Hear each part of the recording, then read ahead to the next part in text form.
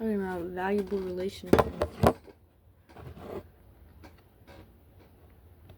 Yeah, and I'm gonna like not wash my hair for a little while because my nails are weak and my eyelashes are thicker, but they're shorter. There's a lot more of them, but they're shorter than they usually are. So.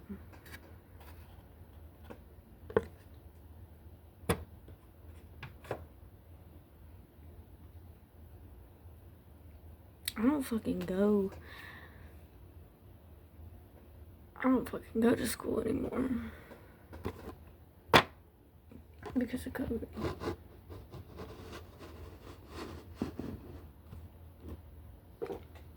And because I did online school and I went to a charter school. And I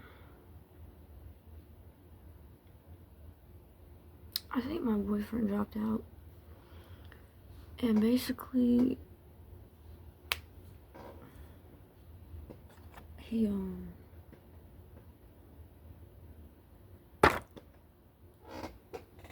quit football and did other shit. So I wasn't gonna go back to public school. Anyway. But I had already graduated that year, is what he didn't know. And I was in college because I was in early college. I was taking college classes in high school. So at that point when I started college, it was my sophomore year of college because I was in ASEC. And nobody knew that because it was called GaySec for a reason. And nobody knew that I was the one that started the fact that it was called GaySec. But the people that were popular, they knew about it.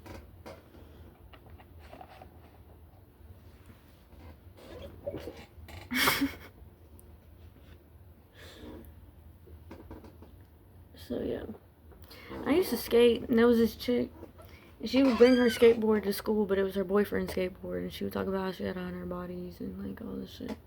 Her name was Elena.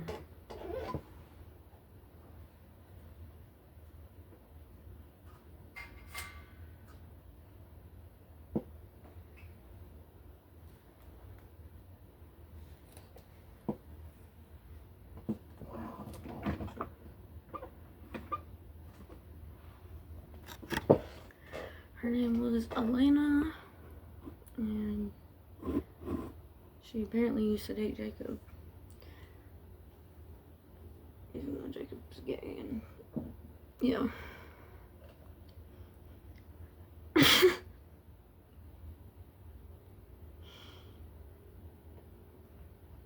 It's like, so I took the newspaper class, like the school newspaper class, or yearbook. No, I took yearbook, and then we had to do the school newspaper. Okay, I took yearbook, and then I wrote about some stuff that was happening, and one of my classmates that I got close with, he wrote about how the boys were planning to like force each other in relationships having to do with the football team, and basically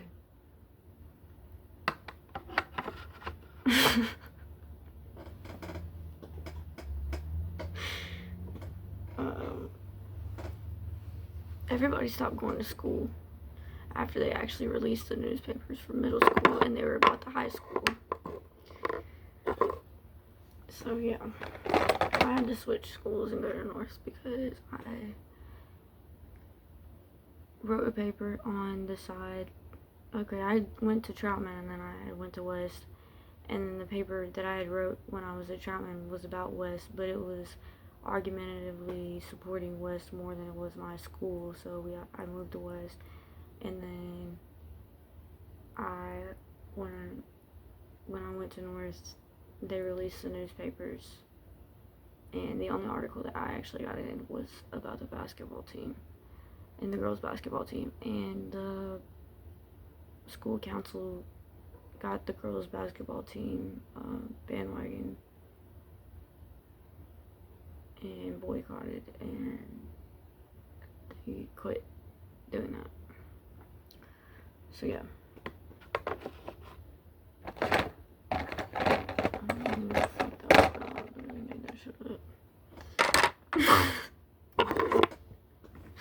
Like, I wasn't close with my teachers, but he brought up an idea as an example of, like, what they could have done. Because there was this kid that was threatening to shoot up the school. And so I wrote exactly what he said, because they didn't like my idea. And then they did, because they stole my idea and sold it to the other fucking school. And we got those newspapers back when I was in high school. And the one that I wrote about, the article that I wrote about the basketball team, ended up being released really fucking early.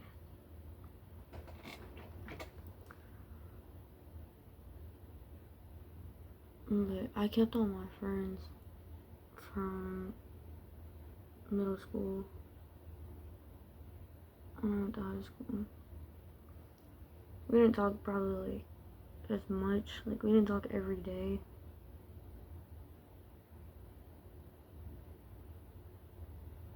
But we still kept in contact, and we would see each other and make plans every, I think it was like, it wasn't like even every once in a while. It was like something would happen, and then when COVID happened, everybody had like all this free time, so when we talked during COVID too. And there wasn't really much going on. It's like high school was like smoking weed for the first time and shit like that. Hanging out with people that I hadn't seen since I was in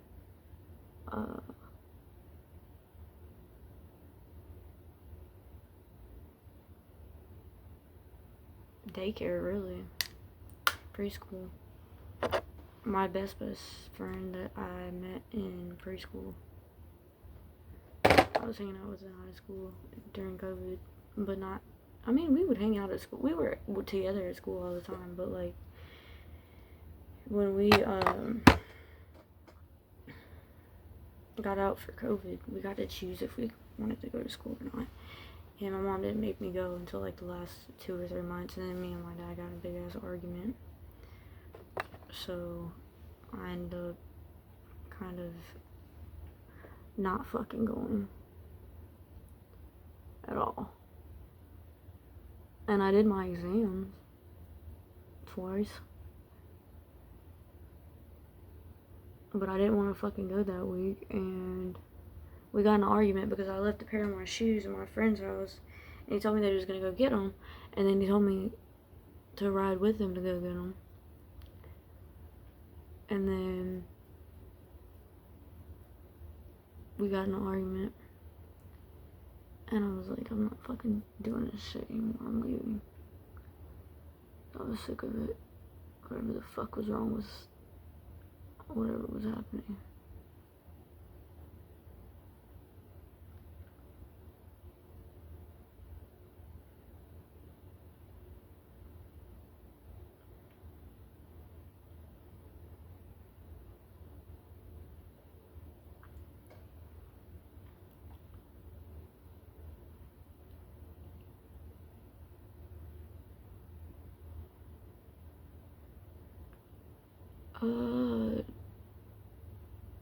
No, the fuck she didn't.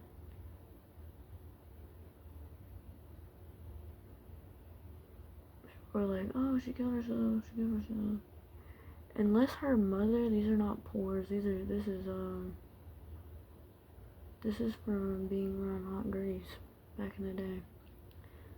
But anyway, she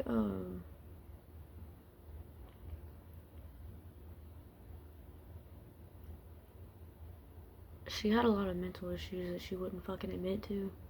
Like, she had like an out of body, like, it was like dysmorphia, but it wasn't because of her body, if that makes any sense. She just felt like she wasn't ever gonna be the person as a person that she wanted to be. Like, she couldn't decide on things like things that interest her. And she didn't know how to, like, express herself without being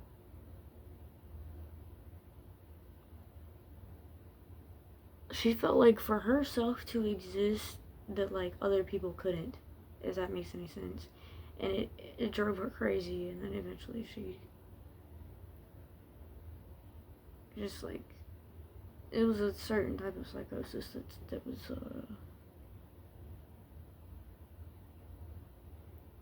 it was really questionable. There wasn't anything that you could like say that could correlate with what she was thinking. And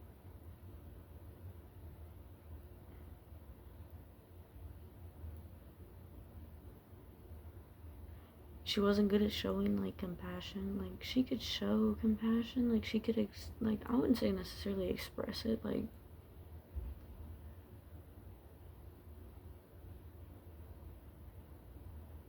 she knew how to talk about the things that she wanted, but not necessarily how she felt. So it confused me because I was like, how do you know what you want if you don't know how you feel? But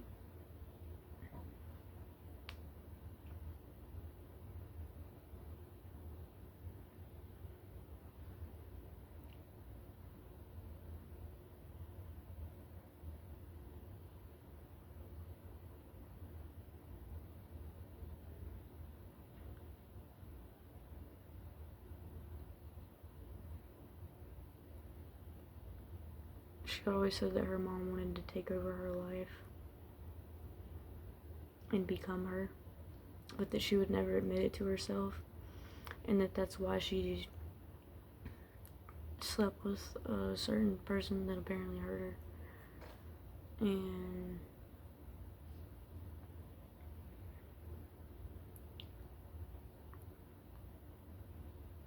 she was in love with him, but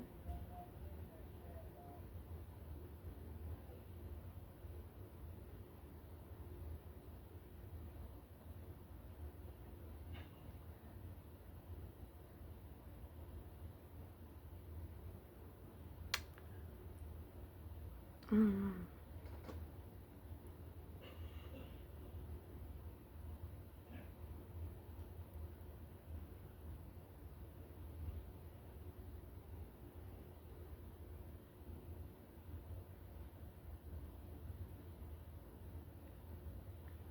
She didn't know what like she wanted from a relationship. She just knew that she liked him as a person and his ideas.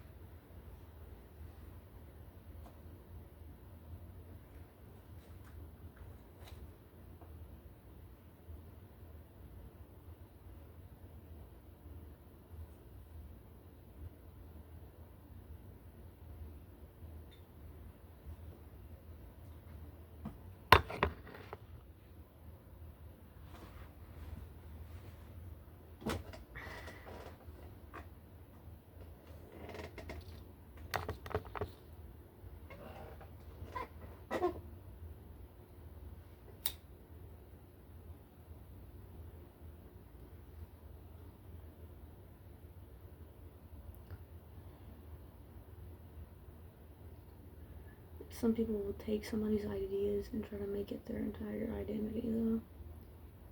And I really feel like, based on some of the things that she told me, that the way that she was acting was more so like him than it was like her. And that it was from being away from him. Because they could never see each other.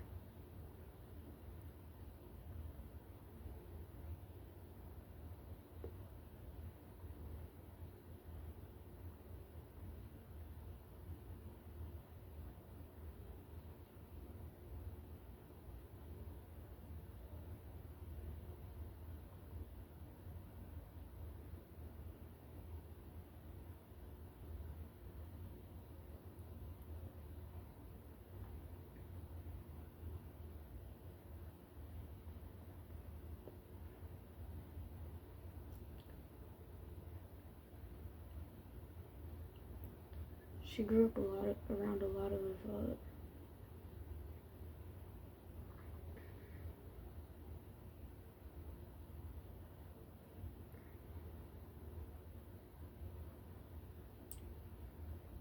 degrading.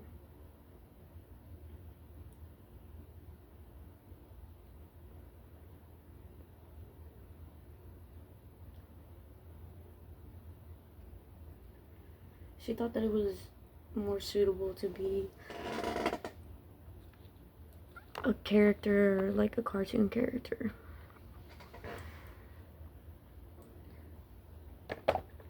than to be human as a personality trait and not as a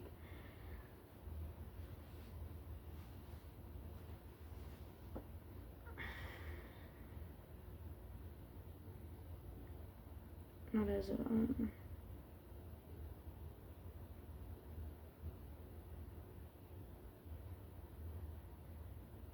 public figure, maybe, because she wanted to be a public figure.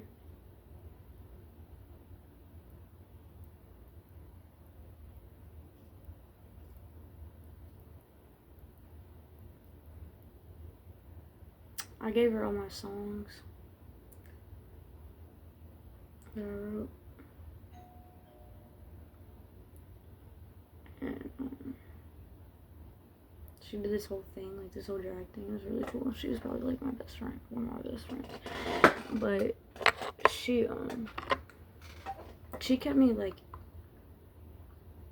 interested in like life and possibilities and shit that mattered to me that I felt like I couldn't express to anybody but her.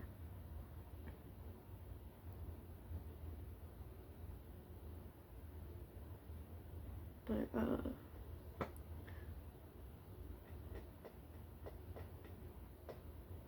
I feel like she had a lot in common with somebody else that I was really close with. And it wasn't like that was an assumption that I ever made. And she made it clear that when I told her about that person, that it wasn't an assumption, that it was like a planned act.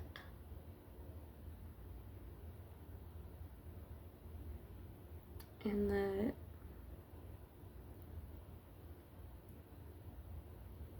she felt like people wanted her goal to be in our friendship that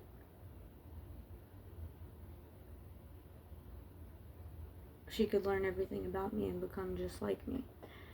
But she wanted people to understand that she didn't want to be just like another person. She wanted to be like her own. She wanted to have character that people could see and appreciate. But the way that she would dress was popular to the Catholic community among like a religious perspective. She wore very dark clothing. She was Gothic. But she was very envious of my sister and my sister's character and how my sister was like very always happy and bubbly and yada yada yada. And she would get very upset when she would come over because I used to share a room with my sister, and she would insist that my sister was only so happy because of me and because of the things that I would teach her and the things that I would tell her and things like that, and she wanted me to do the same with her. And I felt like me teaching my sister in perspective was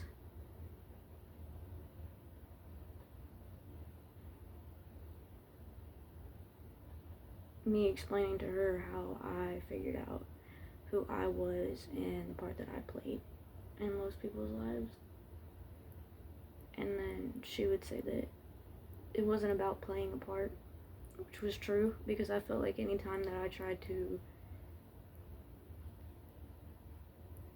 be someone to anyone, like a someone instead of just like a name or just like something that happened,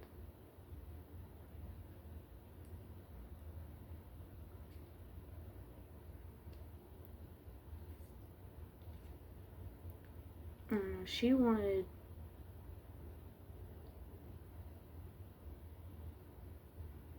the way that my mom sees my sister is probably a better explanation for the way she felt about me necessarily. She would call me Regina George, but she was gothic and I was emo, and I didn't fucking,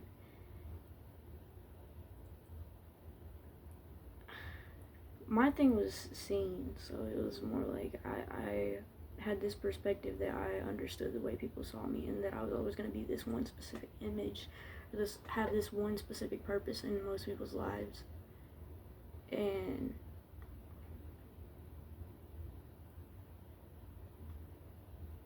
I would go along with that.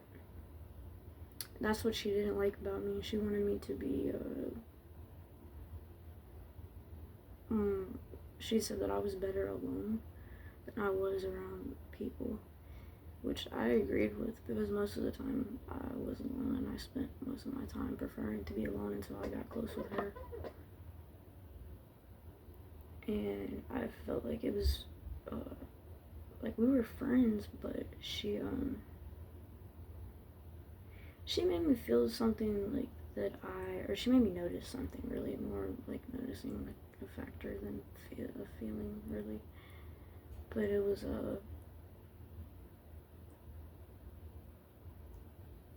the way that she would put in the effort and like insist that we'd stay friends despite disagreements. And I told her before that I never understood why people quit being friends because they disagreed.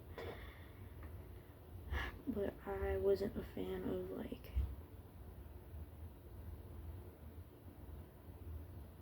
gothic presentation, because it was kind of made into a culture, and I didn't necessarily agree with the fact that that should be called a culture, because it reminds me of like Abyss and things like that. And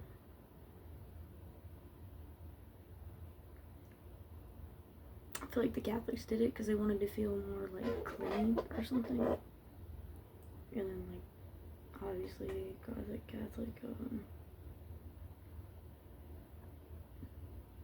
isn't something that I would consider necessarily morally clean, but it's more so a structure, like standard.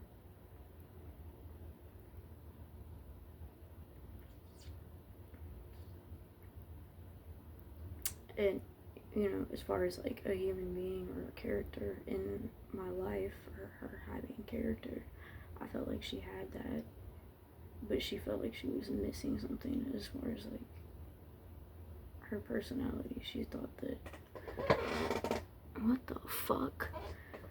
She thought that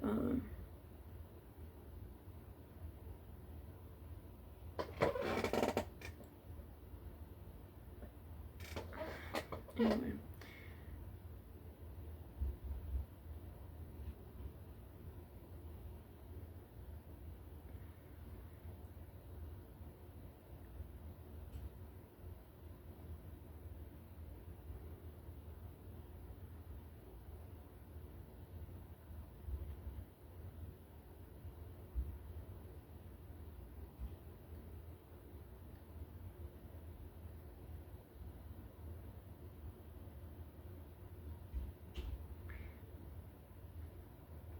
She thought that people didn't see her as like enough of a person. Like they thought that she was kind of like a background character or something, is what she said.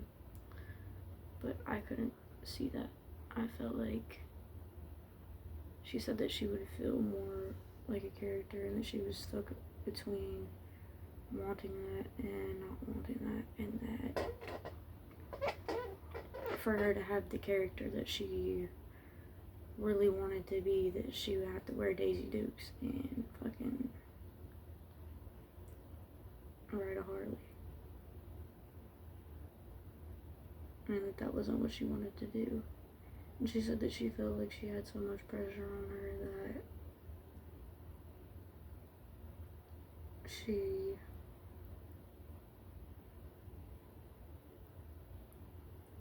couldn't express herself to the person that she loved in the way that she wanted to, or the way that she wanted him to see her. And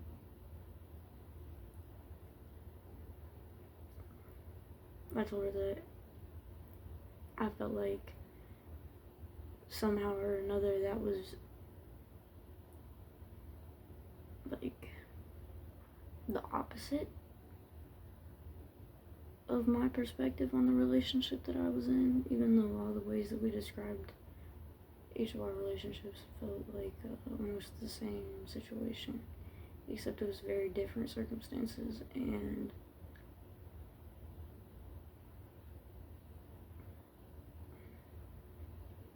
like, they didn't talk much, but they knew how much they liked each other, and we would talk all the time. And she was envious of that, but he wasn't the only person that I would talk to. And it didn't coincide with levels of importance. Like, it wasn't in my mind that like one person was more important because I talked to them more or anything like that. And she had a good relationship with her dad. And her and her mom didn't have a good relationship, and I never really told her how much I related to that. Because the circumstances had changed in my life so much since I had been able to relate to it, because it was more so like that for me when I was younger.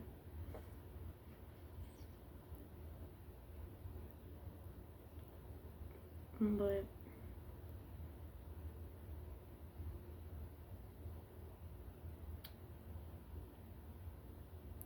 her relationship lasted, and they had a genuine, real love and loyalty for each other that I didn't have. And not to say that I even wanted it, because I admired the fact that she had that in a way that was admirable, because most people don't have love in a way that's truly fucking honorable. But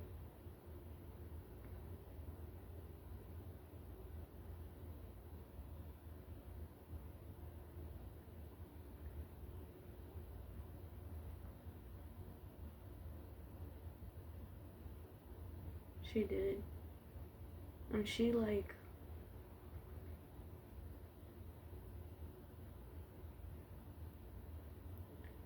understood the way that I saw things. And she never expected me to change my mind.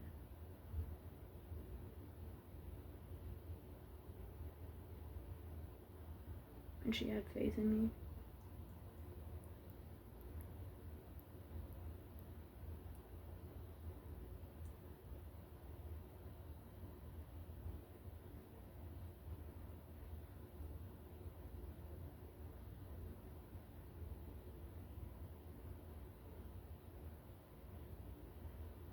She would tell me things.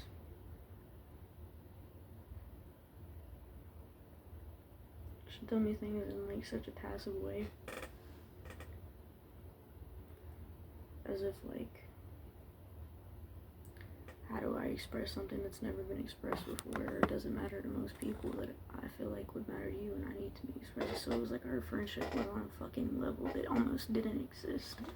And it wasn't that the friendship didn't exist, but it's the fact that she believed that a group of people didn't see our relationship as an idea of friendship. It was more so an idea that was shared between two people than it was a friendship. And she didn't like that. But my argument was that the people that she was talking about didn't really have friends. And oddly, you know, she felt guilty that she did, and they didn't. But I had a certain pressure on me because I was probably like one of the 2 or 3 people that was like the most popular in that whole fucking school. And it was like whoever was around me was immediately popular. Or whoever was like cool enough to actually talk to me was immediately popular, and she didn't like that. She didn't like that, and I didn't like it either. Because I didn't like where I went to school. I didn't like the people I went to school with. I feel like they were all very judgmental, and they were all raised on such a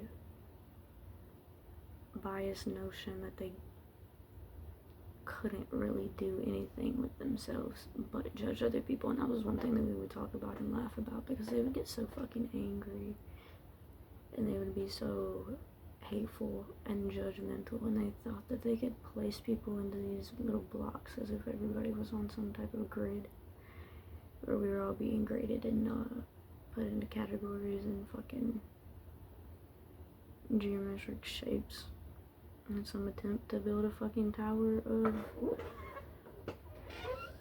indulgence and things that they couldn't fucking offer because they didn't know how to love or be compatible with one another or show compassion. I remember we had this one class with this one teacher. She was very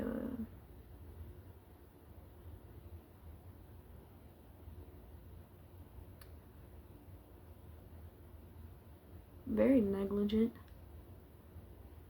as a supervisor, and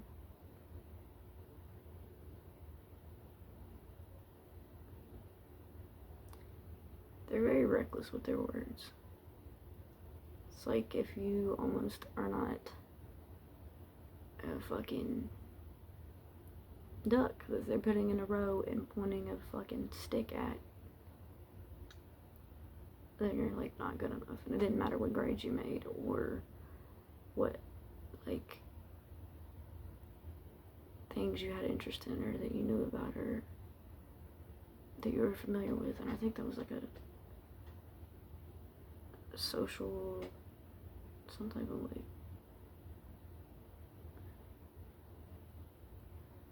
social economics, I think was that class.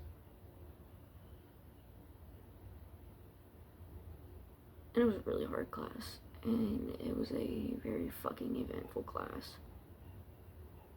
And there was a girl that had a seizure,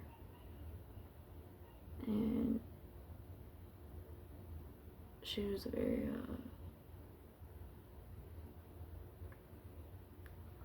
you know, she looked very familiar, and yeah, my friend's name was Emmy, and she used to sit with this girl. Her name was Cheyenne, and basically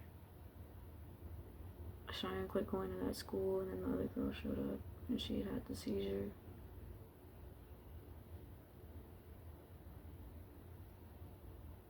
And she had a dog that she would bring to class with her.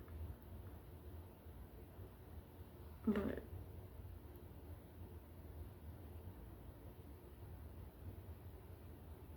something like spiritual about the situation was that she made it a point that she was different than like everybody, and she demanded to be treated differently than everybody. And Amy didn't like that, and I thought it was fucking rude. And she felt very entitled and stuff like that. And I feel like it left her with some type of identity confusion because this girl just acted like she did everything perfect and yada yada yada. Like she deserved for whatever reason, what was going on, as if it was a service to her and not a classroom. So that means, like, other people getting yelled at, like, me getting bitched at for not turning in my stuff on time, even though I did extra work all the fucking time, and, like,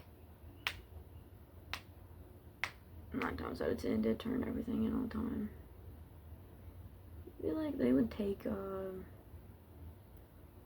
certain principles and try to turn the positives into negatives and things like that, because Emmy was the one that did her work, and the girl that I was talking about that had the seizure never really did her work, but it was like her having the seizure just like was supposed to make everybody else like beneath her. So she was literally not expected to do work in the fucking classroom, and that was a big thing.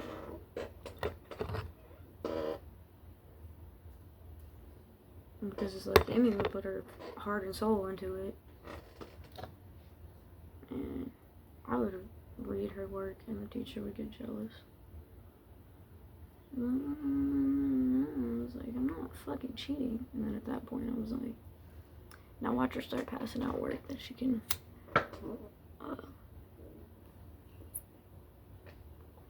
see if we cheated on her diet. Because when the class started, she said that she wouldn't give us any work that was cheatable. But after that happened, she decided that it was necessary for whatever reason. And then I ended up sitting with Emmy and we ended up talking and such and such. And then she would apply certain stereotypes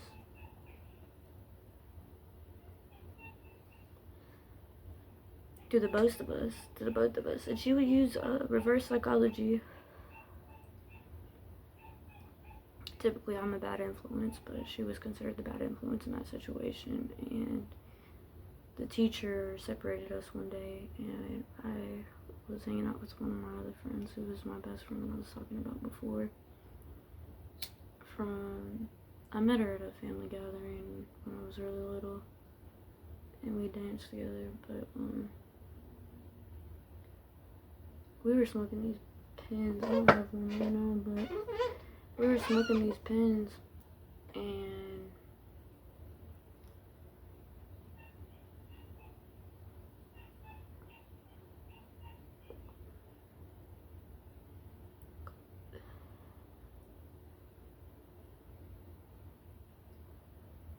I could tell, that she wanted to be included in things and stuff, so I would include her in things.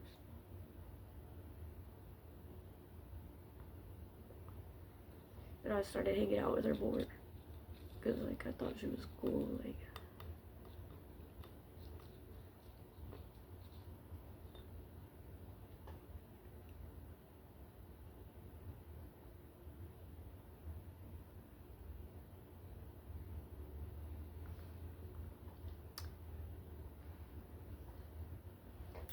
She tried to get in my head once. She tried to figure out why it was that it was so,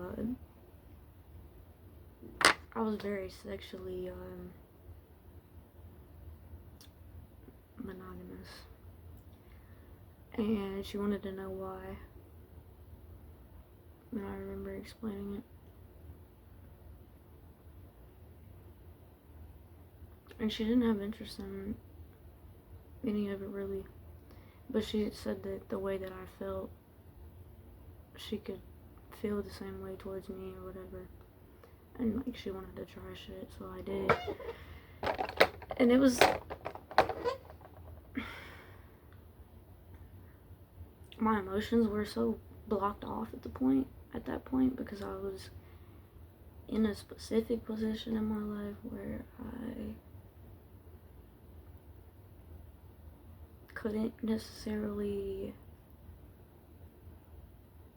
have friends the way that I wanted to, because I felt like I didn't really fit in with any specific crowd. I had my own specific interests, and that was the majority of what I cared about.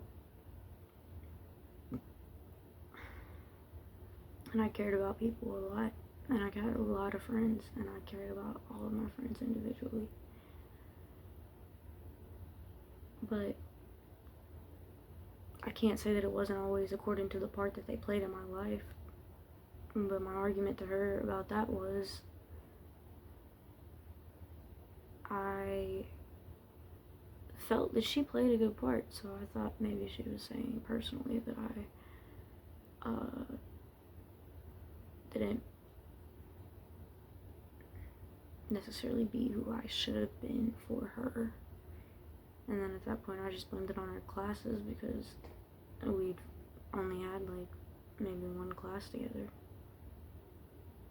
And we'd seen each other in the hallways, and we knew some of the same people.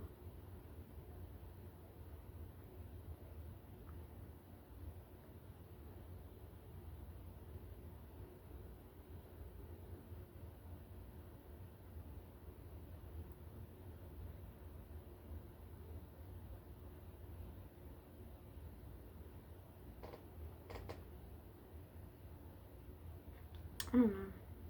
And we stopped hanging out. I got really suicidal. And we didn't just stop hanging out. We got in a fight. And it was kind of about like the stuff I was just talking about. It was like, oh, you have all these things, and you could be Regina George, and you could do this, and you could do all of that, but you act so fucking innocent and so nice, and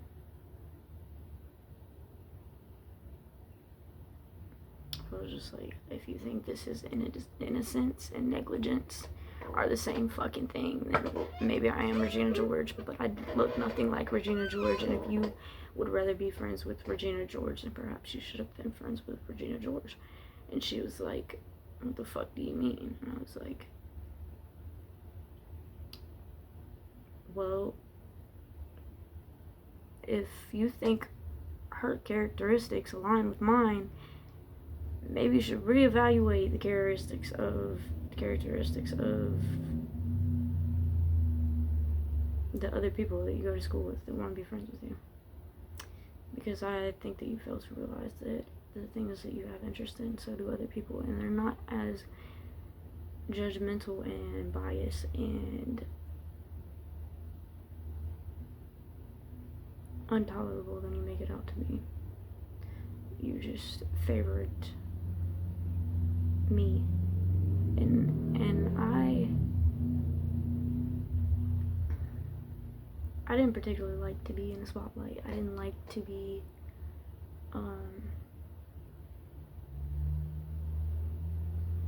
the favorite, because I felt like it was always a bandwagon. It was like, how can more than one person, when only one person really knows my character and really knows my interests, and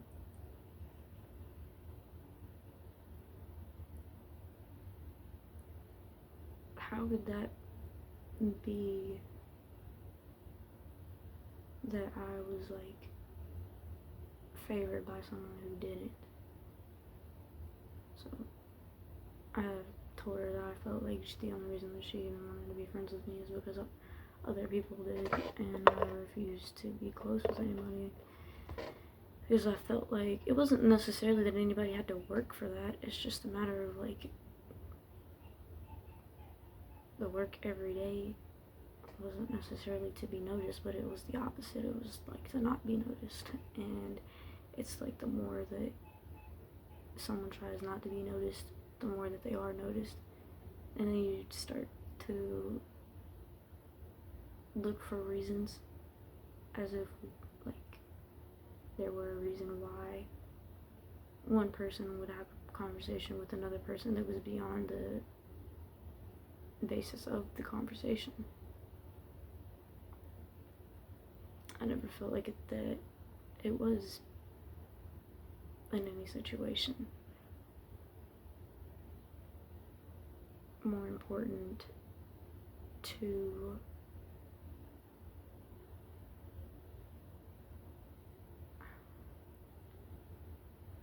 live vicariously through another person than it would be to have a conversation with another person.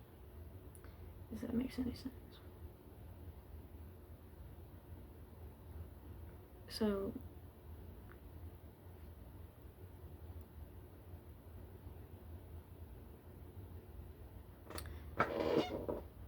I had a lot of respect for her. And I told her that I didn't like that we got into the argument. And that I didn't understand necessarily what I had done that was wrong, that I deserved to be, like, persecuted, necessarily. And I was, like, on the fence, and I had questions. I was like, do you like my boyfriend? Like, do you think he's cute, etc., etc.? And she was like, yeah, I do think he's cute, and I would sleep with him, etc. And I was like, okay, so does that not explain to you why I'm not with him anymore? She was like, no, that's selfish, that's fucking ridiculous, it's rhetoric. I was like, no, it's not. Because if you can see what I see in him, and he's okay with that, then yes, I feel like I'm putting in too much fucking work to be with someone who puts themselves on display in the most vulnerable way that I felt was possible. And she was like, you're literally slut-shaming him. And then she laughed and giggled, and we just stayed friends, and we would have those types of conversations. Or, like, debates. All the time. And it was like, what else is there to a friendship that it is that you fucking want from me? And she said that it's not one that I want from you, it's one that I aspire to be. And I was like, Alexia? Because me and Alexia were closer than any fucking body that I could have ever seen myself being close with. And it's just the fact that I cared about things as principles. I felt like there were so many people going through some of the same things that it would create a principle out of it. And she wanted me to see one specific principle as herself. And I refused to, because I said that she would have ended up, like, actually committing suicide. And she was like, well, how did you come to that conclusion? I was like, well, how the fuck does me attempting suicide equate to you attempting suicide?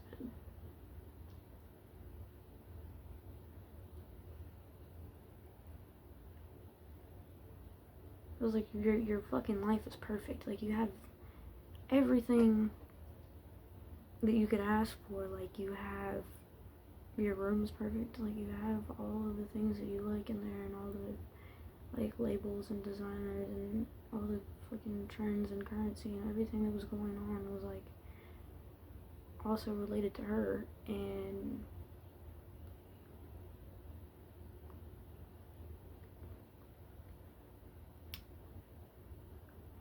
I felt like it was something that she secretly expected me to be envious of, and I felt like she had compared me to one of her other friends.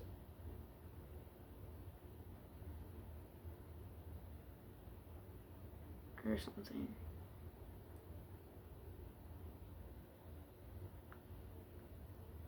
And she said that basically I wouldn't have the experiences or the moments that I fell in love with if it wasn't for people like her who didn't have the opportunity to have those things. And I was confused because I felt like she had more than me, and I was more so taken advantage of than I was praised for literally anything that I fucking knew or could do or anything. So yeah, my only interest at the time was sex. Except I saw it as something that was something that I couldn't fucking explain to her in a way that didn't seem perfect, because her person per se, she was like written in the stars to be with or whatever, was all of the characteristics and not just a happening that had to be played out by characters. And so I guess maybe me explaining that, she said that she understood and that she knew what I was talking about, but that she didn't want to be a character. And she remembered me, like, yeah, the fucking cartoon. So it's not like a character, it's like a, she said you can't put it into words. It's like a cartoon.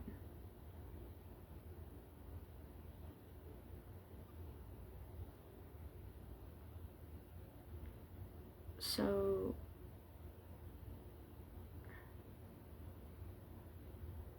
mom has a tattoo of Tweety Bird. And I had all the Tweety Bird stuff when I was a baby. And you know, there's people that you could say remind you of cartoon characters. But not to say without a reason.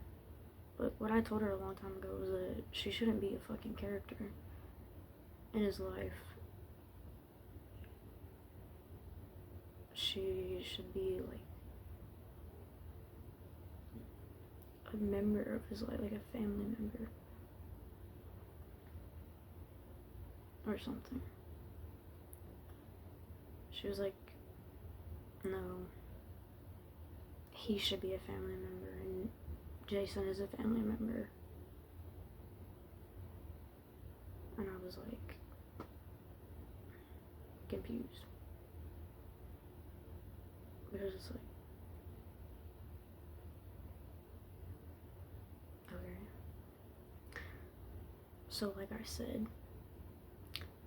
playing a part according to someone else's point isn't the same thing as being able to make your own fucking point and then live it out and then say, fuck it, I'm not gonna live it out because I can't be written into a fucking script that is a part of something that doesn't fucking exist to me. You know?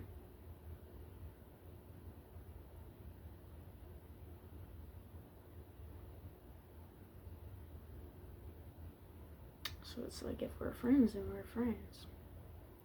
But I can't be responsible for how you feel because I'm not even responsible for how I feel.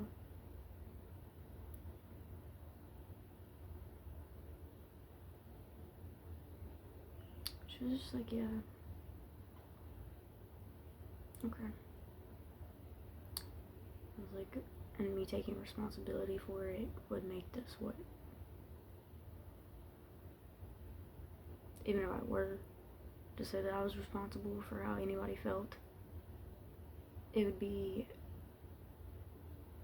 once again, rhetoric, because it's like,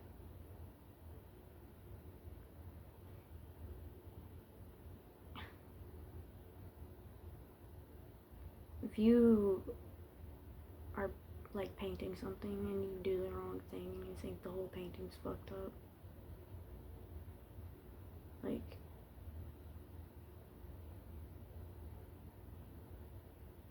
there's only so many things you can do to fix it, but then just like, okay, well, I'm not gonna like it. And this was a long time ago, but she was like, I'm not gonna like it if I make something out of what I messed up.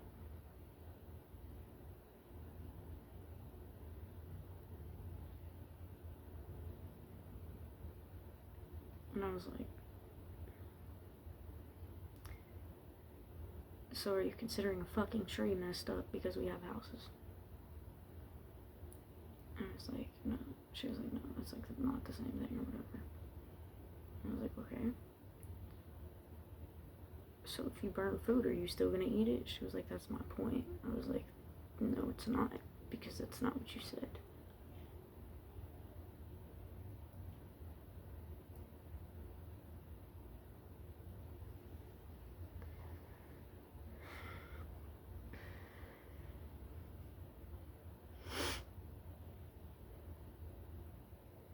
And then it begs the question, like, did you do it on purpose? Is that your character? Did you do all of these things to make a situation sound mysterious Or did you do all of these things to point out that the situation is fucking mysterious? And then it made me question myself in a way that left, like,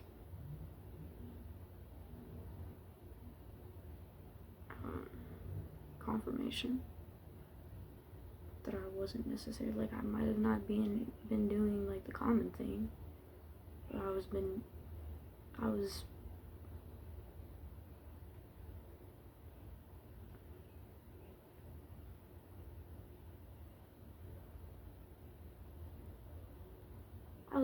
what I felt like, what I would do. Like, I was being myself. I wasn't asking myself if I would do, like, go about my life differently because if somebody else was in my shoes, they would. So, she was like, what do you think I would have done if I was in your position? And I was like, you would have stayed with him. Because it's the right thing to do. And you do the right thing, right? She was like, no, I've broken up with Jason before.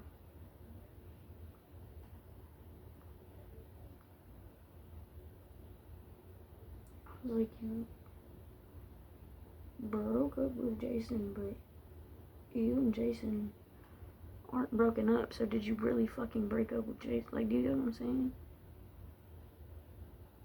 And then I remembered whenever she had broken up with Jason, and then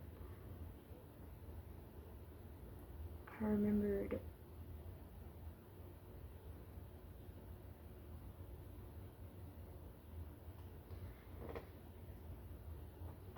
her talking about how it was a joke and how she was pranking him and how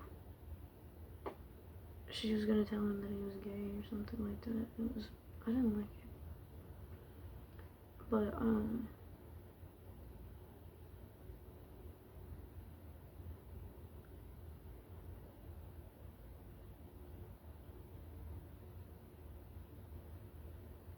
she was like, well, what would you have done if Lucas wanted something that wasn't you? And I was like, I would have done anything to fucking make sure that he had whatever it is that he fucking wanted. And she was like, why? If it's not what you wanted, then why?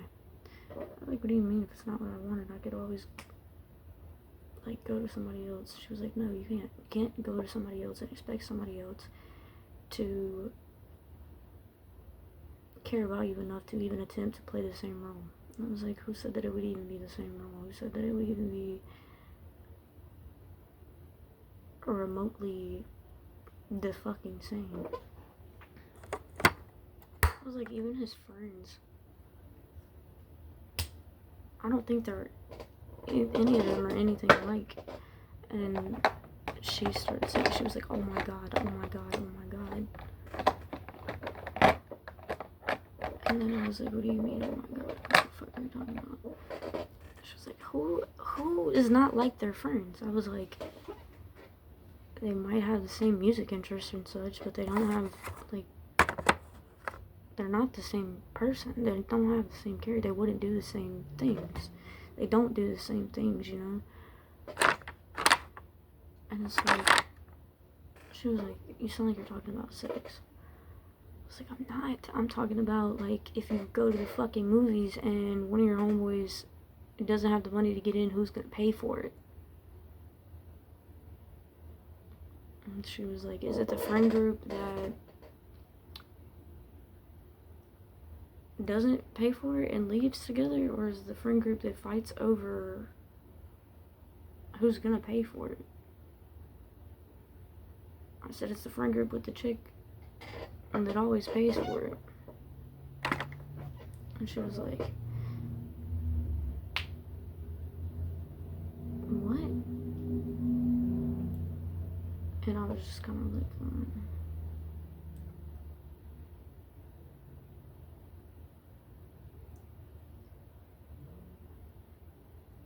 if you're a good friend, you just care about what the other person wanted from you and not necessarily from life, unless obviously you have some type of ability to like give them something out of life that's, you know, and it's not necessarily a gift. A gift, I would probably consider it more like a wish or something. But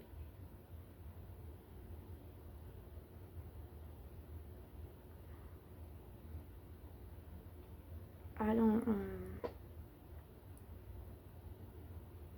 she asked me another thing, was that if she agreed with her relationship, if I agreed with her relationship, basically pretty much trying to figure out if she agreed with the way that she went about being in a relationship compared to the way that I did, and I was kind of confused with it. I was like, what makes you think that I'm the role model of a person in a fucking perfect relationship, or even a tolerable romantic relationship, and you say it as if it's like for the like public gaze or something like that. Like, I don't think that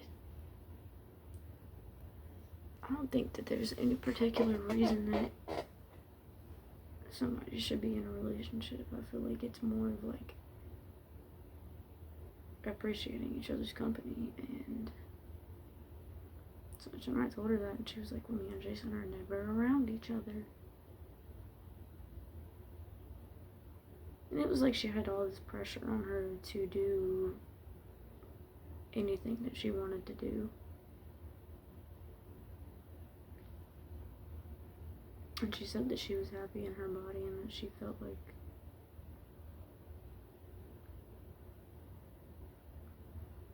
she was exactly what she wanted to be.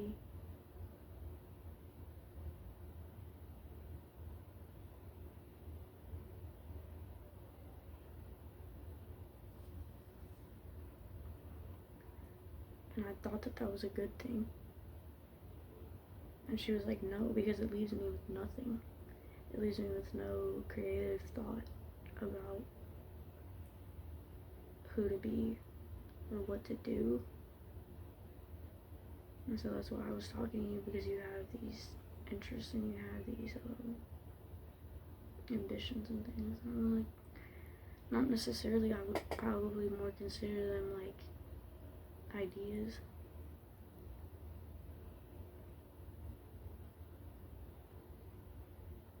More or less possibilities. I was like, is it the fact that I feel as though it's more of a possibility than just a meaningless idea? She was like, well, you know that it's not just a possibility for you. You know that that's who you're gonna be. You know that nobody can stop you, and yada yada yada. And I was like, but my life isn't about who I'm going to be. That's what you're not understanding. It's my whole life fucking revolved around the person that I could be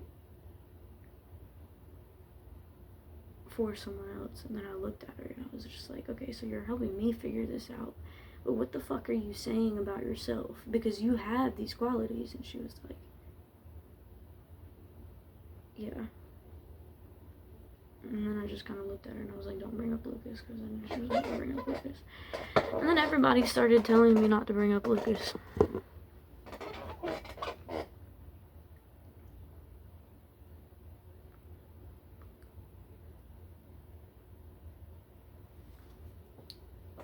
So whatever the fuck that was about. Because she would say Lucas. And if I would react emotionally, she would say that she was talking about Lucas Combs and not my ex. But I don't even consider him like an actual fucking ex, if you really know what's going on in the situation. But what she didn't understand was that I had been to his house before I had ever been with him. I'd met that family before I had ever fucking known who he was. And I wanted to know why and where the fuck I was. Not to say that that was my whole goal, because I didn't know that that was where he lived, that it was the same house or any of these things until I had started talking to him. But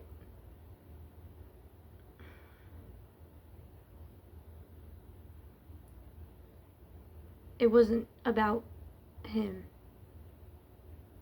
It was about something that happened to me. And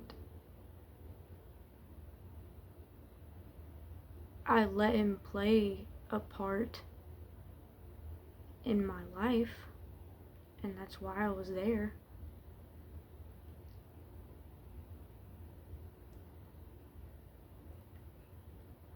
And I explained everything to her. And she was like, okay, well, you were using him. And I was like, no, I wasn't using him because he had nothing for me to use. But for me to say that makes me the arrogant in the fucking situation. So for me to be a good friend,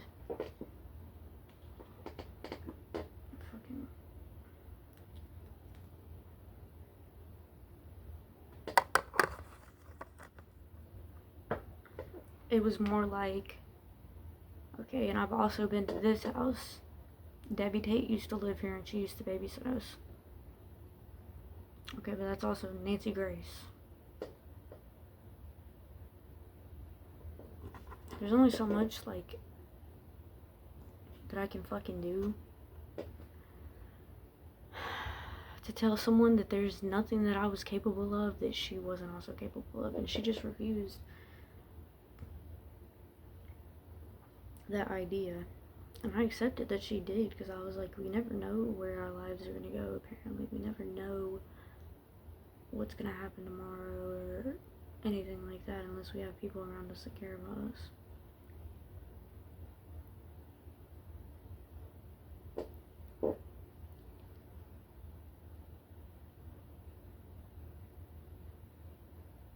So my question was like, what am I doing? Obviously that's not good enough.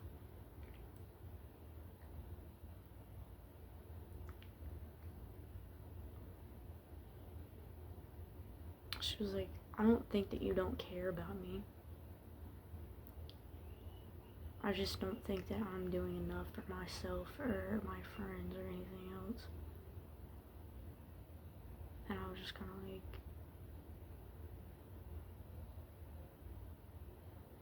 what do you want at that point? And then she just looked at me and she was like, I want to know what you and Lucas did. And then I was like, we had sex. And a lot of it. And then she was like, so we can't? I was like, who's we? And who said you can't? She was like, what? I was like, is this what you do? You bring up sex so that you don't have to take responsibility for jealousy? You think jealousy is gonna be solved by sex? She was like, no, that's rape. That's rape. You guys weren't fucking, you were raping each other. I was like, it's hard for me to comprehend us raping each other when we're mutually deciding to participate in a fucking act between two people that only had to do with two people, unless one of those two people or both of those two people decide to somehow or another make it about 50 fucking people.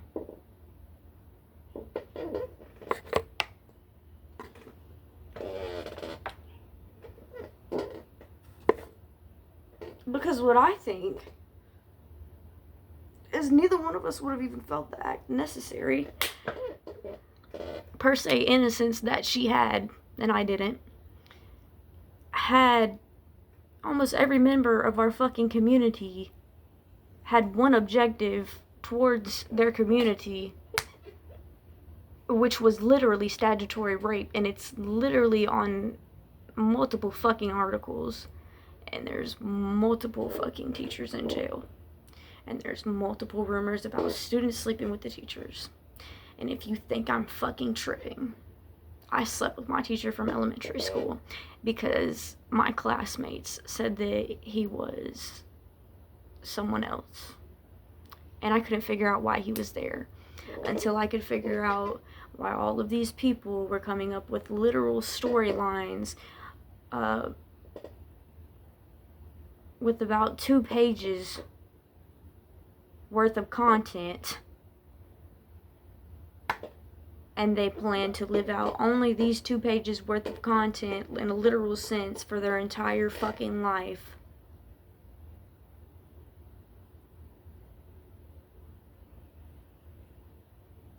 And somehow come out of that as another person that already exists in another life that isn't doing those types of things. That isn't like that. And then she was like, okay, well, what character do you have as a porn star? Because all you're gonna be is a porn star. I was like, well, if all I am is a porn star, let's see. All y'all are talking about is sex. All y'all are fucking doing, though, like, is the same shit that you're accusing innocent people of doing. Like, you're literally snitching on yourselves. You spew out your fucking intentions on people before you even, like, know them. It's a person. You don't get to have a fucking intention. You can have an intention for them, but not to them or at them, you know. You know, you could say something offensive, but that doesn't mean that they're gonna be offended. You can't fucking... A rapist is a rapist, but that doesn't mean that they can rape whoever they want to, you know, like... And that's not fair, like... So, like, to say that my point was that, you know, everybody kind of deserved to be treated equally. To say that they still deserve to be treated equally, you'd be fucking stupid. That's what heaven and hell is.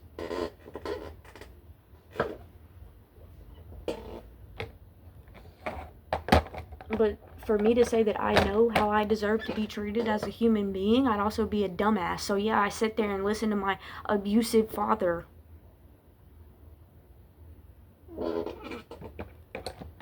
Because 9 times out of 10, when people say speak from the heart or whatever,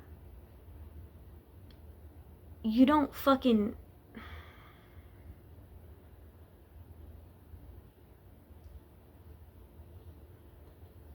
You don't. Like, you can't. It's not a fucking thing. It's not how your organs operate.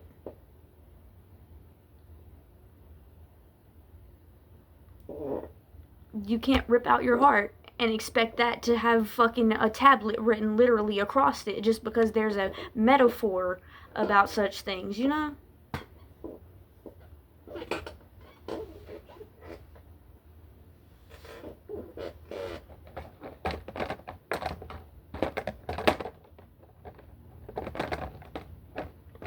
And to be speaking metaphorically, you're supposed to reference something when you say that. But with no fucking reference, that would make it either prophetic or,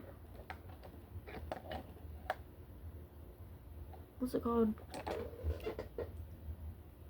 Intuitive. Like,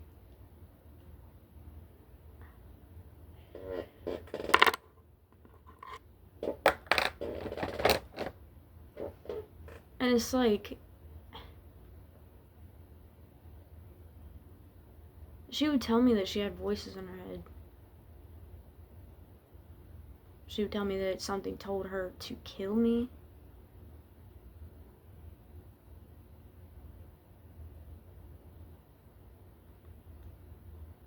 And, you know, and then she would have this, like, wave of, like,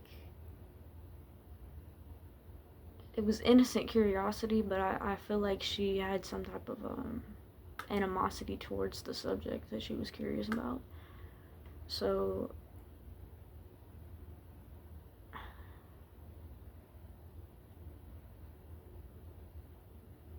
she wanted a specific common reaction from me. She wanted me to tell her what a specific common reaction would be. And I told her that if that was the reaction that she wanted, then she should talk to her other friend. And then I was kind of friends with the girl. I'm still kind of friends with her. I grew up with her. But,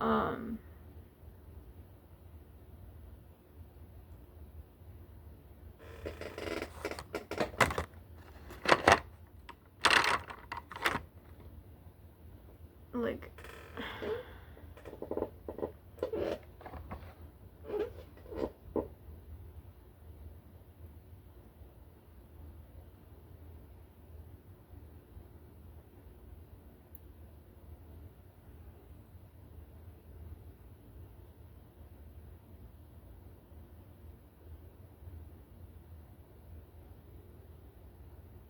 she would go through my makeup and she would pick out the things that were her favorite and all kind of stuff like that.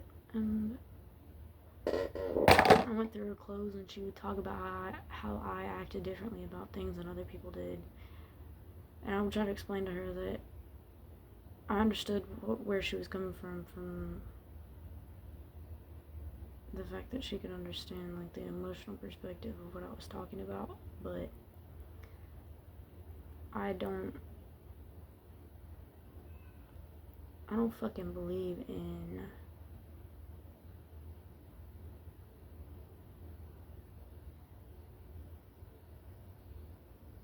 judging people based on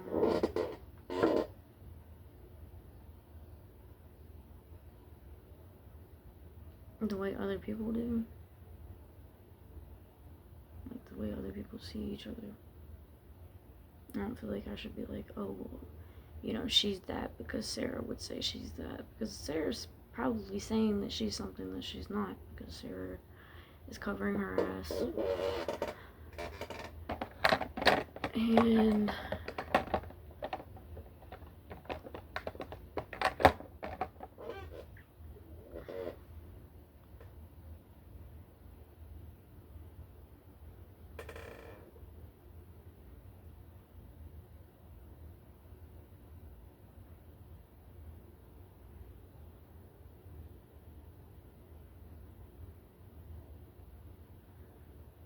it's like, I've heard theories and like rumors and philosophies about certain principles and aspect of people that wanted to be cartoon characters and how they've gone crazy and such.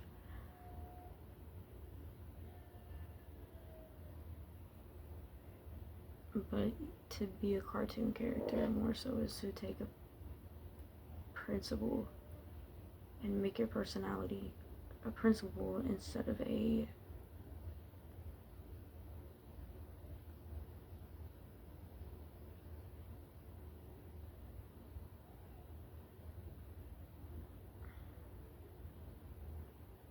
aspect of being.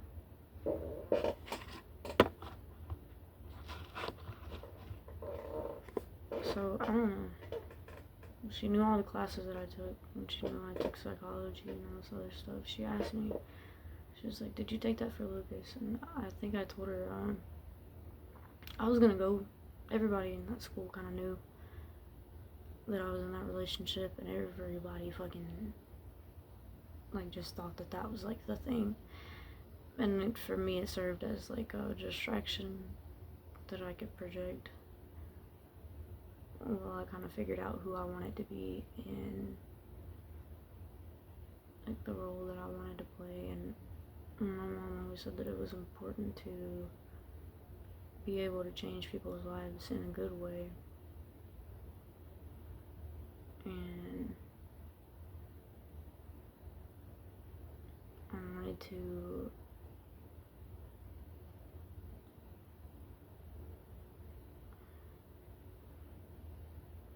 be able to do that without letting people think that it was okay to have ideas of, like, having to be a different person or be different anything for any type of gain or anyone, you know. And there's, like, plenty of jobs and such that apply, like, that go with different people's personalities. And there's a lot of things about life that she didn't like the idea of a job. She didn't want to have to work, and she asked me what would I do if I had to go. Her specific question was, if I got to go to school if I was still with Lucas, if I had to be with Lucas every fucking day, if I had to be with my friends every single day and do everything with them every day and still have a job, what would my job be? And I was like, well, I also have to make sure that the house is clean every day. I have to be the one to decide that there's healthy and right snacks in the cabinets. I have to mop, I have to sweep, I have to literally play every part of cleaning the fucking house that there is. I have to make sure that my sister is emotionally stable and fit for society. I have to make sure at the same time that they understand what's going on around them and figure out a way for them to navigate through that and have a successful life without combating hatred and fucking knockoff polygamous relationships, and how to survive around like predators that are put in schools as teachers. And like, we had a very chaotic life, but we never lacked support and loyalty. And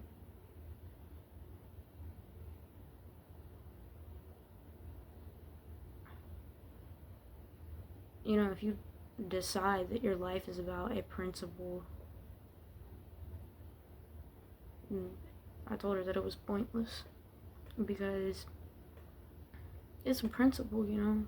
There's plenty of people that have that aspect of themselves or their lives every fucking day, and they don't necessarily know it to be something that's a part of them. It's just kind of how their life happens. And unless it's hurting someone, I never saw a problem with it. Or, you know, obviously, like, I just always felt like trying to put someone in your life so that they could play a role or be a specific way or do a specific thing that was a detriment to someone's character, or that could even hurt someone else, wasn't necessary. So I didn't feel like there was anything wrong with being a porn star.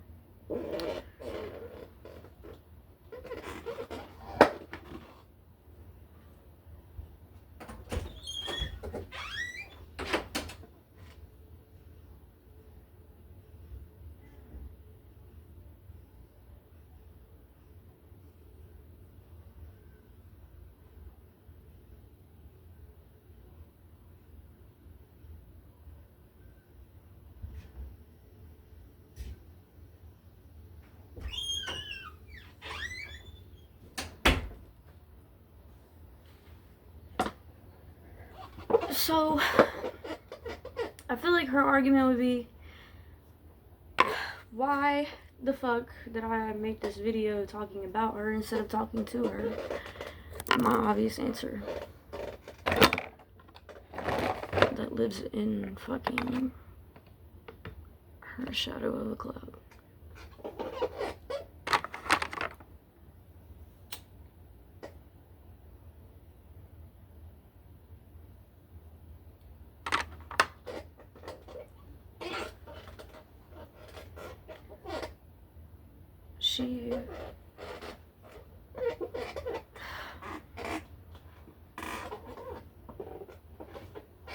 She would paint pictures with me, and she would tell me to pretend that I was tripping. Pretend that I could be anything I wanted it to be.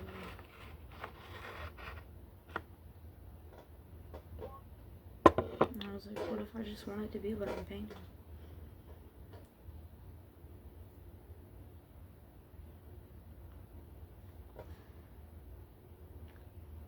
She said, you don't know what you're paid to get. But her sister called me a vampire. I was close with her sister too, and she was really jealous about that because her sister had other friends that were hot. And I,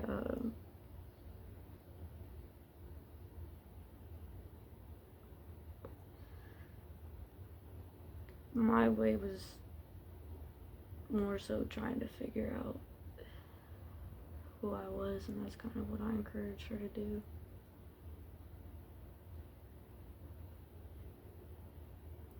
And one thing that she said was that Jason wouldn't miss her.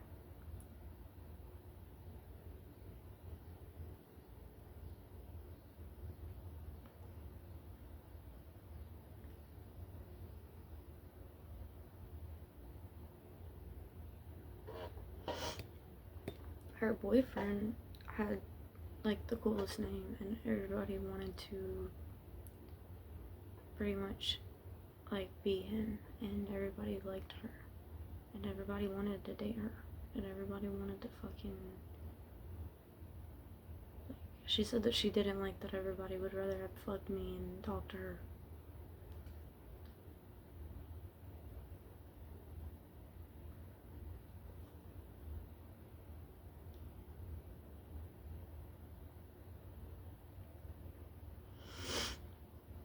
And I didn't get that.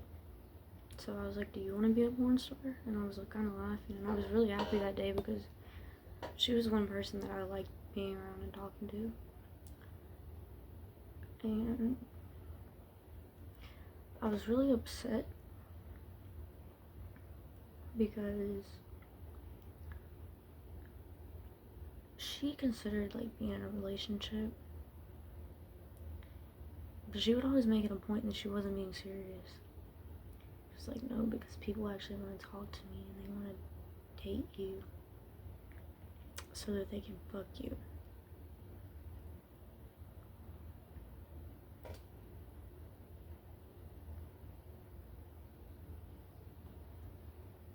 So people stopped wanting to talk to her. And people started texting her, asking her all the questions that ran through my head when she asked me why I was fucking Lucas.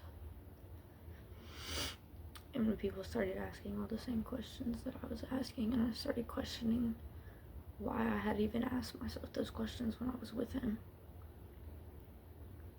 I didn't even think to blame her for it at all, which I think is what she would have wanted.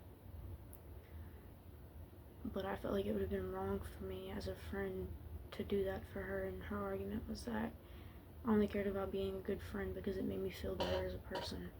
I was like, well, if that's what makes me feel better, and this is what makes me feel better, well, why else would they want to fuck me instead of talking to me? She was like, that's not even actually true. All you and Thomas do all the time is talk.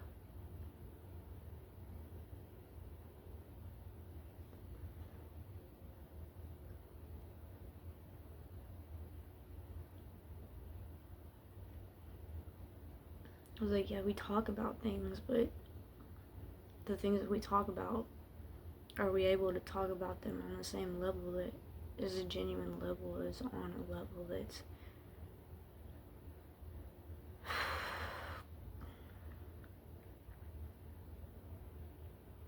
real, or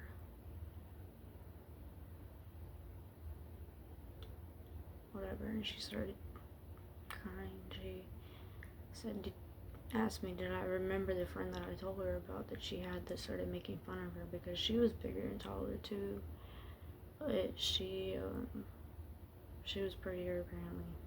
And I told her that I didn't agree with that. And she said that it was only because I acted like the other girl, that I looked like her, and that was the definition of perfect. And I was like, but it's your definition, why would that be your definition? And she was like, well, you kind of cut off me at a train of thought. And I was just kind of like, because you're the only one that thinks that it's perfect enough to talk to and not fuck. And I was just like, what if I made a whole video diary? And what if I talked about all my conspiracies to you and all these things. She's like, nobody's gonna care. Nobody's gonna watch them because you're not Regina George. And I was like, okay, but what the fuck is Regina George doing that anybody's watching? Like, going to school and wearing matching outfits? Yeah, that was fucking kindergarten. And she was like, you're right.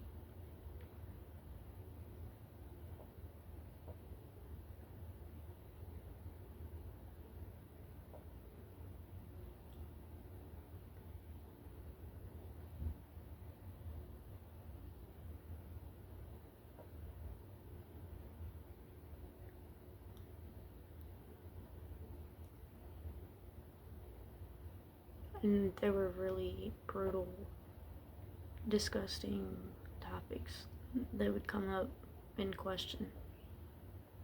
Because she would like to search the darkest parts of my mind. And she loved to make them real. And it was something that she loved doing. And I was so infatuated by the fact that I knew that he was fucking around me that I was okay with it, because I thought that in some retrospect there was another reality where he was still there and I didn't have to sleep with him for attention.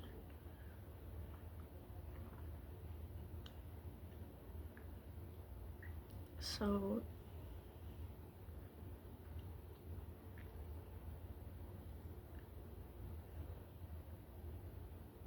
I thought, she was perfect to not only haven't been able to do that in her life, but to also have been able to do it in mine. But I knew that he could never protect me. And I knew that he selfishly he would have rather me had been Regina George.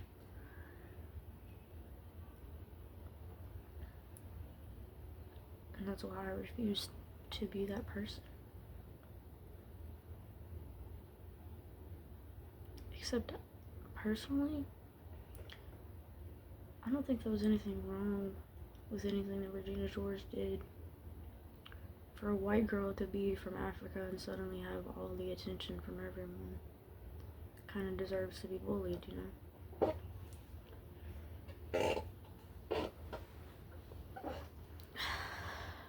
And then that's what I told her. She was like, if I killed myself, I would be more popular than you ever were. I was like, what's popular about me then? Because for you to be a prude of innocence and also be the most popular,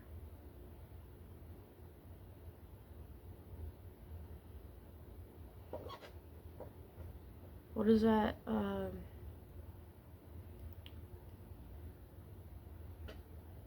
leave you with, And then she was like, did you have sex with Alexia? And I just I've heard of things like this before, like there's people that just know things about people somehow, or they just come up with these conclusions, and sometimes, and most of the time, they're true.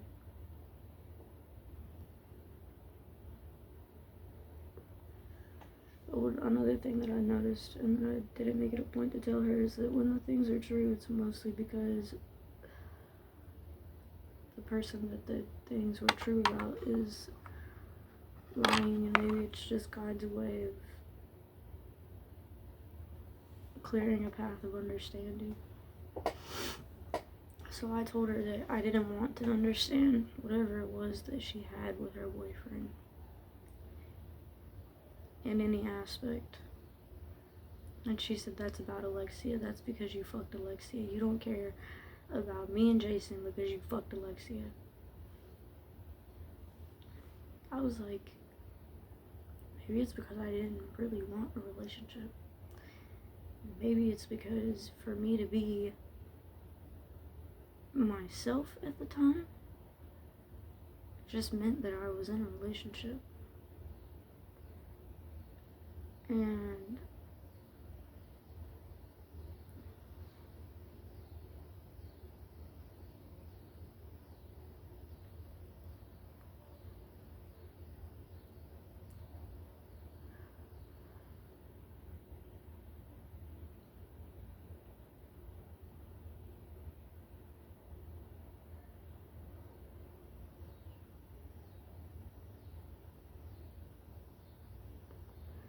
she had a Confederate flag in her room.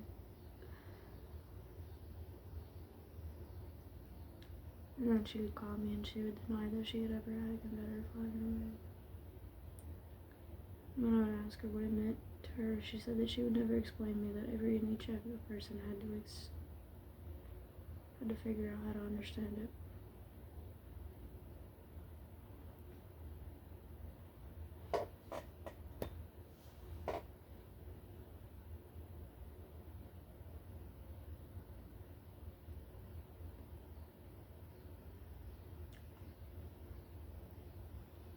So my next point was that there's a letter on the flag, and it was written in when all the flags were made that there were to never be letters on the flag. And the letter was an X. And the only thing about an X is the fact that an X marks a spot.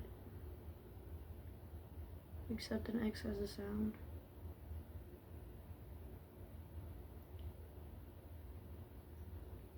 And the only drug that I could compare to the sound would be Xanax, and that's the only drug with an X that I knew of at the time.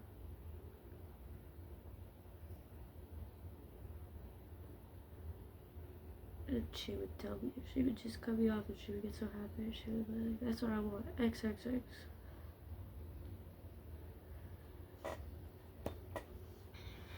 It was like the rapper. She said, no, not the rapper, you know what I'm talking about. I said, well, there's a house, there's a home, and there's a car. Your home is where your house is. Your car is usually in your driveway, and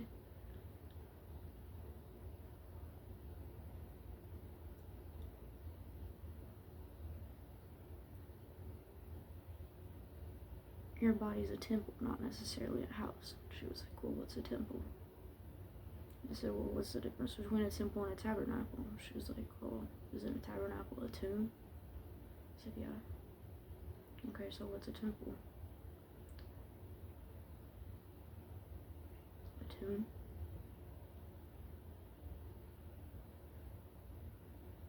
She said, well, that's basically like pussy. That's not necessarily like a whole house. And I was like,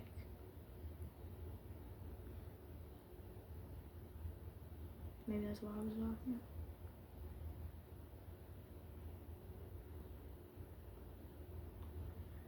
She was like, but they say that your house or your body is a temple. So personally, I've never read it in the Bible. And I read most of the Bible. At that point, I read a lot of the Bible, and then later, I think I finished it, and then I'd studied ceremonies and stuff. But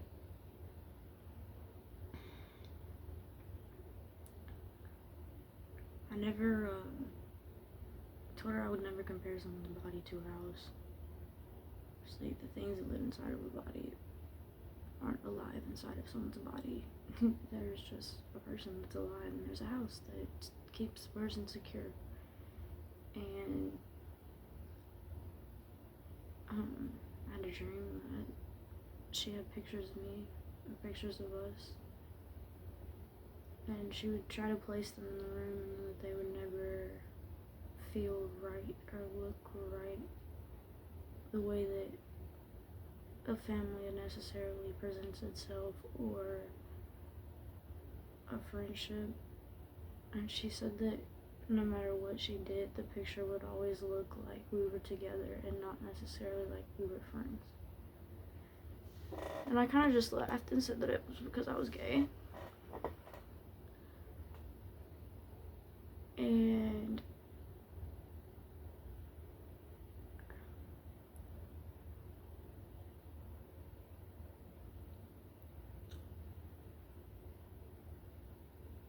she got mad. She said, if you're gay, then why can't we be in a relationship? And I was like, because there's a lot that goes into that, like the fact that you're not, and you have a relationship with a boy that's obviously perfect, and you wouldn't understand what it's like to say that you like girls, and you have every girl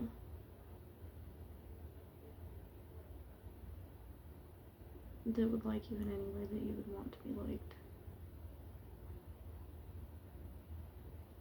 She was like, but I do. And I was like, just laughing. I was like, so I'm just any girl? And she was like, yeah. And I was like, okay, maybe that's because I'm skinny. She's like, okay. And she laughed and she was like, this is homophobic. And I was like, how's it homophobic? And she was like, you would sleep with Alexia, but not me. I said, it's because I love Alexia. And she was like, so you don't love me? I was like, not the way that I love Alexia. And she was like, no, do you want to be a porn star? I was like, it's never going to change the way that I love Alexia or that I slept with Alexia because I loved her, not because of the other reasons that people have when they do things. And it wouldn't make my reason for sleeping with her the same as my reason for sleeping with him. She was like, do you have more body than that? So what's your reason for every one of it? I was like, despite what I feel like you're implying, I do have a reason for every fucking one of them. And she was like, well, I feel like it's rape. And I was like, I just feel like for me to not sleep with her would be more of a rapist. Would make me more of a rapist than it was for me to sleep with her. And she was kind of like, okay. And then I kind of looked at her and I knew that she'd made up her mind that she was going to sleep with me. And I just kind of thought to myself, like, how you plan on doing that, Wallace? Do you believe that it's fucking impossible and that you're saying things with a fucking dash at the end of them, at the end of each sentence, as if it's supposed to be continued by someone else, when clearly you only made the statement for the purpose of scenery, which, according to matter, isn't conclusive to thought, because we're humans and not inanimate objects that can be only portrayed as scenery.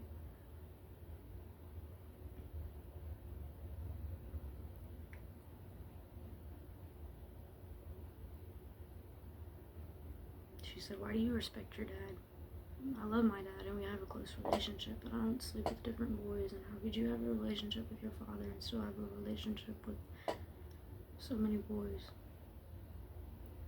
And I was like, because my father's always been a man in my life. To me, my father has always been a man to keep his word within loyalty above fear or distraction or negligence. My brother taught me to consider every possibility.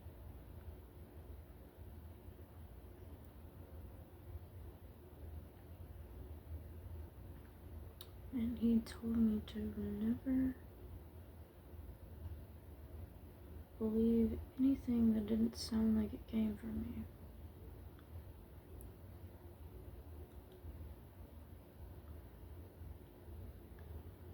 Because a person that differs in a factor of moral code doesn't have a moral code. So if lying means that she was the love of my life and I enjoyed sex more than an essence of life, that's what made me homeless.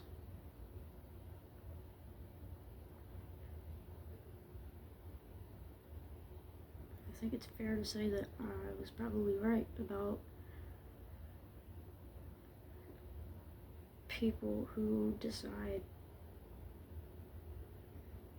their own lives selfishly and don't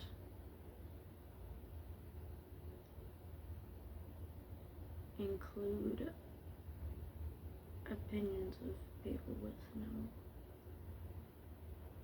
jurisdiction for other people's feelings, regardless of their moral code, which is kind of, I think, how she felt about everyone. In fact, that's what she said, in a way. But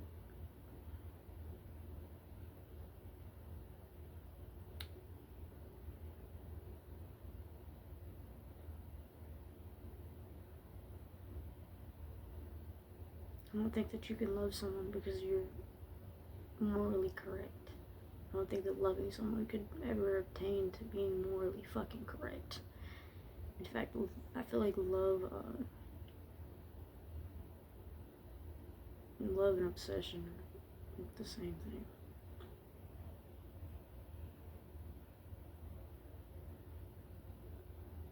So when you love someone, it's always according to the person that they choose to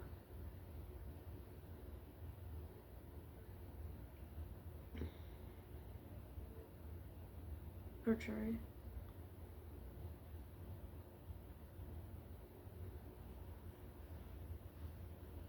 I don't think that I would have been able to call her and stop her from killing herself. I don't think that she would have been proud of it.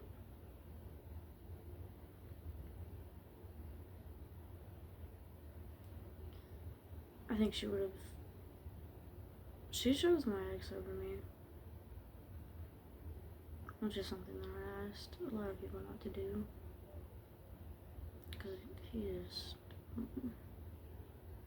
Since I met him, I knew he would never really leave.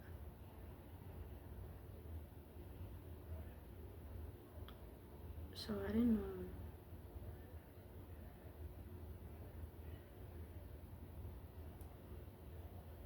really question her loyalty. But she always said that loyalty was something that I had that no one else had. And that it wasn't something that was respectable. And that I should be more loyal to myself and not other people, because being loyal to other people always made me selfish and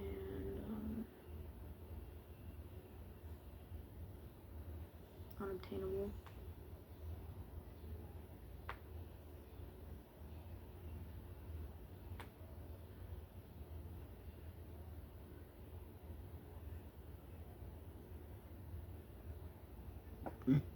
I didn't believe her when she said she loved her boyfriend. But she didn't believe me first when I said that I loved mine, but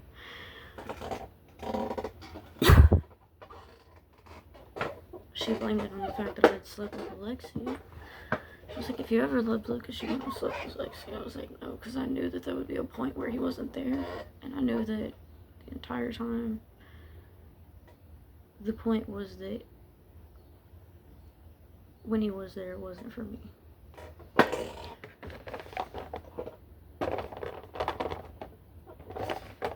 So I didn't want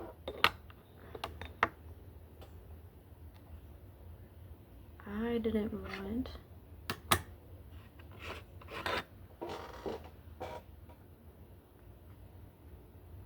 be the one to tell her that. Maybe her being so mean and saying some of the things that she said that I deserved.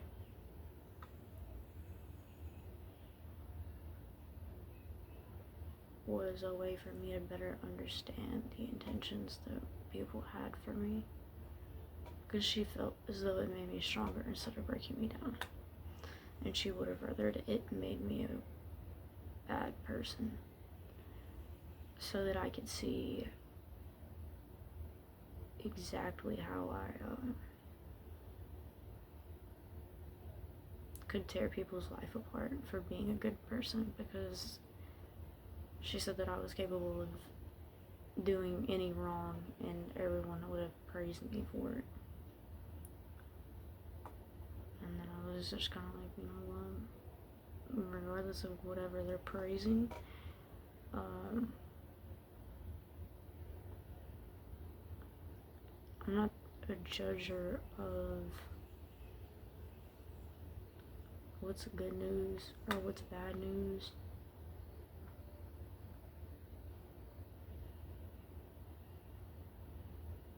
Because it could have been me killing myself. And the fact of the matter is, it was me killing myself that made her kill herself. Because the idea of myself being someone that was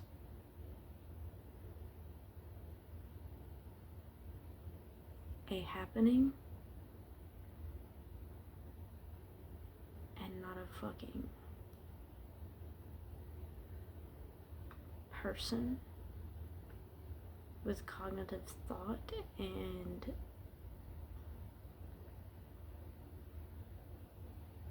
mutual interest.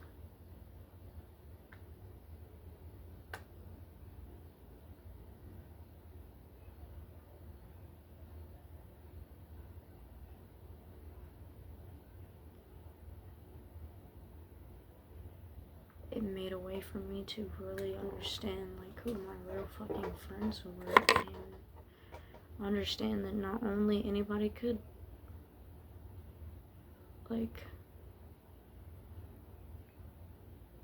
pretend to be me and probably live out whatever it is that they think that they have, that I have, that they don't, or that they have that I don't.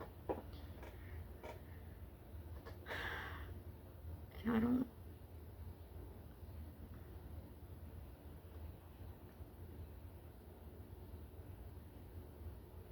She didn't like the fact that I just said that some people deserve to be in pain. She said that it was egotistical, that I didn't know what pain really was, and that I would regret it if I chose to be in pain over being happy. And that's why I was crying all the time, because I chose to be in pain over being happy. But the thing about it is, happiness depends on your circumstances. It doesn't depend on saying something and making it sound like it's a good thing. You know, that's the basis of a lie. If you have to make something sound like it's a good thing, then it's probably either, I mean, it could be leading up to a good thing, but that would be the implication instead, would it not?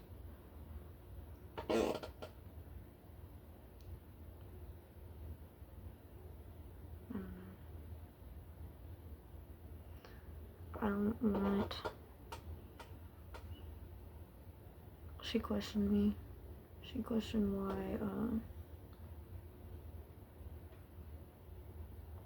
I liked Alexia and not her. And I told her that I didn't have feelings for Alexia, but that I liked her character. And I liked a lot of things about Alexia that I didn't see in most people. Like, they weren't ambitions or anything like that. It was always,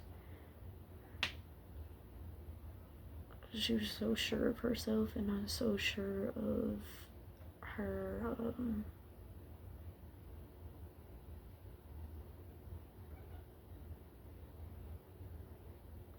she was just very sure of herself.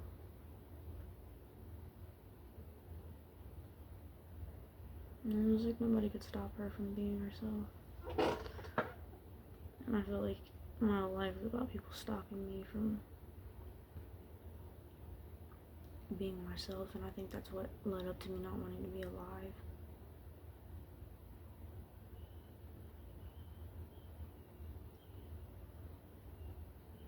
But I mean,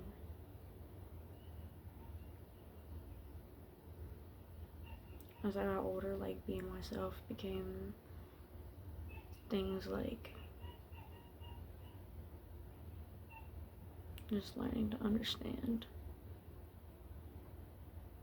how people would treat me and why they would say the things that seemed harsh. Because sometimes I couldn't take care of myself.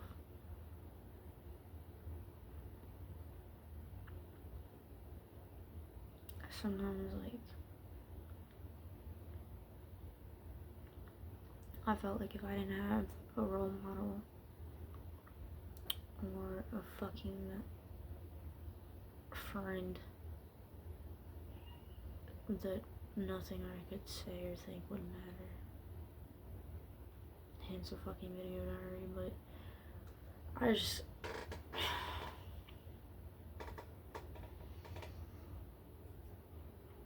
I didn't want, I was never hateful to myself. I'd always made it a point to never hate myself. But it was definitely a forced thing that I did to myself.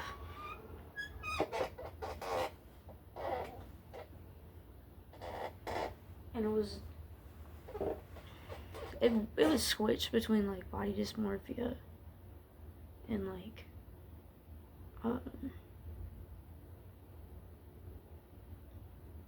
psychosis. You know, to find middle ground when everybody seems like they're against you all the time. It's fucking hard.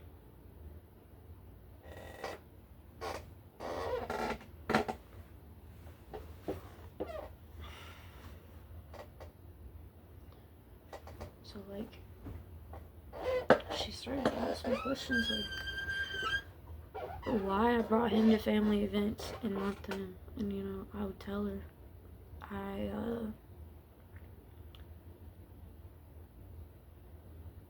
don't have anything to do with those people. I don't really know them yet.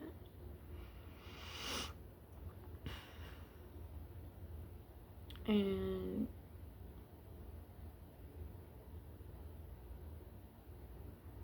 it's more than a family event. I feel like it's only labeled that because he was there and he happened to live close, and maybe people didn't want him in our business completely. But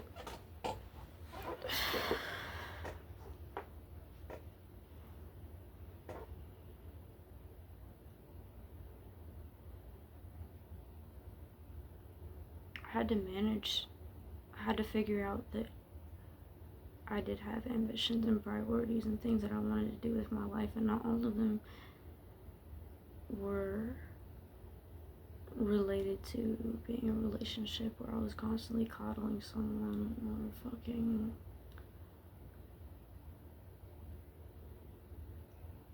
I knew that I wanted more than that. I just knew to be who I felt like I needed to be for myself and the people that I do love.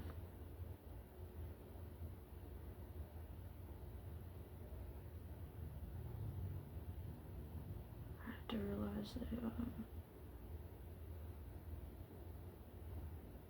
there's only so much value in things that are fleeting constantly.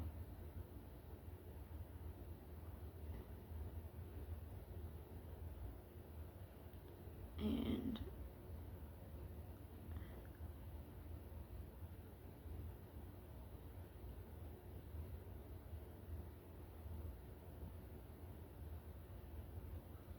I didn't want to be necessarily down the street, if that makes any fucking sense.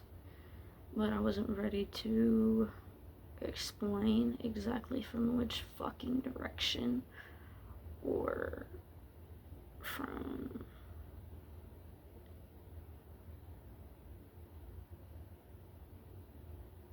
whose perspective, pretty much.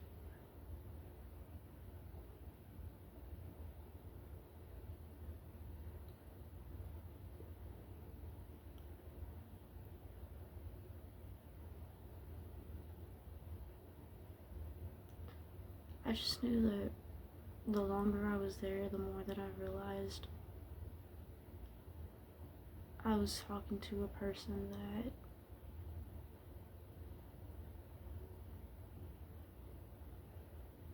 didn't really have any idea about what I was talking about. And then I realized why exactly I was interested in the beginning of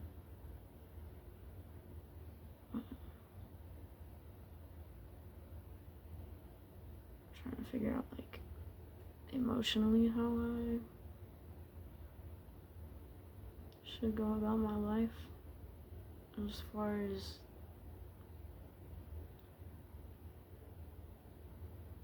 not really who was in it, but like what exactly was going on. Because I mean, I was a delinquent, but I had priorities. And I feel like sometimes I had to go low to get what I fucking needed. If that makes any sense. And it was kind of like, it's not even something that happened to me, it was just who it was. I felt like if someone knew how to press buttons, then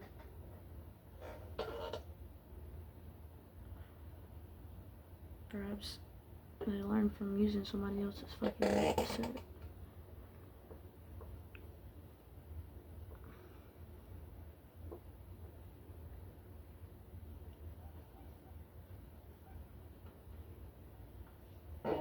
So I figured, you know, if everybody was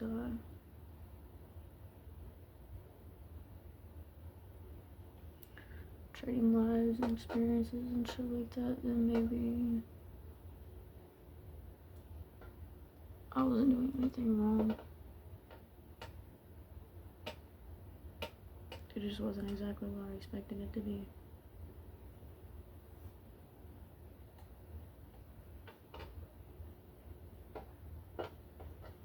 And to say that that's a bad thing, once again, would be fucking stupid, but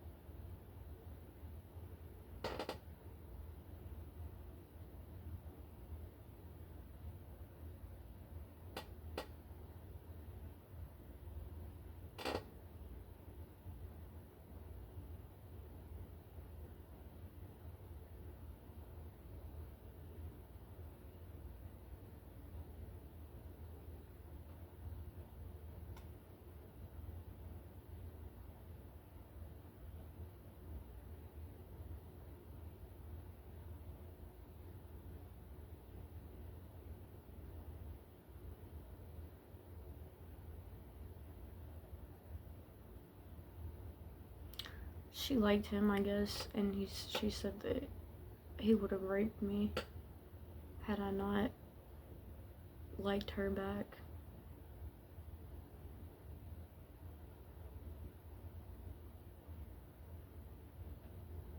Because she knew more about him than I did. And she got mad because I said that I didn't want to know anything about him. She,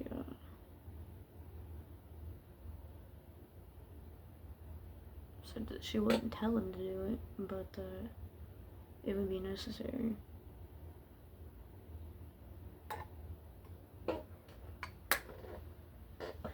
So I just kind of figured if that were necessary, then perhaps I wouldn't necessarily consider.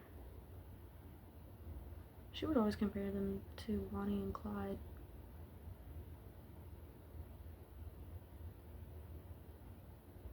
She said that I would have slept with him had they never been together.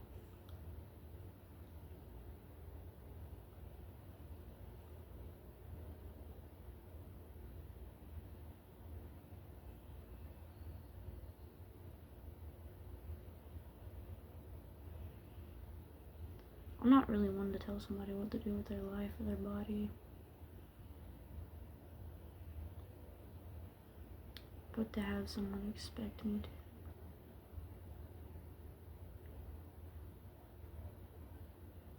It really gives me the idea that that's exactly what she wanted, and that's probably why she killed herself.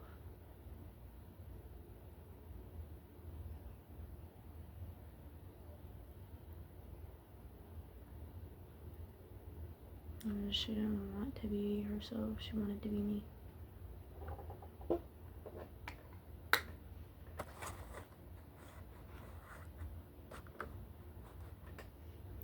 Except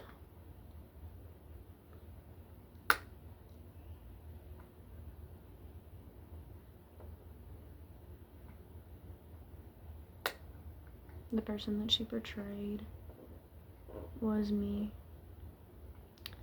which would make her me because of a series of numbers is what someone is, or who someone is.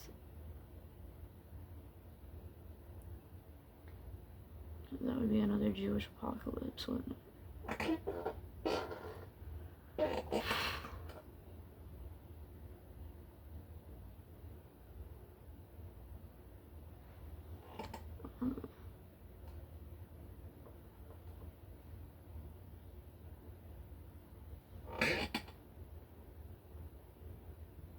I just don't fucking think that any person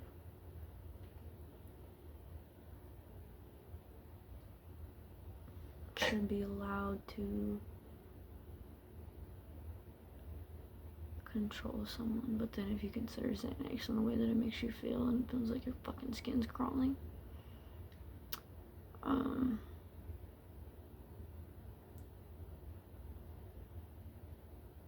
I think it's safe to say that becoming another person and acting upon actions that are assumed is kind of the same thing as making someone feel something that they don't necessarily know how to respond to or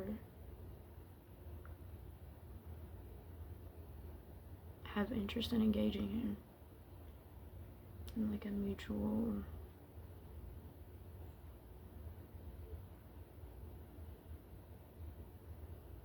act.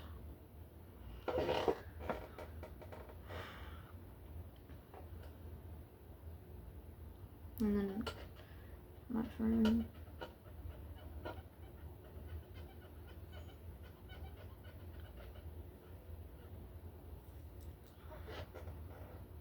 who shot himself, she insisted that that were my fault, and then she insisted that she made up a story. She said that if 3 people killed themselves and all of them blamed it on you, even though they were the ones bullying you, wouldn't that still make you the bully because they killed themselves? And my question was, why do you hate your mom? because isn't she also a bully? Because her argument was that her mother was a fucking bully, and my argument was that she was jealous of her mother, and she was jealous that her mother had only been in partnership with one person, and despite the fact that she claims that she had only had sex with one person, while also claiming that she had sex with multiple people because of porn. Not knowing that shame can hide things is deviantly acting against her own will.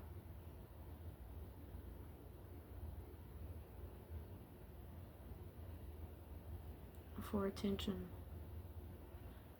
and not for connection.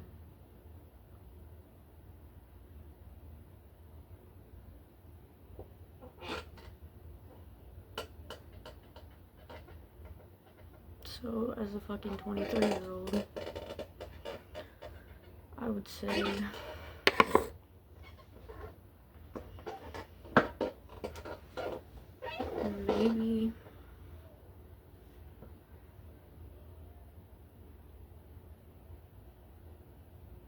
maybe she killed herself because some girl got famous for killing herself. Maybe she killed herself because her best friend tried to kill herself. And maybe that wouldn't have happened had some girl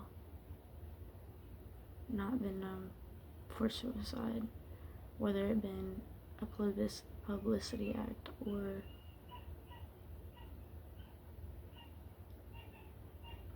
either way, it's considered an act on humanity, and I think it's a hate crime because there's rumors and there's quantum physics that say that some ways of suicide are impossible, and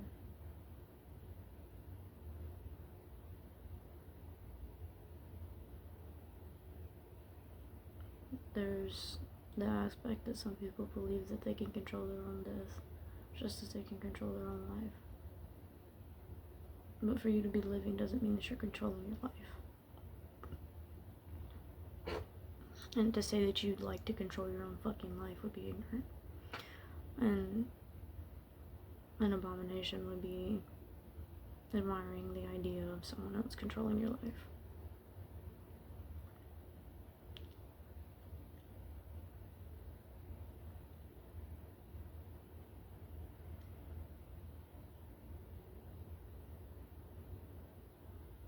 But just as it's impossible for you to control your own life on your own, it's equally as impossible, if not more impossible, for another person to. And if they hold you captive, there's always things going on around you that are a part of you.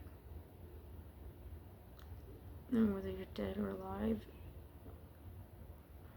everything that's part of your life or part of your death still lives around you.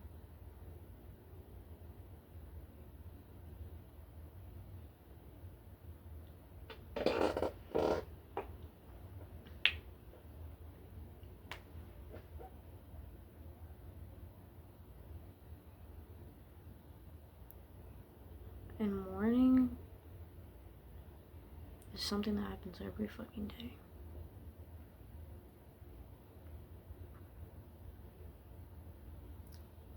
So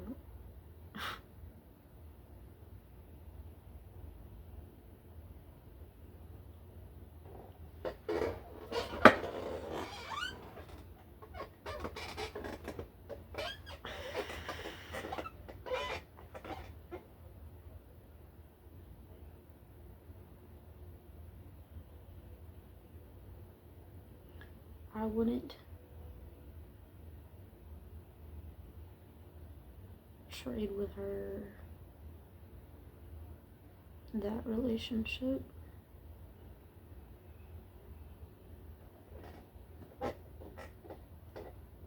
because I'd fear that he'd be subject to things that he'd accuse me of. In some aspect, I think that him communicating with her, despite my feelings, would create that reality for himself.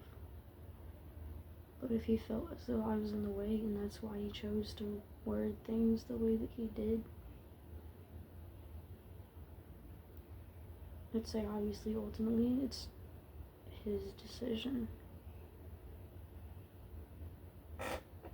And for it to be his decision would also mean that the consequences are his, and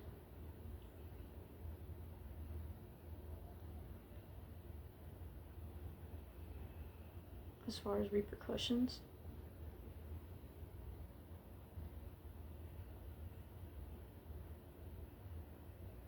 I'd say that she could have been everything and that she was everything that she wanted to be in life.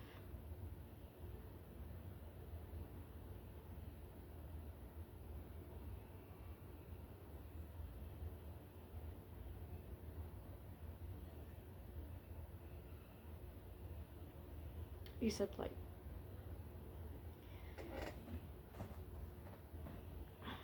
for her to not have one.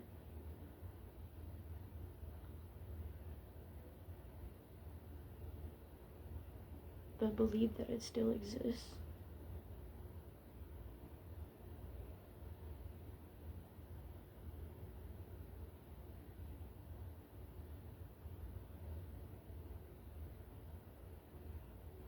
To switch life and death and say that they're the same thing.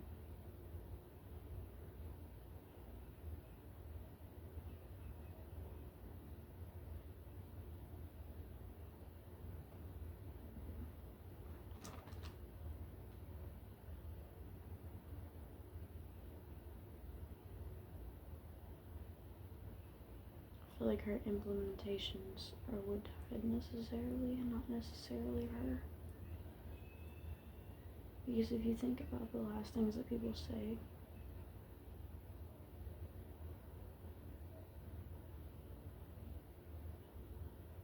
like when she told me she never wanted to talk to me again,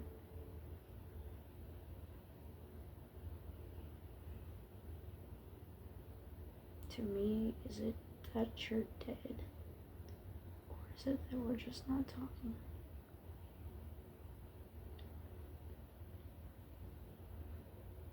Because she knew that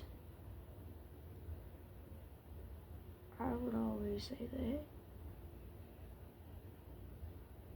I felt like he died. No matter where I saw him or how I saw him after that,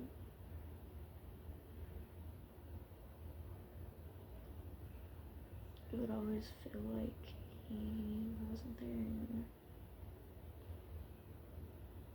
Because he wasn't, and we moved on, and that's kind of why I hate pictures. And I told her that.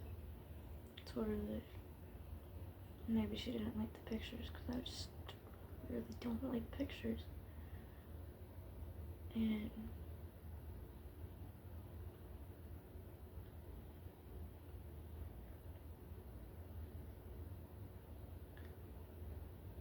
she always listened to everything that I said. And there were so many girls that wanted my opinion about stuff to buy for their hair or clothes and things like that. And I feel like she knew me well enough to always agree with me in the way that she did things. And to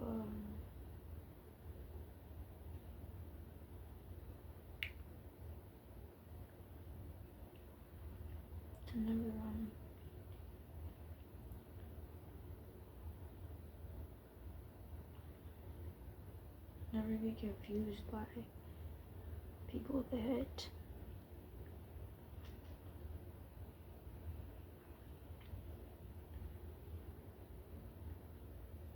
only want something with you in a moment rather than having it forever.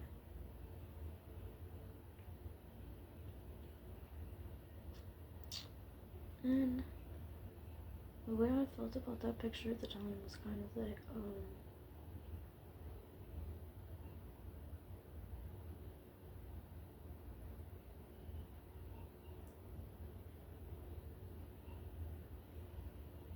it was so fucked because I have this thing about pictures and how when you take a picture you get stuck in the fucking picture and then it stays like that picture forever, and no matter what that person was to you before you took that fucking picture, that picture is always gonna be them, and that's always gonna be them, and the next time you see them it's gonna be like the happiness that's now in that fucking picture is never gonna come back.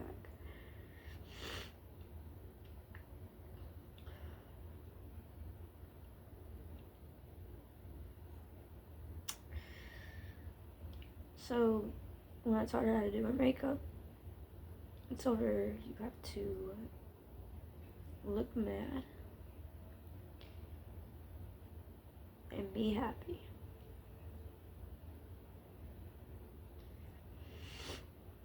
And she swore to God she could never obtain that. And I was like, well, if you consider the theory of pi,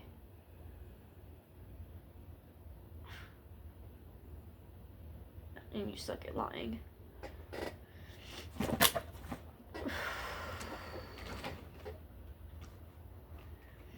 Maybe that's what you're feeling when you say that you're content with the way things are, but you don't like who I am.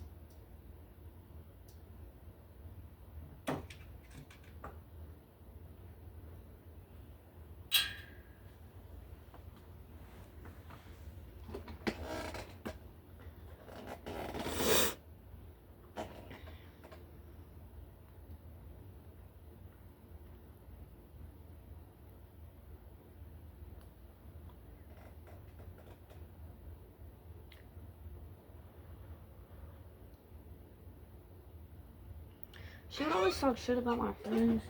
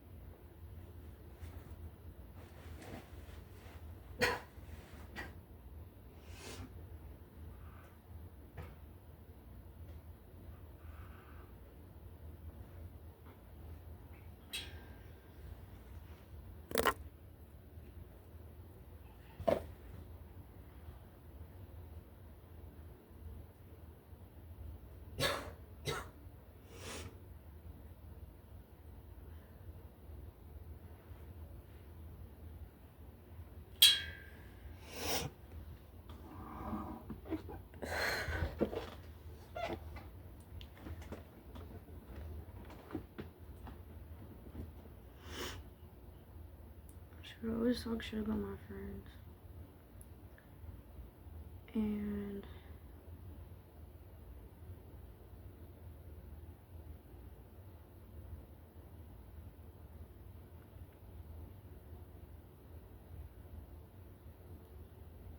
she was one of those people that believed that if she thought she could do something, no matter how harmful it was, that she was capable of doing it. So I like to say that this is a sad story where I lost my best friend who's a perfect person that just wore a hoodie with a star on it. I wouldn't be lying.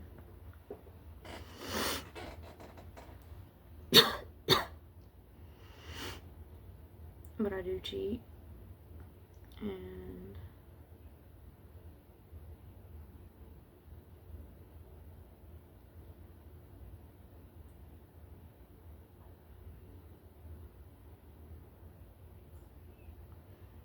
she loves these. I'd ever like to.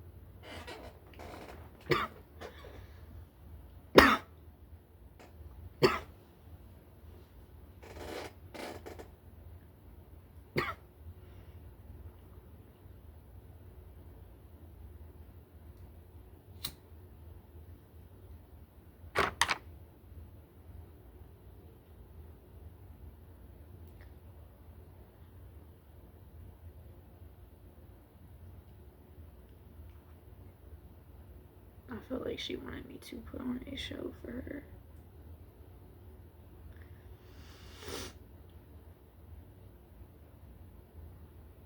And when she told me to change the TV and put on a show, it's almost as if that's what she meant and not just putting on a TV show.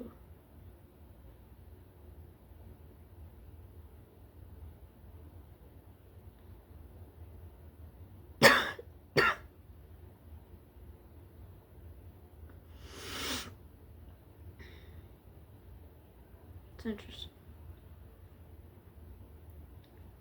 Because if sex were a show, it wouldn't be so fucking compelling, would it?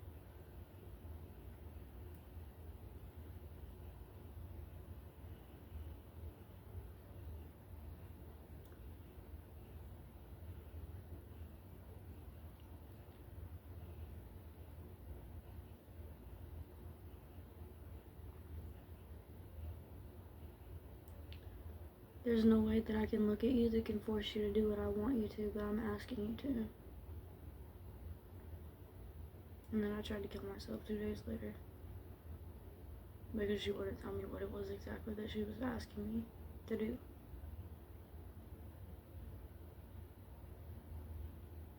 It was November the 22nd.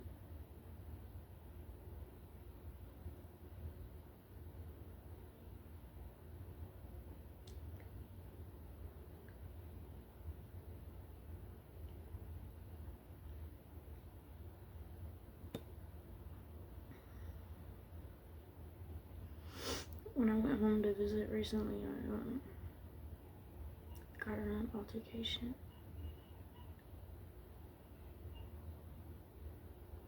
Because I had went out to go see one of my friends who would take me racing sometimes. And someone that I knew yelled from the front porch of the house beside me. The house, which was the same house that had been remodeled and moved, because I secretly found a way to buy it from my mother when I was 10. But ironically, it used to be across the street from her house.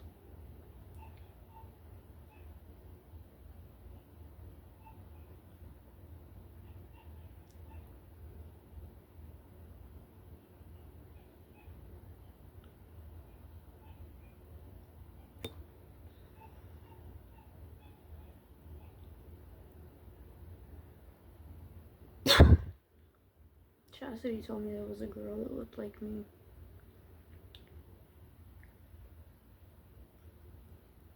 But that she was her size and not mine.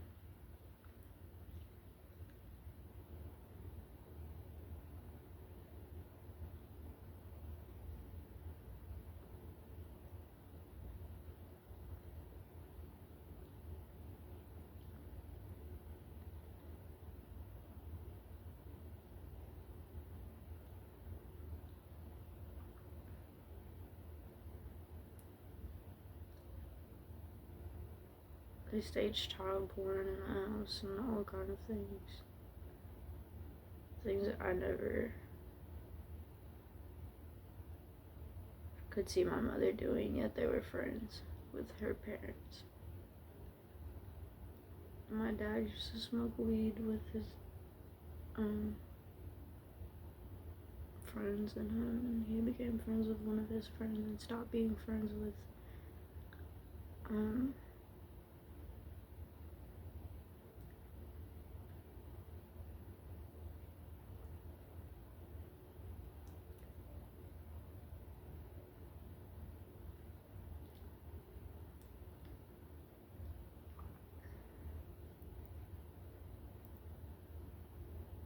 I could see her in a dream after I ripped apart my dream catcher.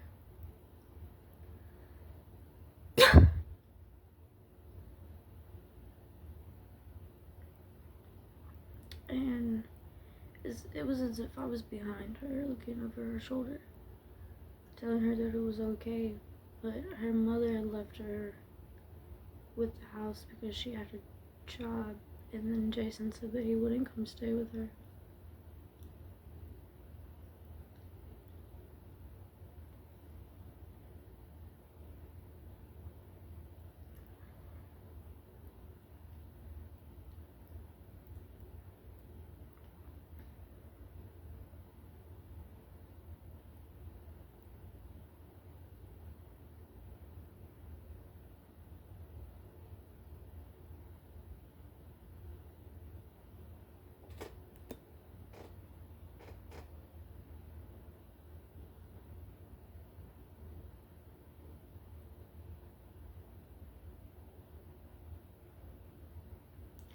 And if you tell me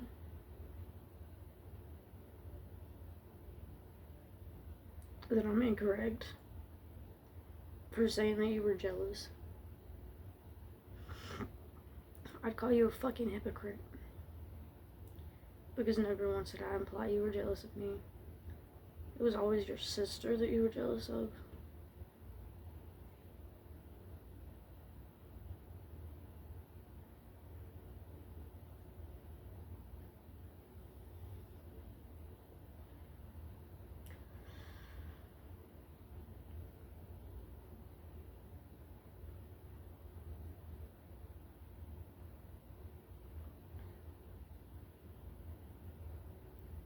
And if you'd say it was necromancy.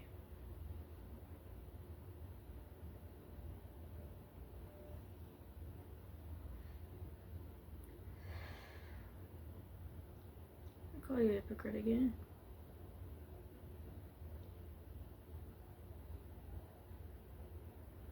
Because, yeah, I would still favor porn over love.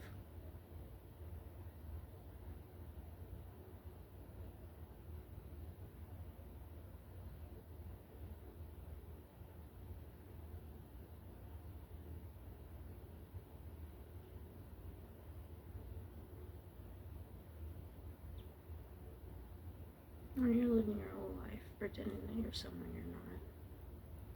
And you think that taking a picture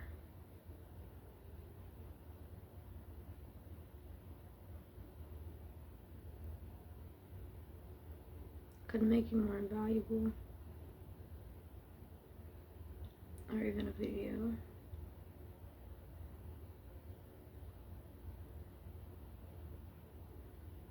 To prove that you're more noble per se, or innocent verbatim. I'd say, considering you're the one acting in the video,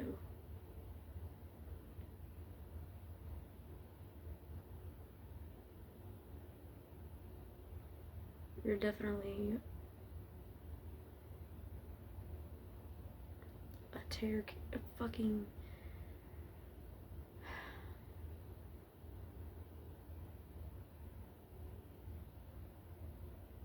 Just want to be a caretaker.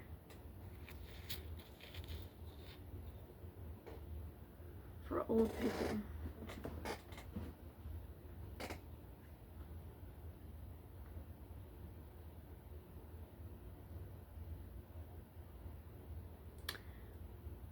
So, if I were Regina George,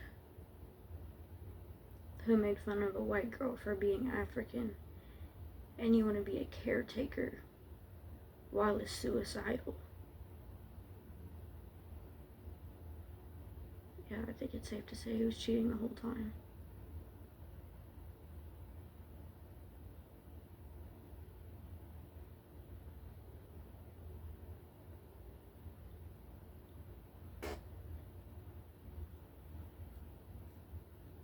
So, I mean, her argument was to blame reason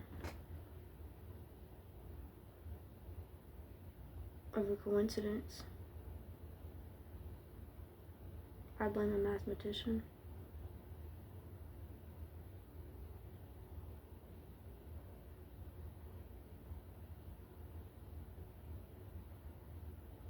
But you can't blame mathematics. Because there is in fact a starting point, and there is no end. Except the numbers are the same. And all they do is repeat. And they never come in patterns.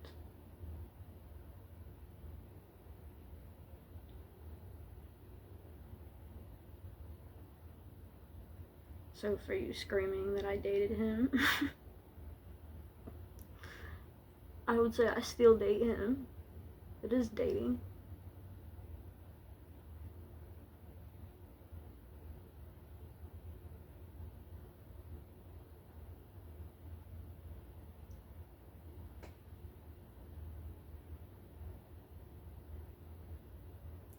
But realistically, it doesn't mean that I own him.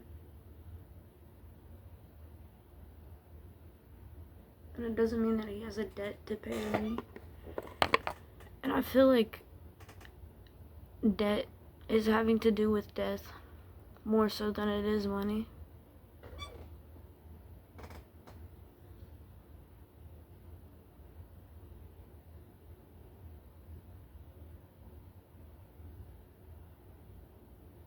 So, I mean, bad poetry or whatever. That's what he said in the song.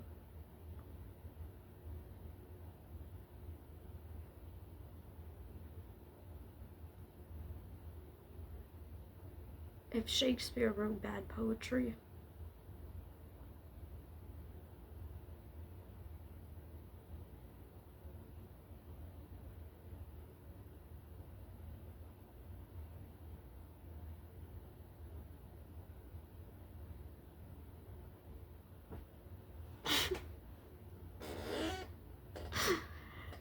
I'd say me jokingly saying earth, air, fire, and water as 3 elements that are superior to the humankind.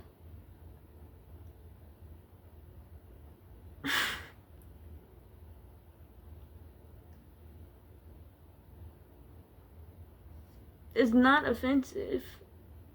And if it is offensive, then perhaps a disease which stems in blood is a better cause of death than to say at one's own hand.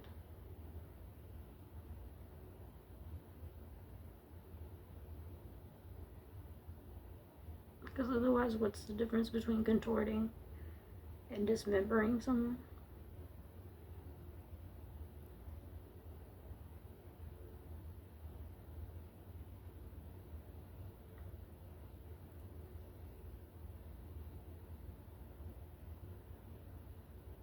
But to do that to somebody mentally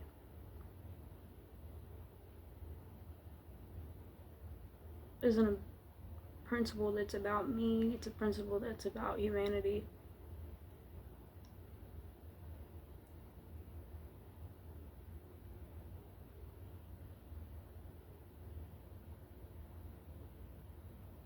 And to say that I would be responsible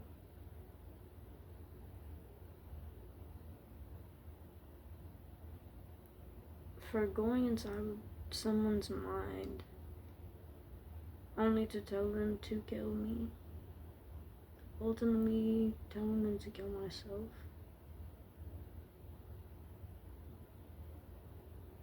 Would literally, by definition of the fucking stars, be impossible according to one being that is a common factor in all of us.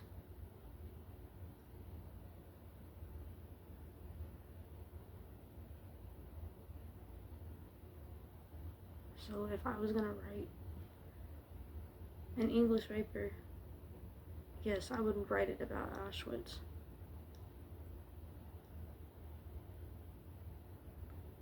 Because to stand in the fucking rain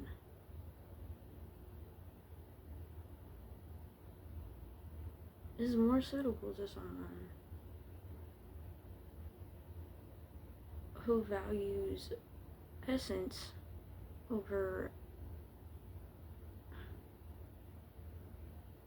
life expectancy.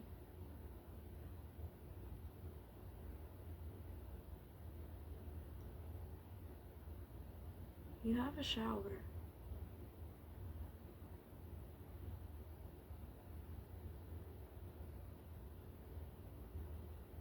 You don't need to be high all the time.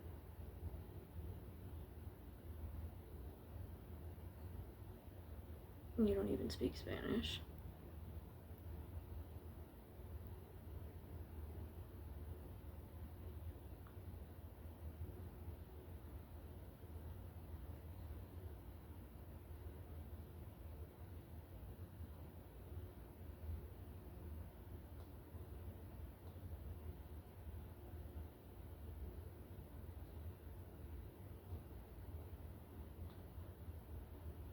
But if being haunted was a threat,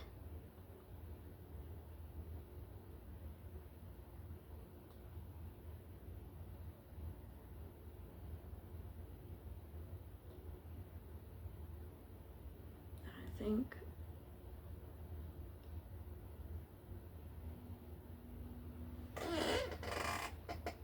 it wouldn't be so commonly valued at this point.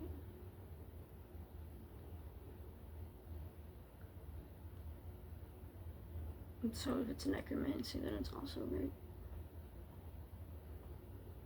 But at the end of the fucking day, if you deny your husband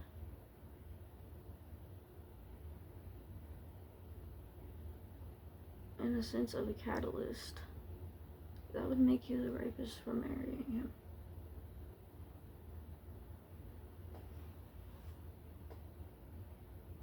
Okay, and she does that, and she watches gay porn, and she swears that they're married.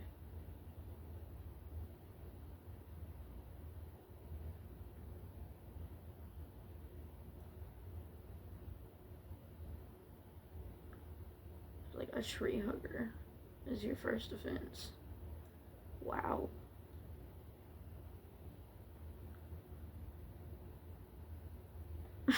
I don't know, dude. I like weed. That shit does not grow on trees.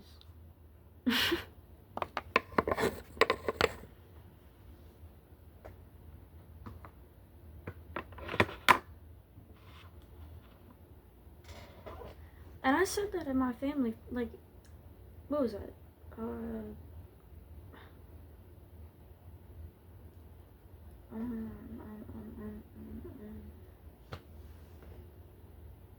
Thanksgiving. That was a Thanksgiving in 2000 and something. It was 2013 or 14. Oh shit. A fucking tree out here. Like, you should respect. You should respect the fucking world around you, but they say that people that talk to trees end up dying.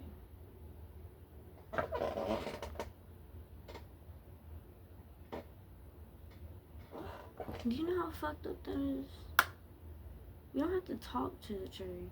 The tree obviously can't talk back. So when you're speaking to an animal, speak and say things that don't need a response. No. She didn't ask me a fucking question.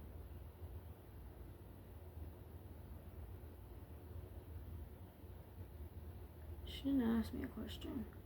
One single fucking time. She literally just... She would, correlate my life with, like, a series of negative events that she could come up with. And then she would claim that these said events were the sum of my value as a human being.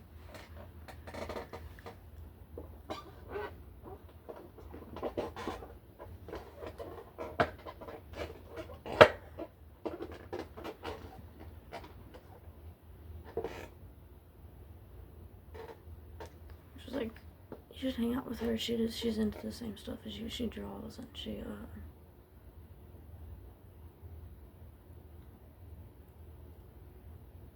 likes some of the shows that you watch.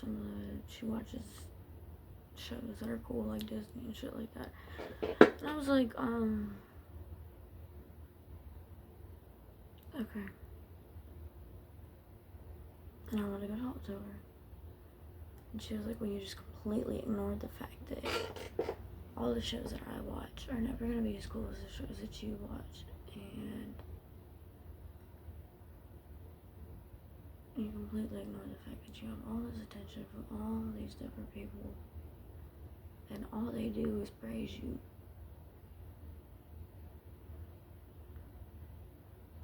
I said, what in the name of God are you fucking talking about? She said, you know who Nina Deborah is. Your mom told me that your grandfather, he dated some girl, and she was only 14, and her name was Nina. Said she was only 14. I don't completely recall that situation, but I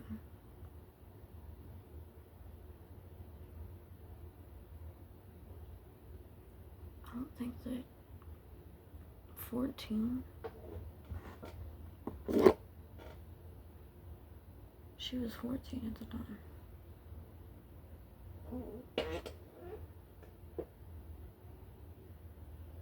I remember being in 8th grade and being 14, and my life was completely different. But I was happy. Like, I had everything that I wanted. I had all the friends that I wanted.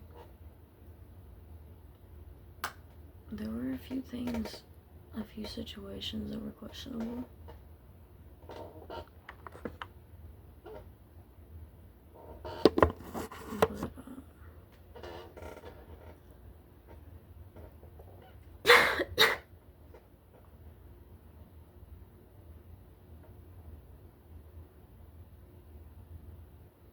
And she came over to our house one time. It was the middle of the summer. We had this really big house and a farm, and somebody had burned it down. It was a boathouse actually, and somebody had still owned the boathouse, and there was a boat in it, and we weren't allowed in there. But I was always curious to know why they never came back and got the boat. And then later on in life, I saw it somewhere else, and it was kind of like one of those things that This was weird because she said that her dad had a boat. And she came over one day, her and her sister, and my sister would always come to me and she would be like,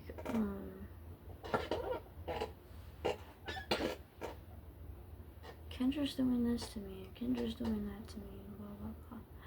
And when I was really young, we lived beside this Amish family, and, like, I learned some things, and then when I got older, we had these Jehovah's Witnesses come over, and we were kind of joking around a little bit, but she was talking about the Amish, and, some of the things that they do and they believe, and she was kind of making fun of it and blatantly telling me that I was right about a few things, like, involving, like, nuns and, like, literally rape and shit like that. I was, like, curious to how it could be possible that somebody could even have the energy all of a sudden to hurt somebody or put them in a situation like that. I wanted to understand the psychology of it so that I could, like, how to explain it?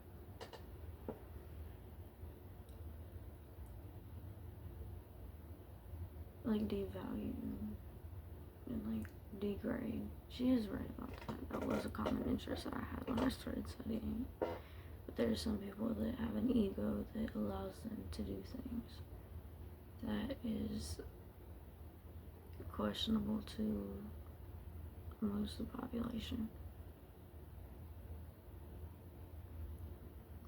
Except they don't entertain their own questioning. They result to blaming each other.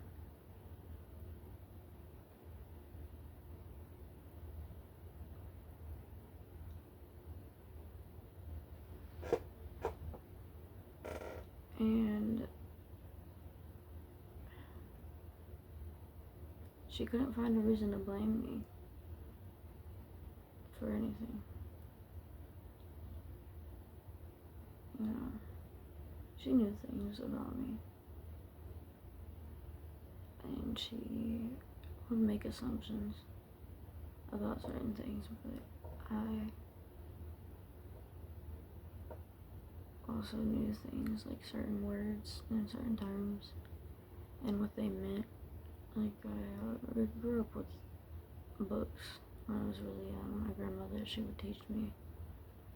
Both of my grandparents would teach me different things, and I knew how to cope with certain environments from a young age and how to understand certain behaviors. And she would act so friendly, but it was a noticeable facade. She would say, we're going to hell, we're going to hell. And I'd be like, don't say that. Don't say we're going to fucking hell. Because your hell and my hell are like two vastly different fucking planes of existence. The shit that you've done wrong, that you would be persecuted for or deemed wrong for, has nothing to fucking do with me. And that was my main point at that point. But ultimately,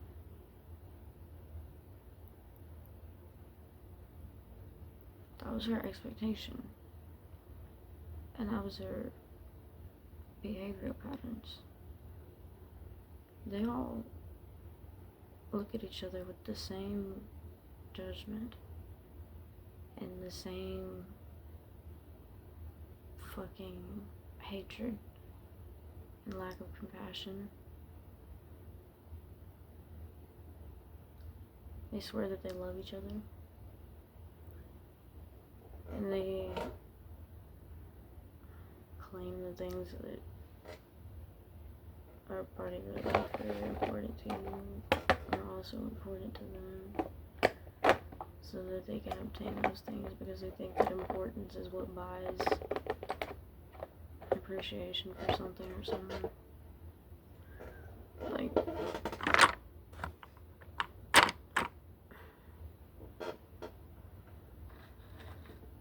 I swear to God.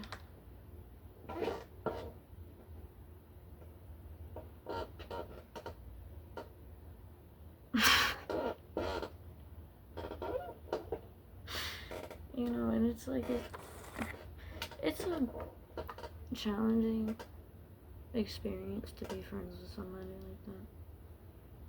Because deep in your head, you know that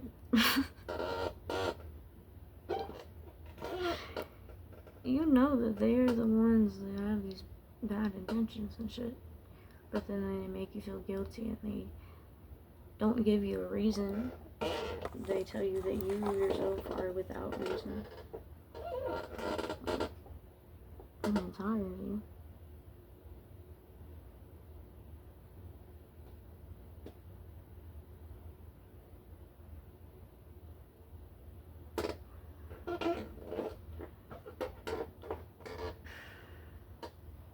But they expect,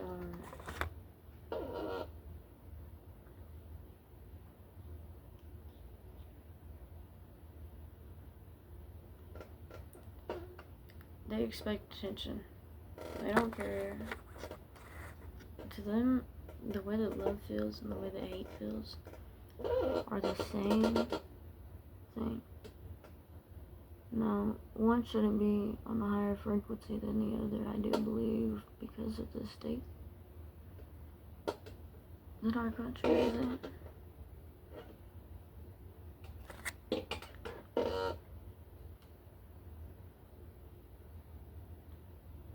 But,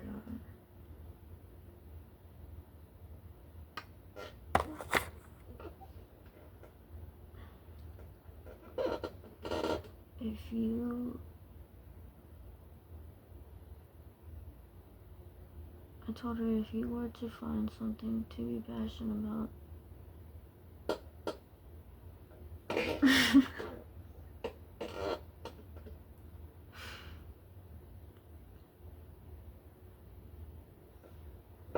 if you were to find something to be passionate about, oh my goodness, you would be in the same fucking position, is what she says, right? I was like, bitch.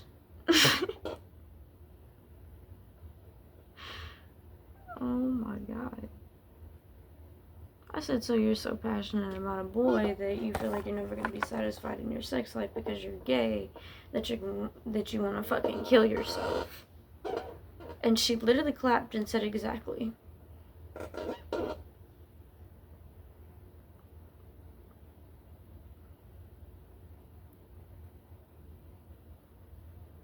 I said, so if I go to the hospital and I have to get put on fucking Risperdal because my best friend killed herself because her mom had cuter panties than her. Like, she was fucking pissed, dude. Oh my God.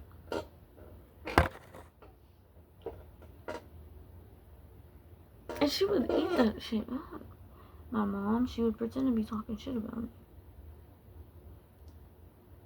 And then she'd be talking about the neighbors' kids. Because they be fucking underage and shit. Caleb was like, I'm not like that. I swear to God, they do like some shit that I'm not. I don't know what the fuck goes on when I'm not here. She had just gotten back from Maine. She was living with Jada. So, like, Caleb's a completely different part of the story at this point. Well, Jada said that I was cool one day or some shit like that. And they were like, well, you need to come here with us. You need to come talk to us. And the way she said it, she was like reciprocating a certain energy that I had about a certain thing that I would continuously act on at school because of a comment that was made to me that was inappropriate. And now that I'm older, I realize like the source of the comment, etc., etc. This girl,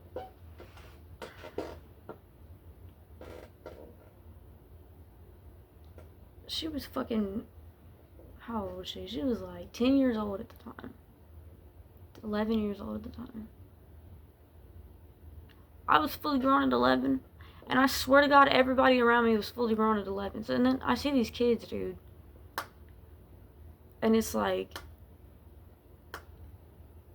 how the fuck?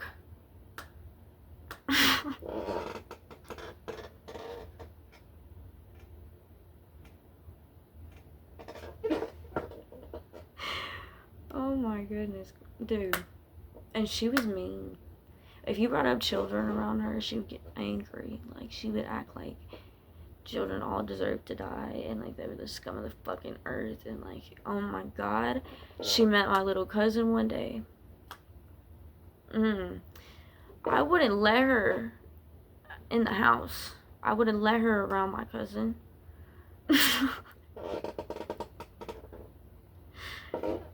And this is questionable, but I wouldn't let her in the house. I wouldn't let her around my friends. I didn't like her around Morgan. I felt like if she knew the slightest thing about Morgan, that she would say something that was like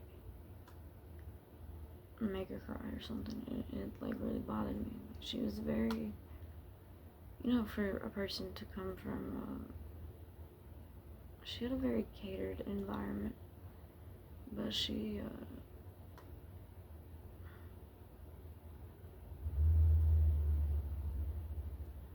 was comforted growing up, and they didn't receive that. But I think that she had some type of like emotional dysfunction that made her want to kind of do the things that she did.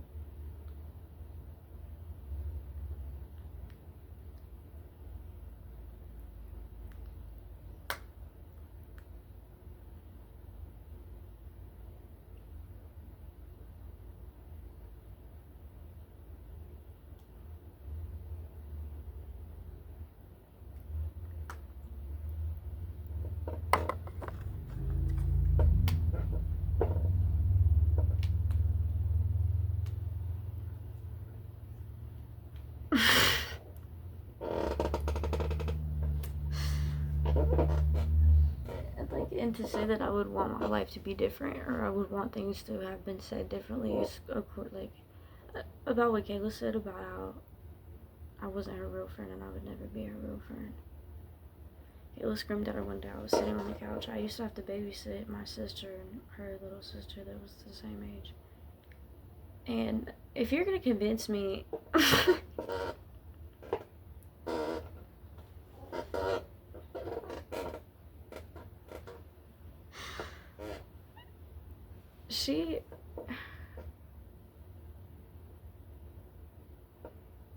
what the fuck? This bitch. Okay, so my sister comes to me one day, and this is gonna stay on this fucking video, and I swear to God. She walks in the room, and she goes, Jamie. I said, what, Amy? She goes, Chastity literally said that when you said my sister came to me, that you were being sexual about it. I said, what the fuck are you talking about?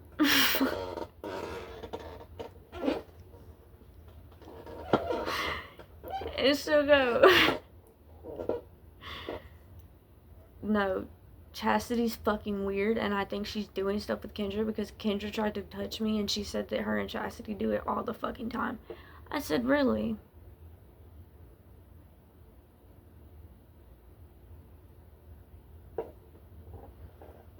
Okay. So my mom used to say that all the time. She heard me say that day, and she started saying that in the past couple of years. She's been saying it a lot. But my sister goes, I hate Kendra. I hate Kendra. And then I told her when she was younger, I said, okay, this is what I'm going to do, okay? And I need you to believe every word that comes out of my mouth and not believe any fucking thing that I say. And if you can keep up with that,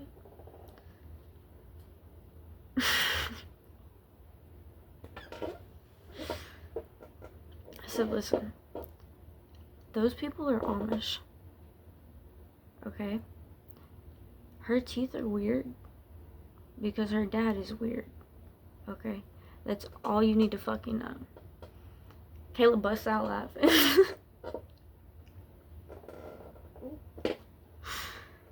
Oh my god. I shit you the fuck not. This bitch.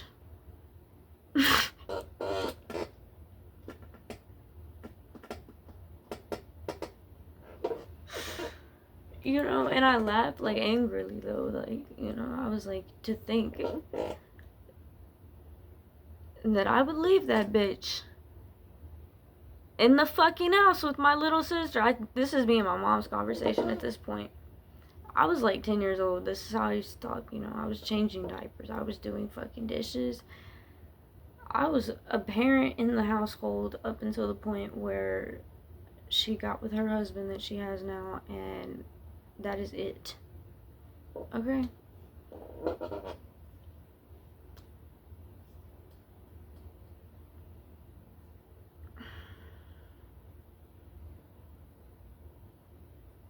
I said, listen, I know somebody named Kendra.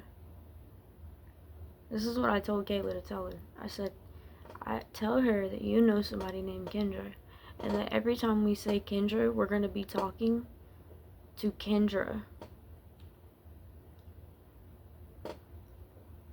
that I know. And Jamie knows, this is what Kayla said, and Jamie knows not Kendra.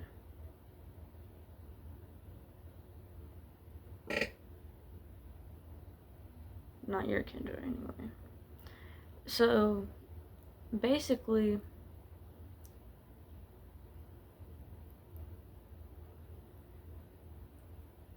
I said, and if me and Kayla say Kendra, and it sounds like we're talking about the Kendra that said that she's your friend, tell me. And then Kendra convinces this bitch who, because she had an iPad that our parents went through, and they found all these fucking messages that they made me read. Of Amy talking about putting glue in my underwear, Kendra talking about like doing horrible shit like that. And Kendra told her to eat the fucking discharge out of Kayla's underwear.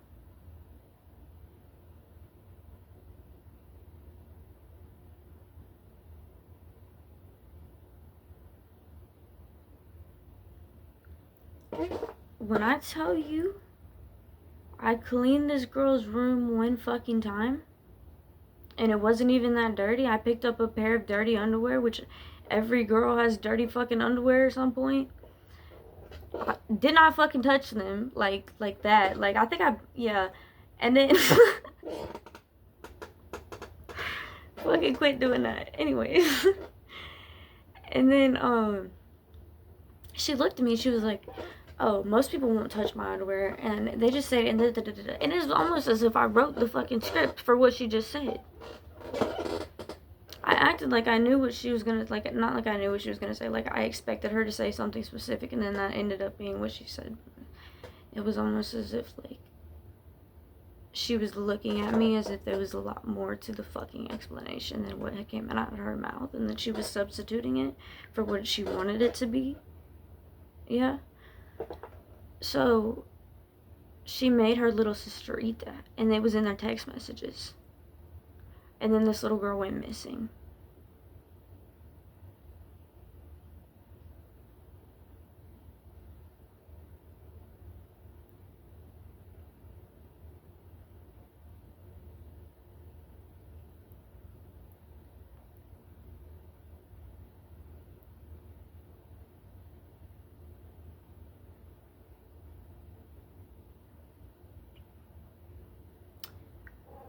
I said, okay, Amy, if we go back over there, you're gonna pretend that you're me, so you're the same age as me, you're everything that I am that you think of me right now. Pretend that that's you when you talk to Kendra. And then all I'm gonna do is pretend that I'm 9.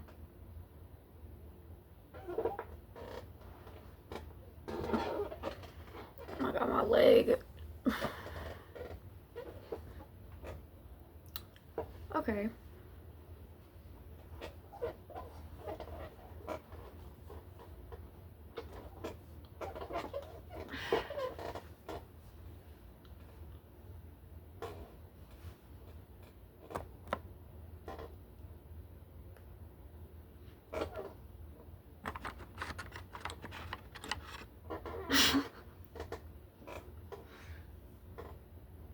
My eyebrows are getting dark.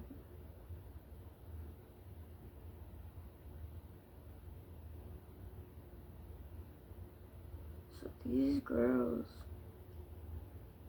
were touching each other, and they weren't related, and they weren't even registered to go to school. I'd only seen her on the bus one time, and she made it a point to tell me that. And I think she only went to that school to take that class.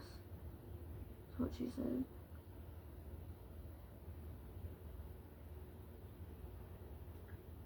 And I don't know.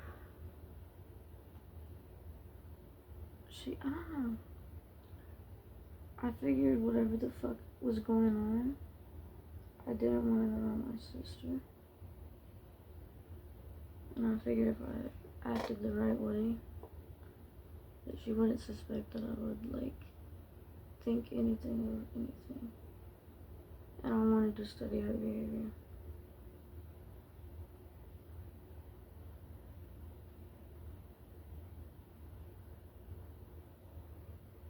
Because all of the things that she would accuse me of is exactly the things that she already did to me. And her little sister told Jada that she wanted to rape me. And that's why the subject keeps coming up. This little girl.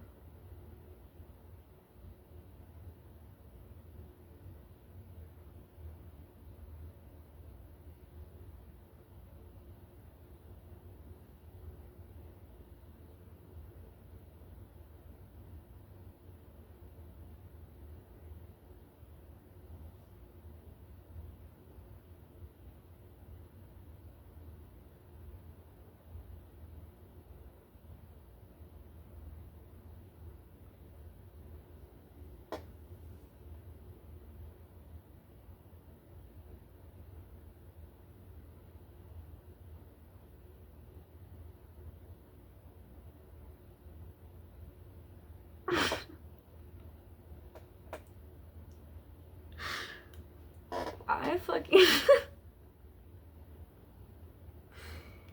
Oh my god. Shit. I used to take showers with my little sister.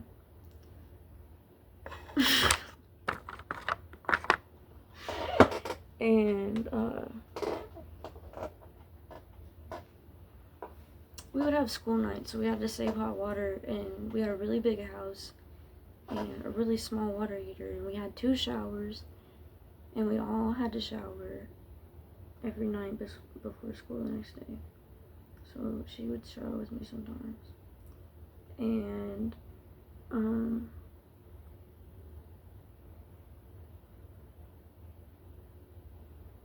smacked the fuck out of her. I said I smacked the fuck out of her because I had summer's eve in my bathroom, and I was really young. I just started getting a period, and I was like studying about like pH and shit like that. And I told her she's too young to do that. That could mess her up, like her pH.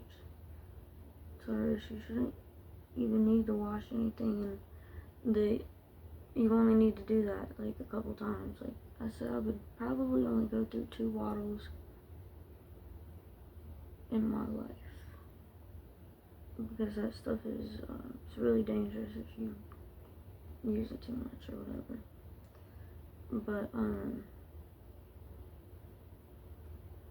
I smacked the fuck out of her for that. And then she looked at me, and I was like, why the fuck did you even think that you would need that? Why? That was my immediate question. And she was like, well, because Mike showed you the messages between me and Kendra and yada yada yada yada. I was like,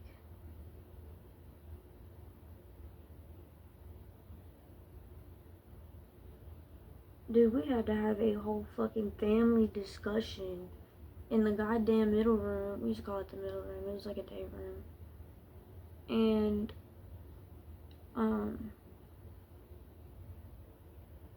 figure out why all this shit happened, why she was talking about this, etc., etc. Was it sexual? Does she know what she's talking about? And Mom couldn't get her to say anything, so I had to talk to her. Well, that happened. I smacked the fuck out of her. She was like, well, that's what you do. You do shit for attention and then you explain yourself. I was like, okay, well, listen.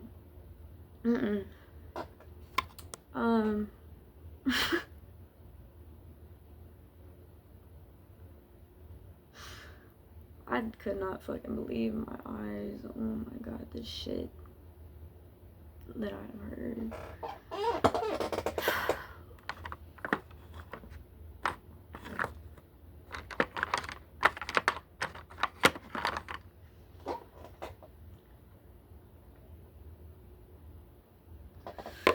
It was like, she asked me, do I want to play a lesbian game? I said a lesbian game. She said, yeah, a lesbian game.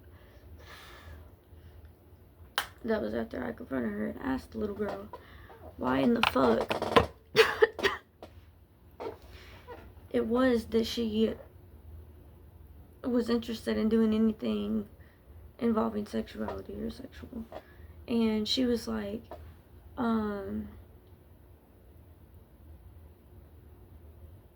Amy this and Amy that. I said, well, Amy didn't start it. And Kayla looked at her and said, I know Amy didn't start it. And I looked at Kayla, I was like, you're serious? She was like, yeah. And,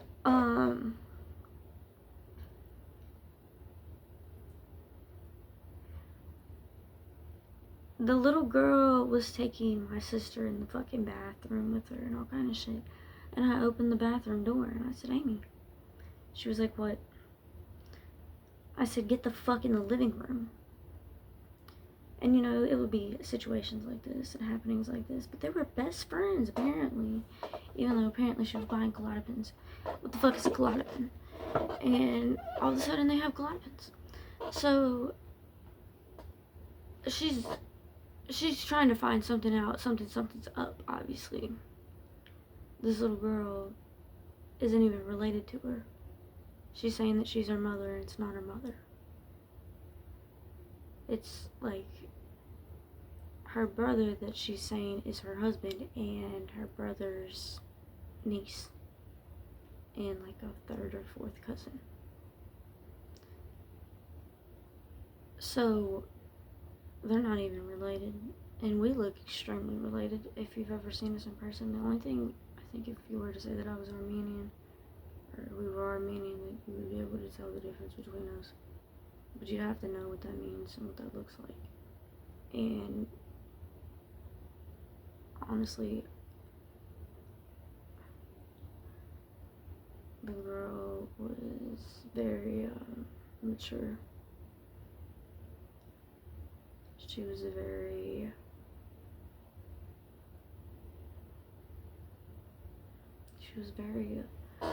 established in her ways to be so young and so on the negative side of things.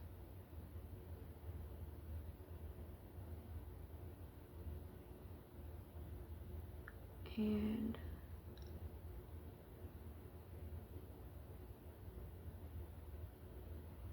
it was fucking disgusting to think of. And when she realized that we knew what was going on, we started joking about it. And it was kind of the beginning of a really big fucking issue.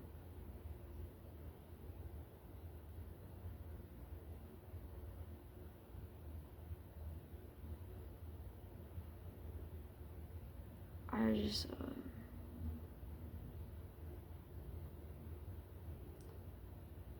didn't want her to have the opportunity to think that she could be equal to me or to her sister.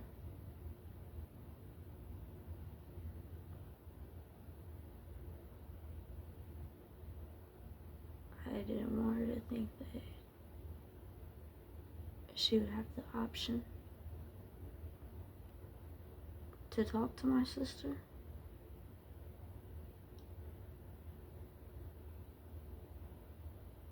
So we made a compilation of events out of making fun of them for this.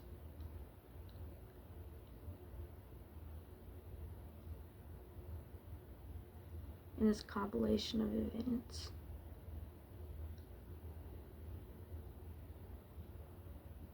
concluded the truth about what was going on and that it was disgusting and horrible. And then my sister said that she didn't feel safe and that she wasn't gonna stop acting like she was me. I said, okay. I told her that I had a best friend when I was her age, but I was younger than her. I was only 3 years younger than her when I had the best friend that I had, and I told her that she would never do that. So I told her that she should create jealousy. And I think I was like 11. And that she should turn that jealousy into a passion for what she wants and how she wants her life to be. And I told her to never accept anything or anyone in her life until it's exactly what she wanted it to be. And that whatever that was depended on who she was. And that's when Kayla called me and said Chastity decided that she was going to kill herself, but that she needed to see me before she did it.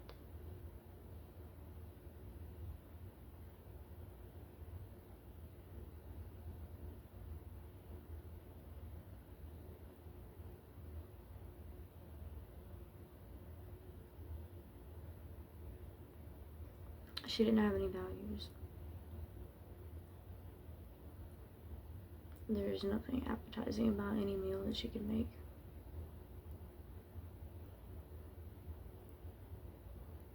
She ate mushrooms raw.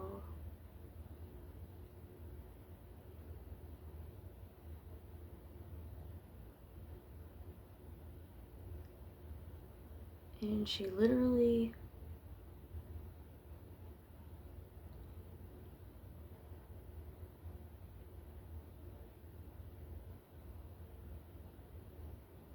she would say that she didn't wear thongs.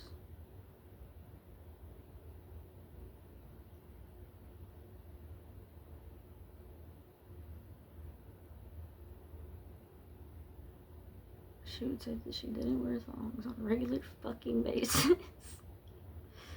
And then she would wear thongs. And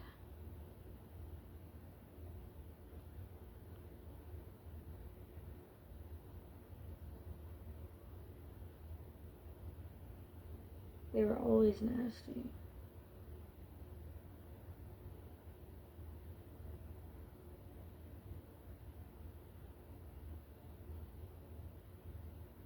They were always fucking nasty. And when she cut herself, she'd say that she put pink lipstick in it so that it would look pink.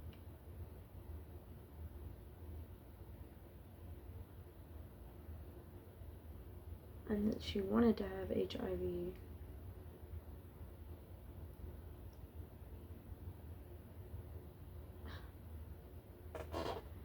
So that she could control people.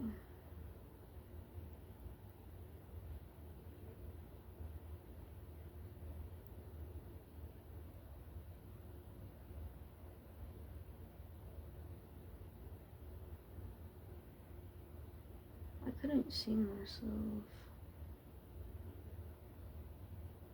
choosing to be friends with her.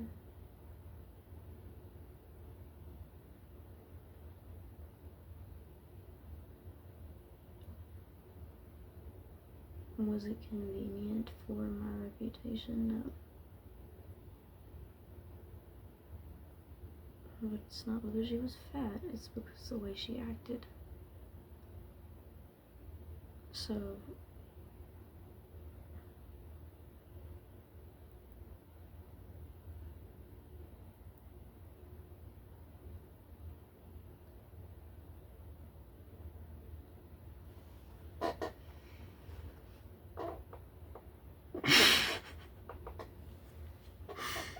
I just wouldn't choose.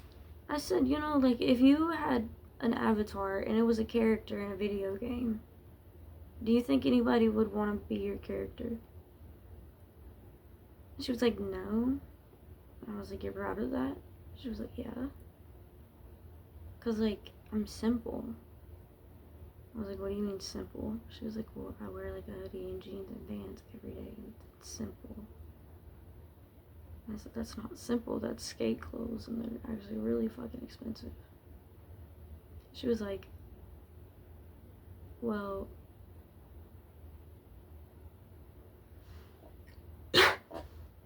anyway,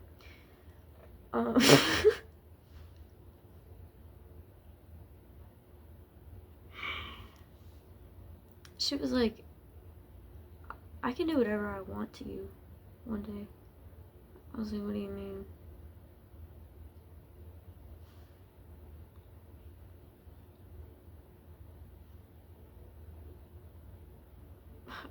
Dude, what do you mean? Like,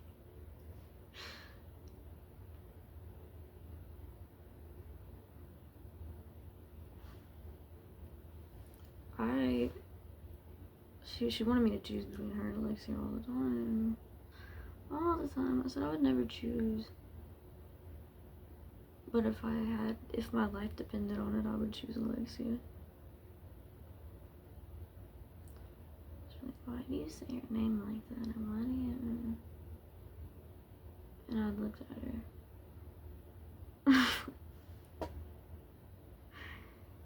And then she would look at me and she would say shit like, how many girls have you had sex with? And I would say shit like 34.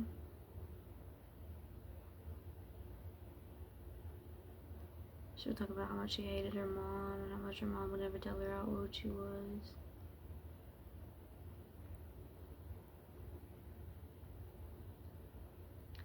So you're never supposed to ask a woman what her age is. Because they have secrets.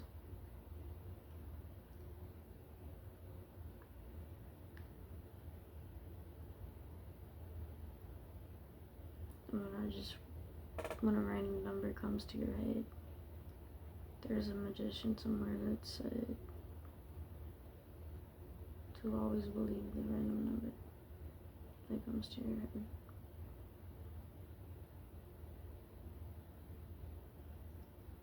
God, if you don't shut up.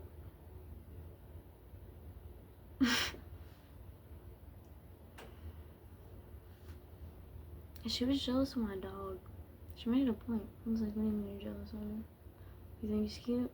And she was like, what do you mean? I was like, you think he's cute? I was like, what do you mean? What do you mean? What do you think I mean? Like, at this point, and I was tired of entertaining me, and she just kind of looked at me and she got on. And then she looked down, she looked back up, and she said, I'm gonna kill myself. And I took my flag down. I was like,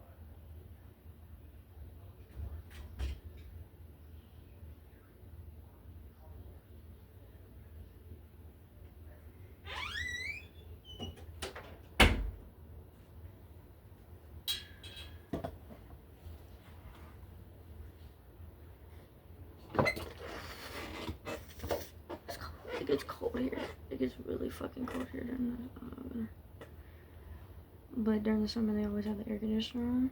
Oh my fucking god, it freezes.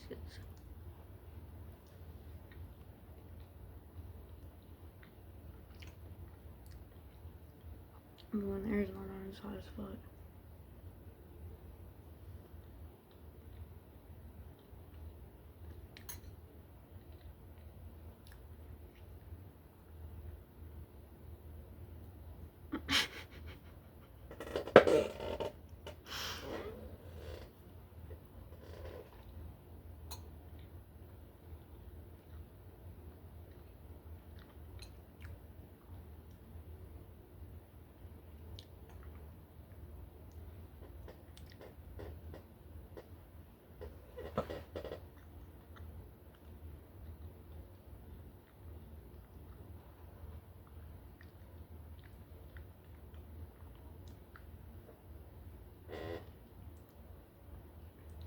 She asked me if I would ever be in a polygamous relationship one time.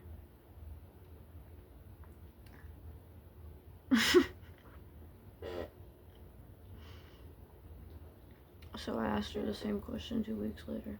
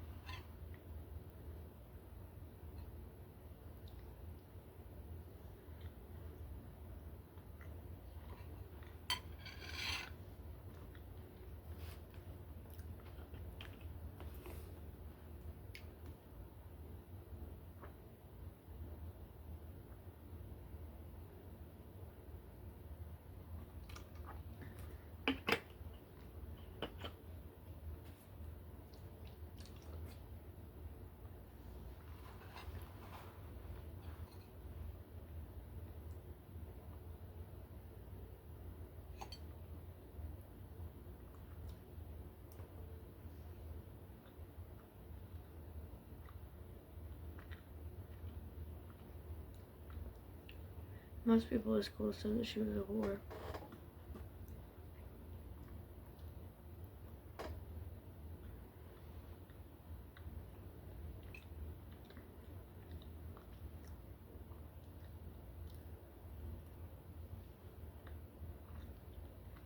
But that she literally couldn't get bodies.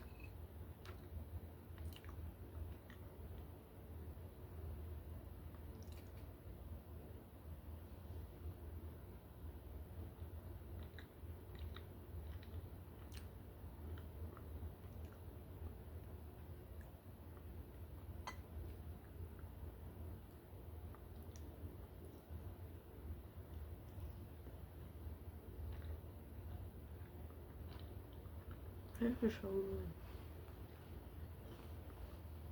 I don't even remember what flavor her birthday cake was. Her mother threw a birthday party for her on Halloween. And my birthday's on Halloween. I've always liked Halloween more. But my dad always got the best fucking cakes.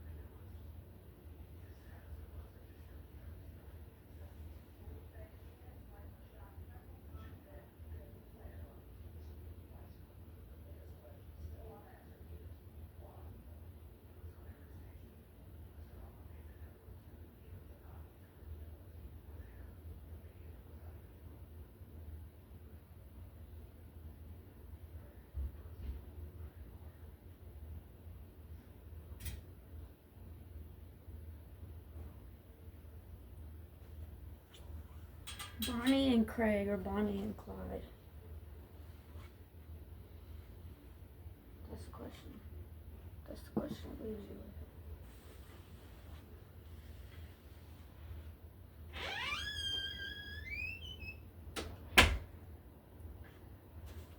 Holy shit, because I promise you, Craig is the one that snitched.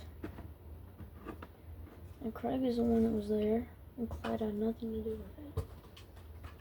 But because his name was Clyde, and that made him hotter, there is no fucking Bonnie and Craig. In fact, there's a mockery of it.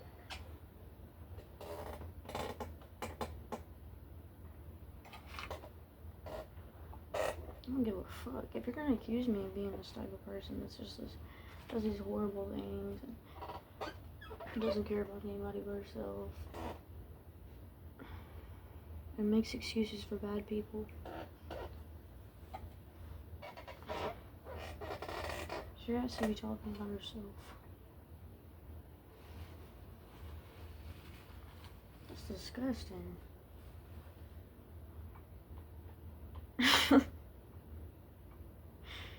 I cannot imagine, but I have had people play mind tricks on me and make me think things that aren't true.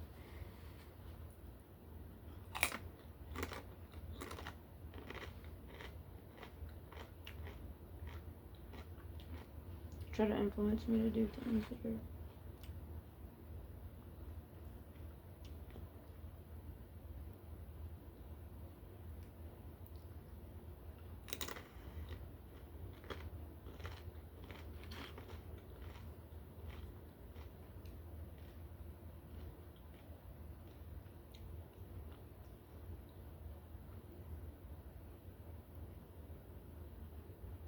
You're making me trip right now. You mean in front of me? No, it is behind me.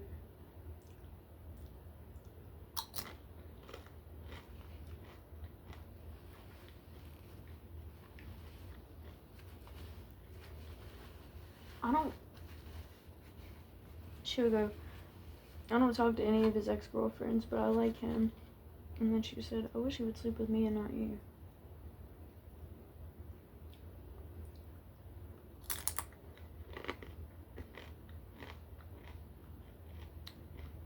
I did not influence anything further. I didn't talk to her about anything that had to do with sex after that. The only thing that I had ever done was ask her why she wanted to know about my sex life.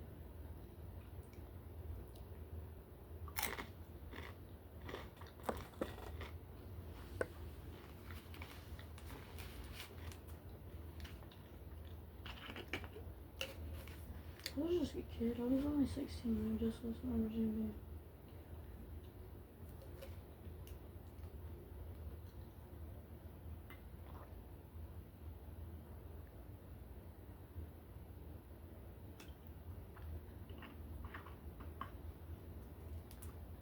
I wasn't thinking much of it. I didn't think of it as an example for fucking society. I just thought that it might make a difference about something.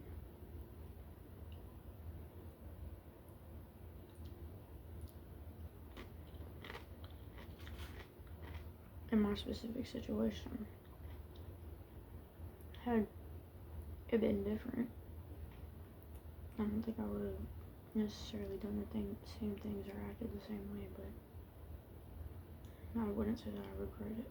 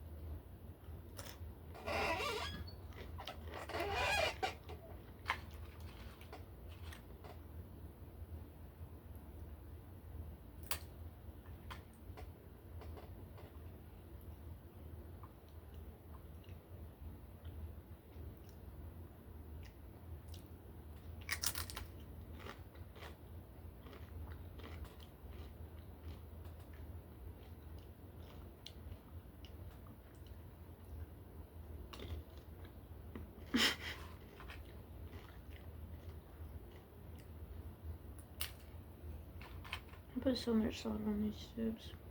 We used to eat chips and dip together.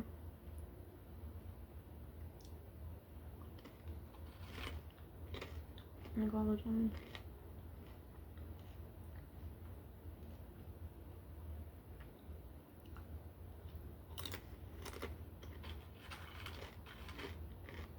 Did you ever talk to me like a sociopath?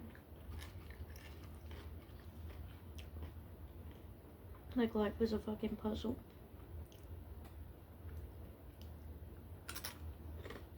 Or a goddamn runway show.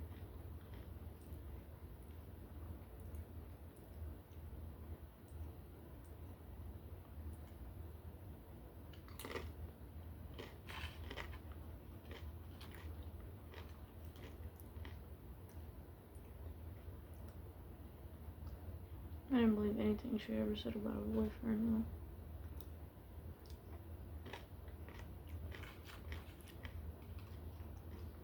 She somehow concluded that he was bisexual, but that the only thing that made him bisexual was the fact that he liked her, but it was that he would be straight if he didn't like her, which didn't make any fucking sense to me.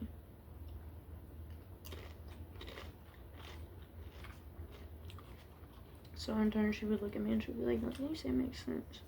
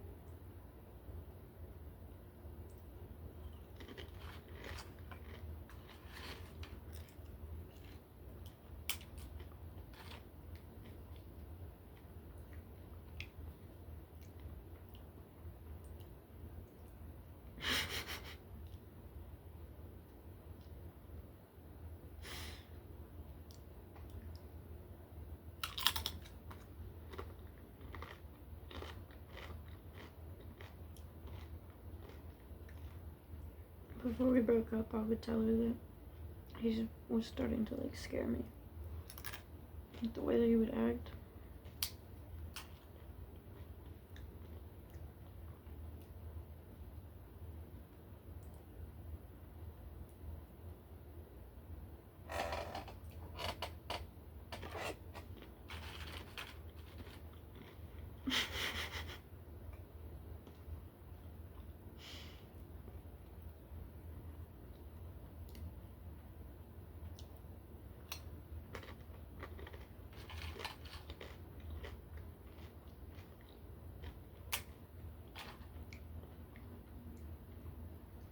He wasn't very like protective, but he was very like possessive.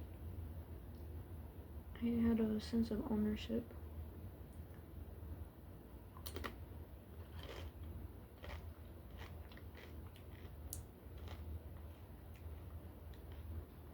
Ownerism.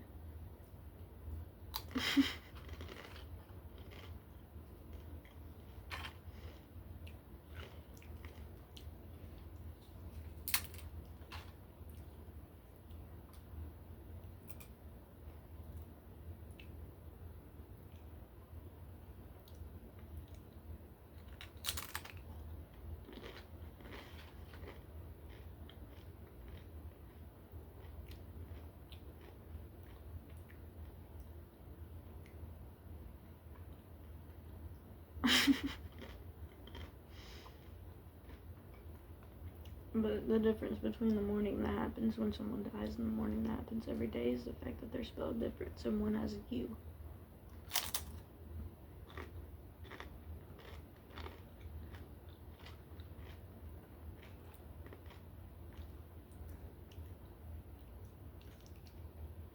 I don't believe in like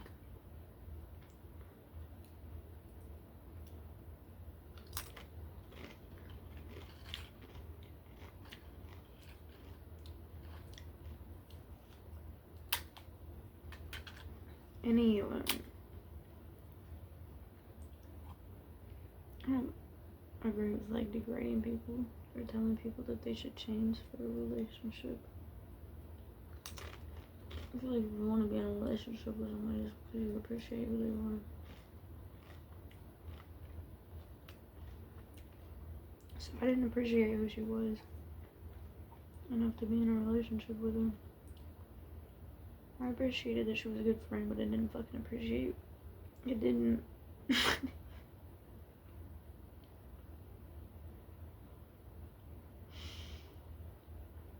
I didn't appreciate her.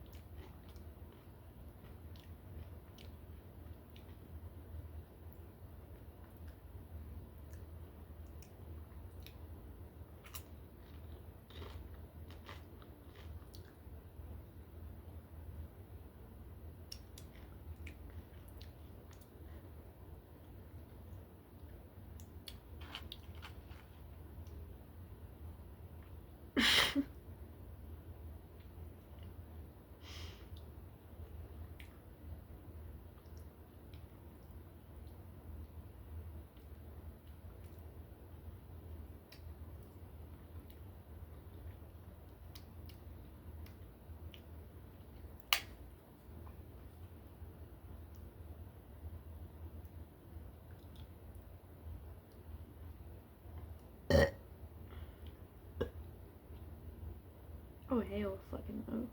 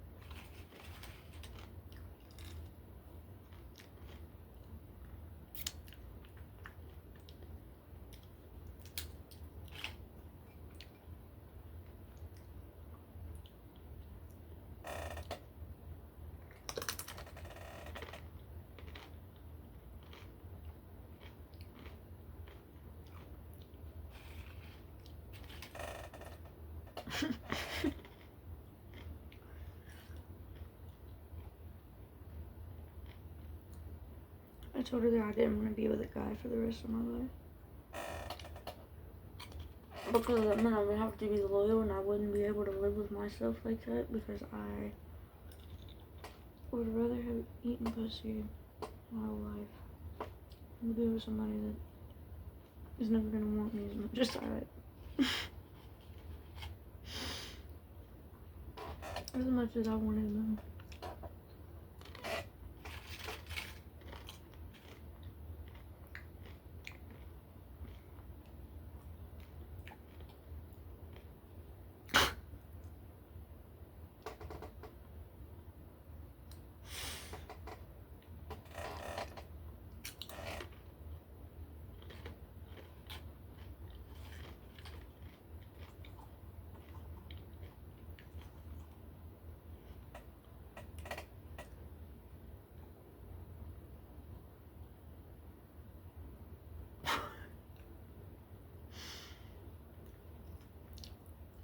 My big old pants, we're gonna whoop her ass. So we can.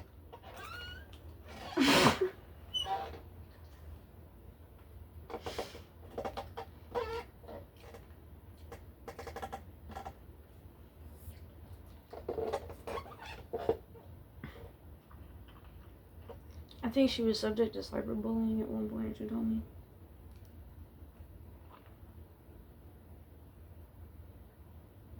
So I posted something defending her as a friend. But,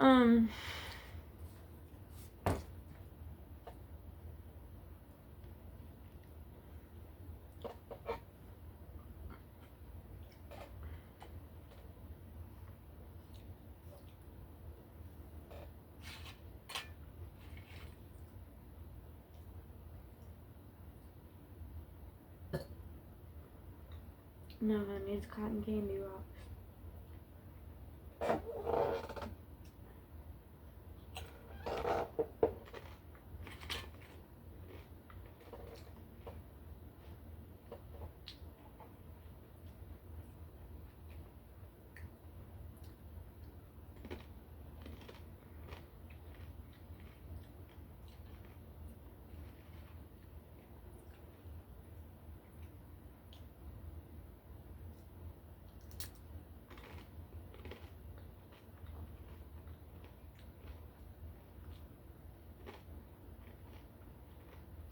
That's fucked up, isn't it?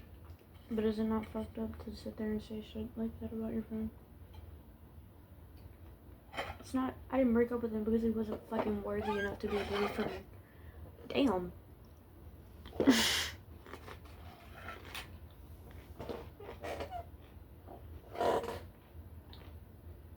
I broke up with him because it was convenient for the both of us.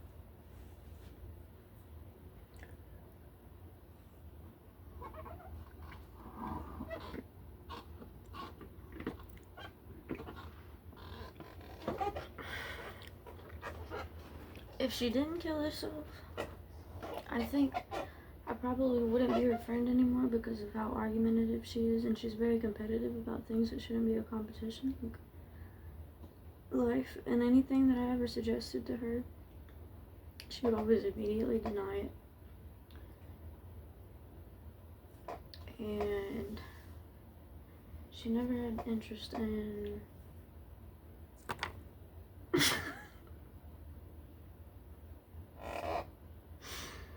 that never happened. And it would be things like that all the time. She would want me to talk to her a lot. She would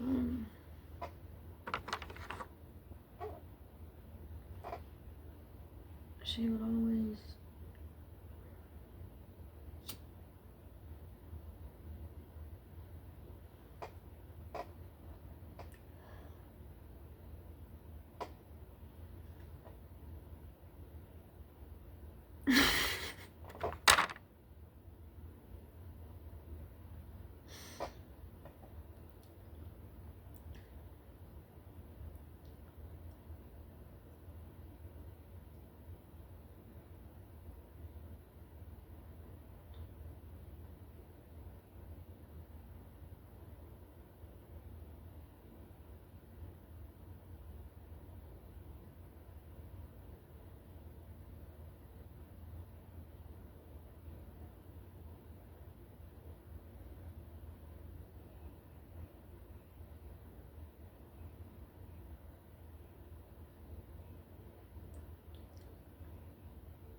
like a grand piano.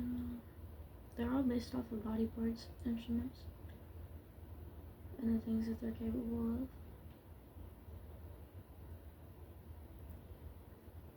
But they talked about vampires during the fall of the Roman Empire.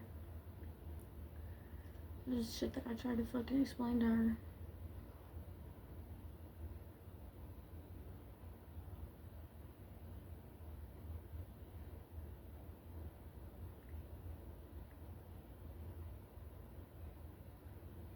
She looked at my name once and said a black girl came up that looked just like me.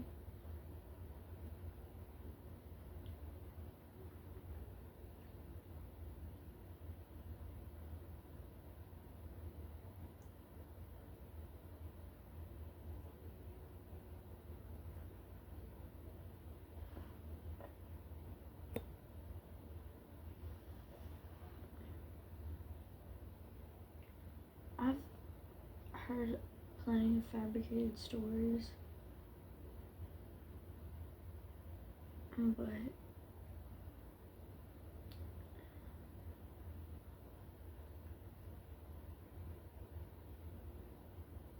the stories that she would tell,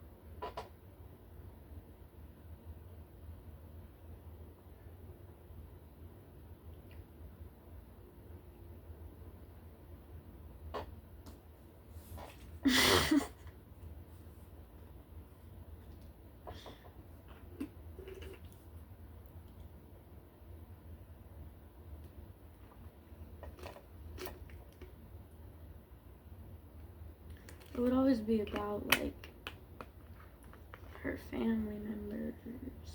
And it would always be negative, like, incriminating things.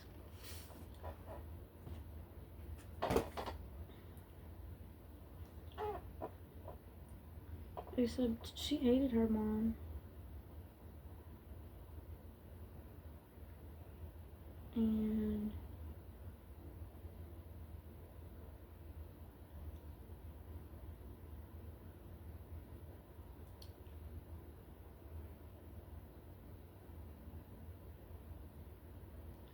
I never called my mom Mom. I always called her Mom.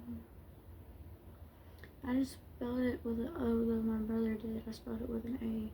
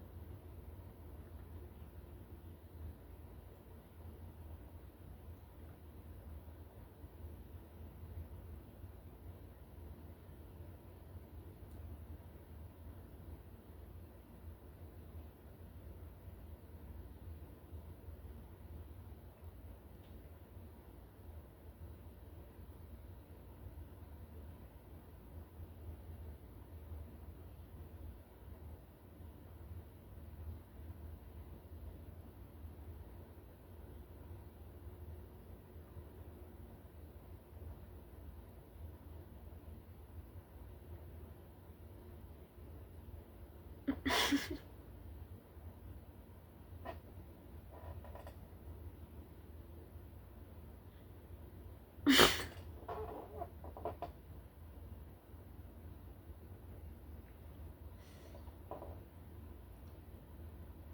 my god.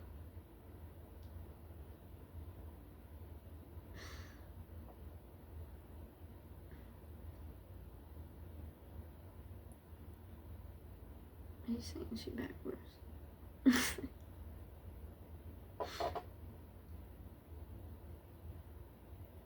Is what she would always say that about she said that she talked to Caspian a little bit about Jason, but every time he would tell her that he loved her, she would say that he said it backwards.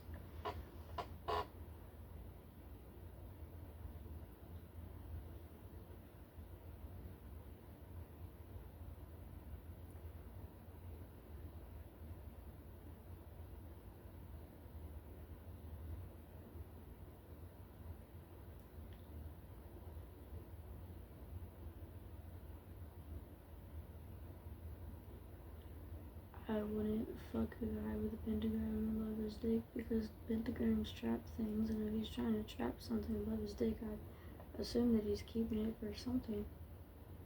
Like himself. That has to do with himself and not me, right? Like if it's my friend and we just happen to have wanted to have sex. Yeah. I would do that.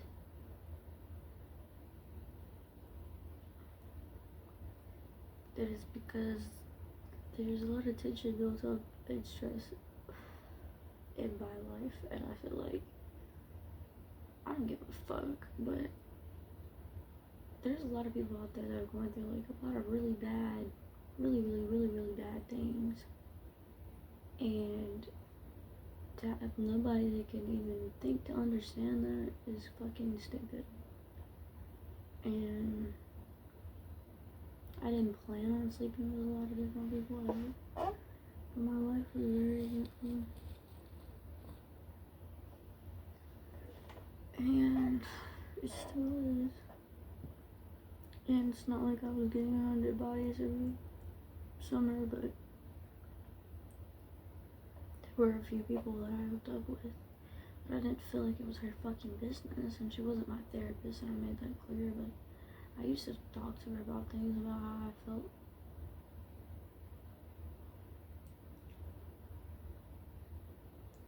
And I would just know not to talk to her about certain things, but she would always say things like, oh, my grandma raped me, yada yada.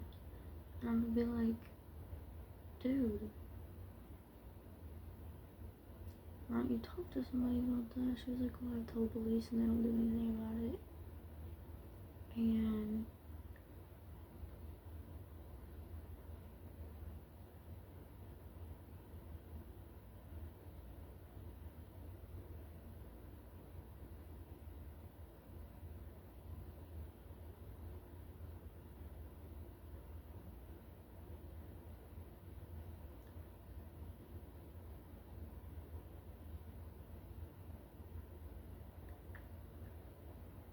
there were so many people that were jealous of our friendship. She thought it was disgusting. She's like, I have better friends than you.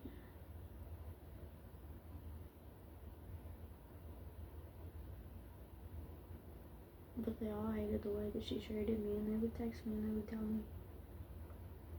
And not to say that I would ignore it, but I didn't pay it much attention. I was just kind of like, well, be nice because you never know what somebody's going through, doing the right thing, whatever the fuck. And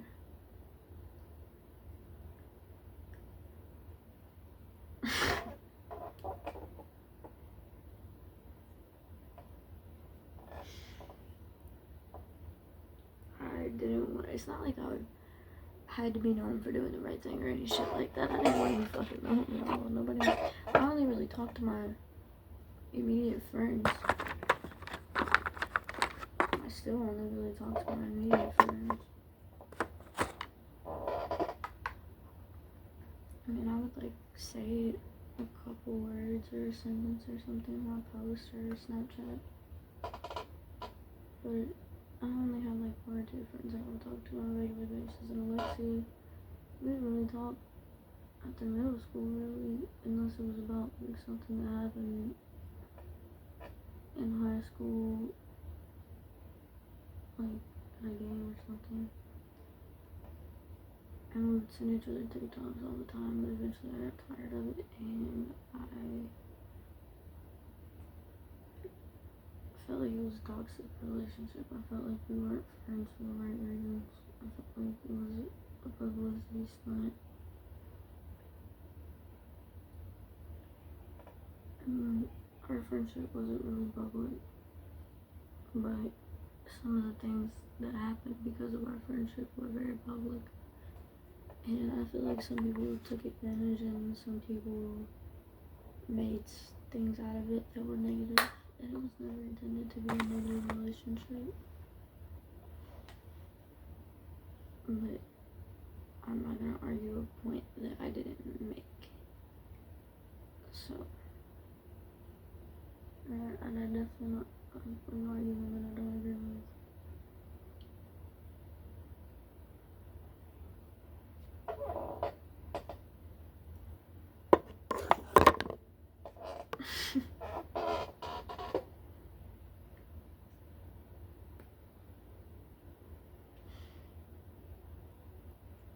I used to laugh all the time when I was talking to her.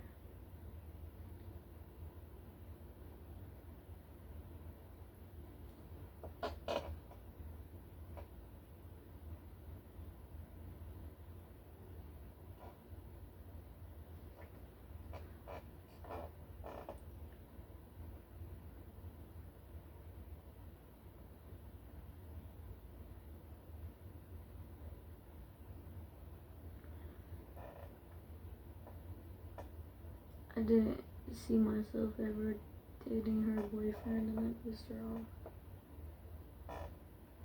And I thought that was weird.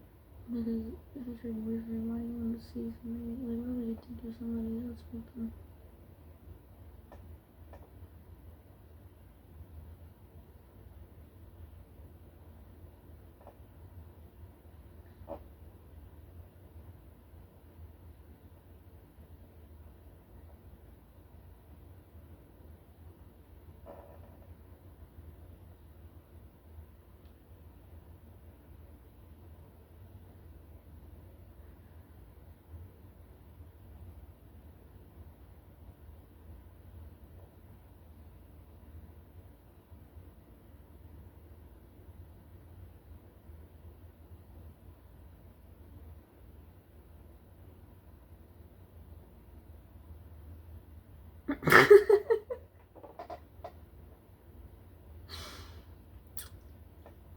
I remember her saying like everything that I did was for attention and that I didn't give a fuck about anybody but myself.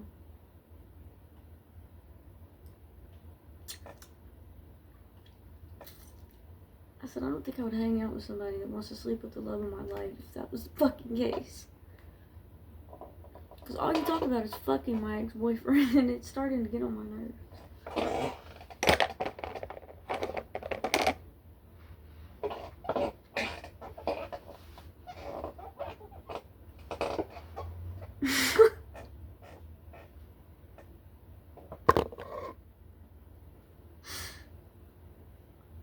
And they would like make up different theories and shit on the bus about our life, and it became a fucking trend. And they would try to they would say that my cousin was Athena, and they would make up these drama stories on Tumblr about all the different things about Athena and Medusa and how they're a corruption to the public.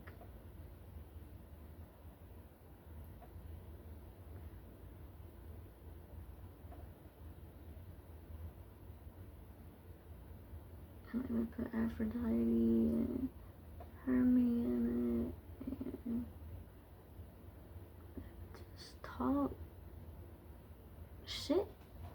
Like as if they were playing Barbies, but it was narrated and each one was a different deity.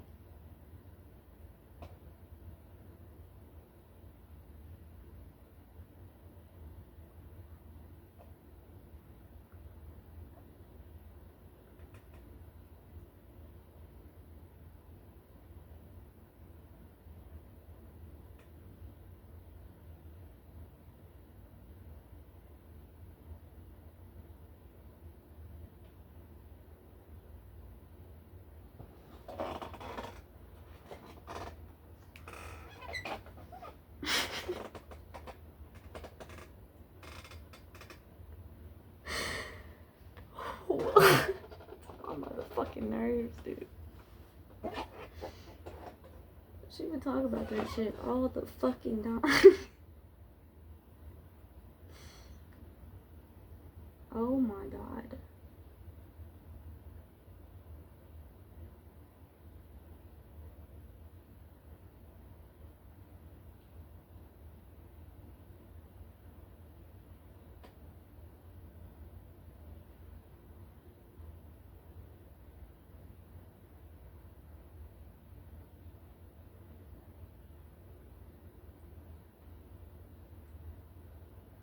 But that was like the thing. The girls, they would act like playboys, and it was hot. It was the shit. It was what I wanted to fucking do. Until, god damn. Until somebody's feelings got hurt because they said this, like, the smallest wrong thing.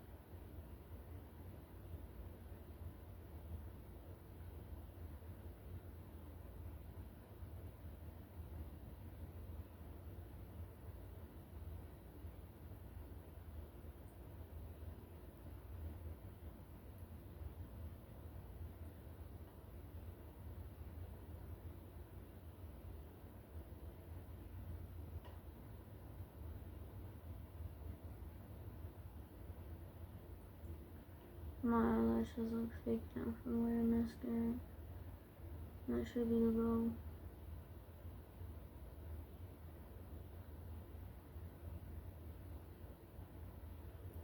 As if I didn't make things like that clear. As if I didn't make my intentions noticeable.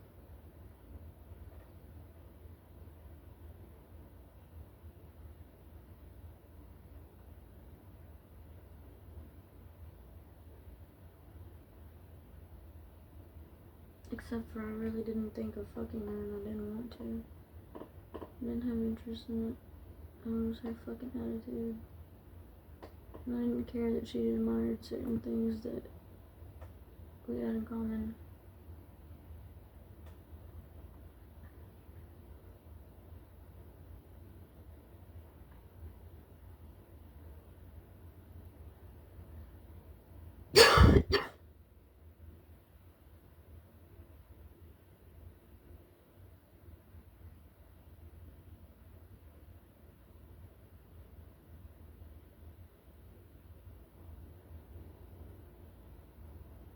She was very rude to her grandfather, and I felt like he was a very sweet person.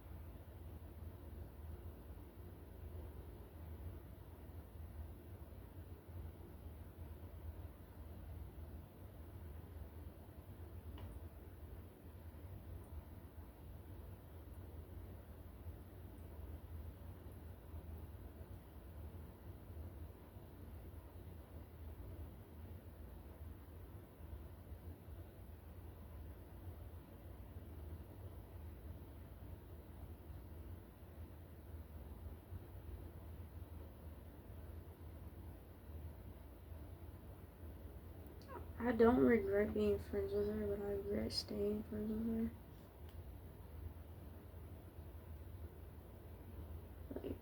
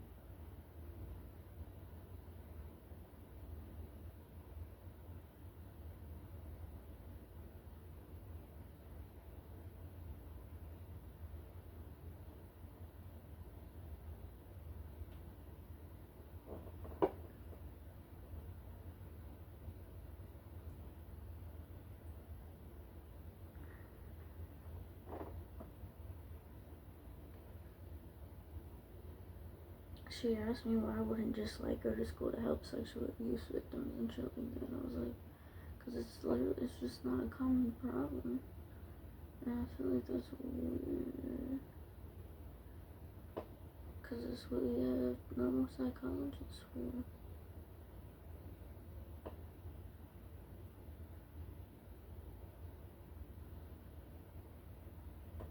And she would say things like, you know how to piss me off just the right way. I was like, I'm sorry, wife.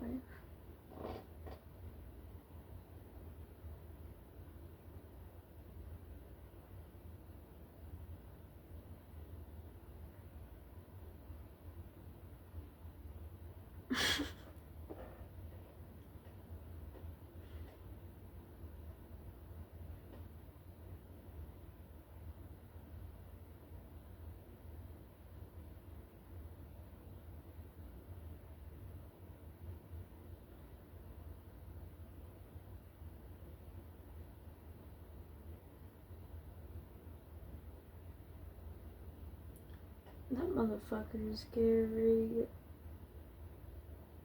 My little brother is the type of demon that, like, there's no comparison. And she was terrified of her.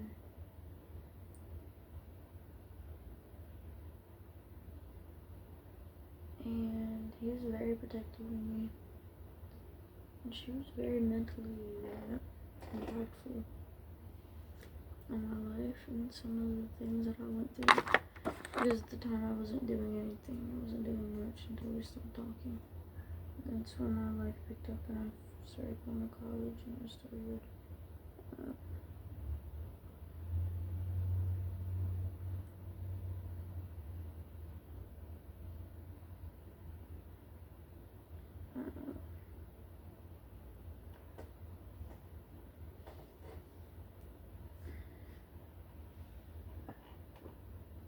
started taking better care of myself and like maybe doing the bare minimum for other people's approval. And I'm like clearing a path to building a business and stuff like that.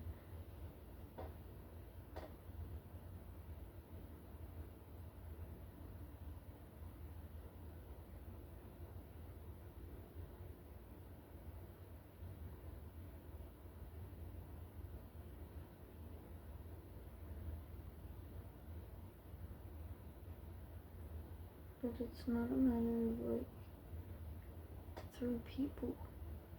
It's just through things that have already happened in my life.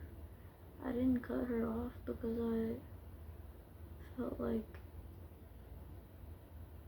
I needed to be mean to her or anything like that. I just felt like it was better for both of us. Because she would complain so much that I would just assume that there was something mentally about me that was bothering to her that she couldn't handle.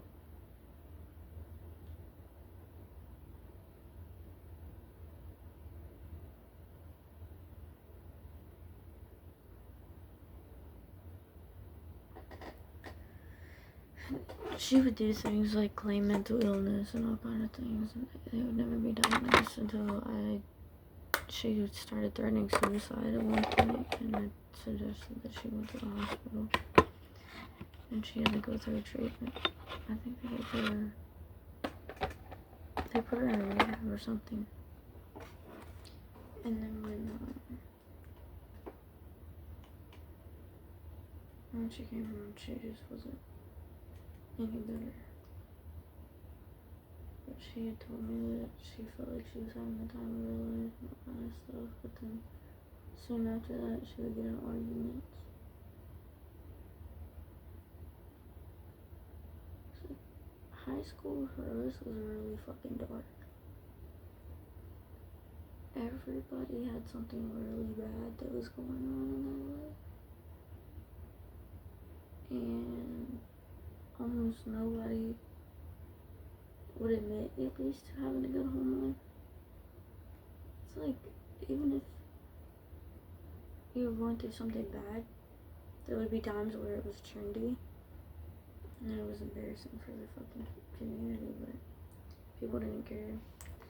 But it would be trendy, and they would subject their whole lives to doing things that were just not good to do. And you know, there were times I went out a lot. Actually, she was over one night, and I snuck out for probably like half an hour to go down the street and buy weed, I think, but I ended up not going all the way down there.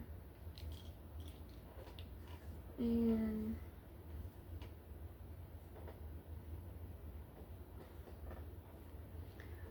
basically,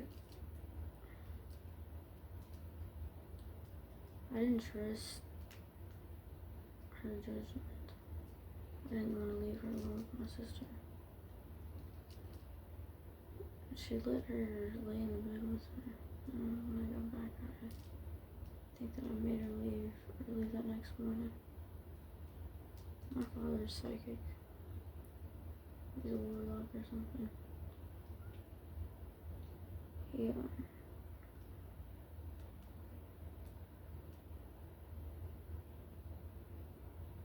I think he knew that I had a feeling and that I was bothered. And I heard something tell me as if it was him to turn around and not go get the weed. Because I just had a feeling that she was... And then my sister told me that she didn't like her. And I said, I was like, you don't like her? She was like, no. So I told her, I said, okay. And I didn't really bother to ask her why. I said, do you have a feeling about it, or is it something that happened? She was like, I just have a bad feeling. And I was like, okay. And she wanted to keep being my friend, and I knew the situation was toxic already, but I was worried about her well-being.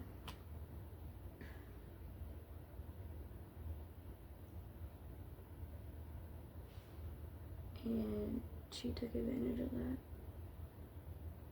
And eventually I was like, are you hiding something? And she was kind of like, what do you mean? I said, are you hiding something? Is there something about you that I don't know? She's like, what do you mean? And then I was like, are you suicidal? She's like, I got suicidal after you did.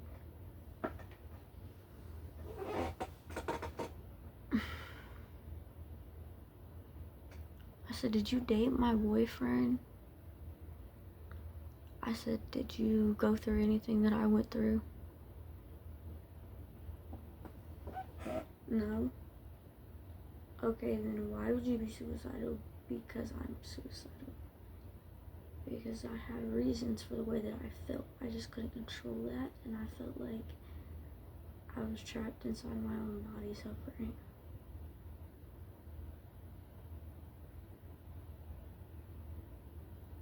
And if I had to guess, I'd say it had something to do with your fucking intentions. She was like,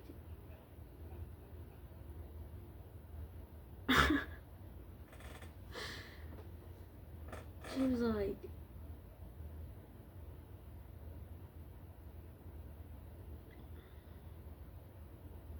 I don't know what you mean, you never explain yourself. How more elaborate could I fucking be about this situation?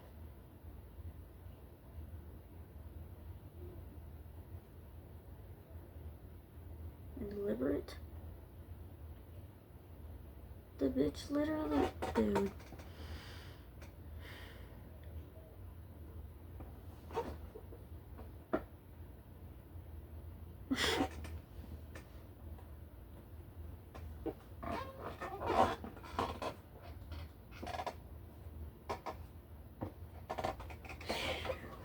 Well, anyway.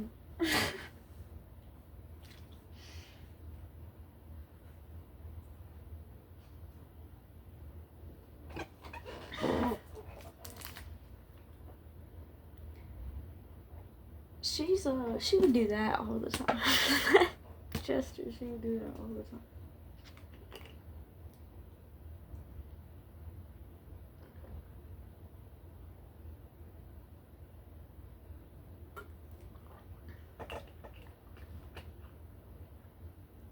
She would say things like she wished she had my bed, which it kind of pisses me off.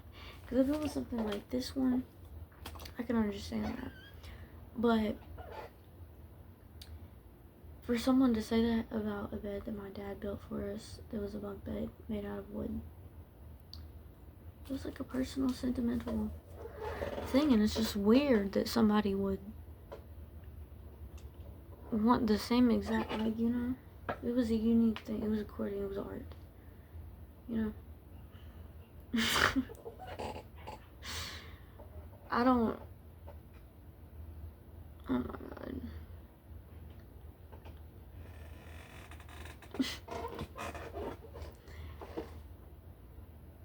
I don't think that she had any type of personal...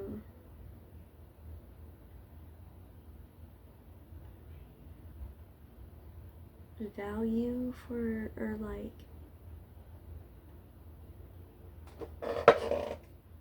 I need to smoke the rest of this cigarette. She didn't have any value. She didn't find value, that's how you say it. She didn't find value in anything that...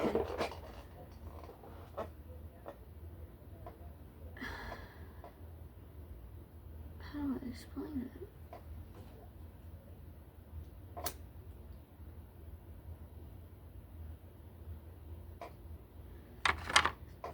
She didn't find value in anything that wasn't only beneficial to her.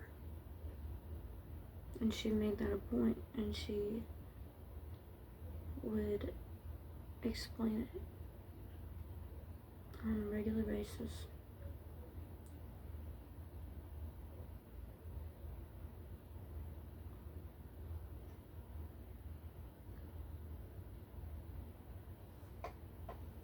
Goddamn. And these aren't even stains on these pants. They have like these spots and these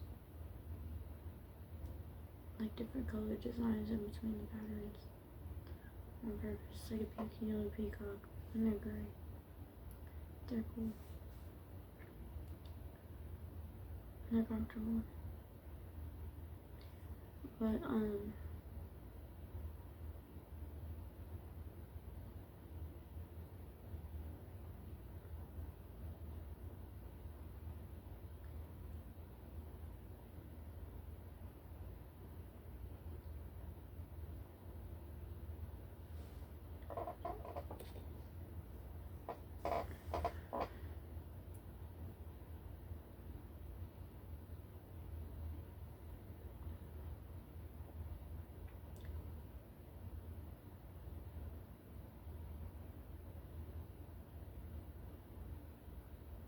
that one's me and that one's Mariana. They're cameos. It's Taylor Swift, but it looks just like Amy.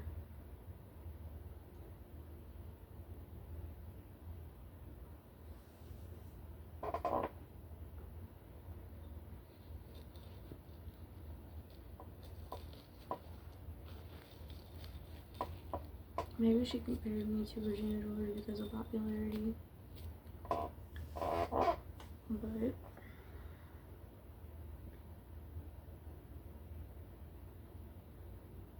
I'd say if it were a competition, that I definitely worked harder to be the person that I am. And I deserve the attention that I get because it's positive attention. And because it ultimately has a good effect on people in their lives. And I think that I'm strong in my morals. And that I have a lot of valuable values.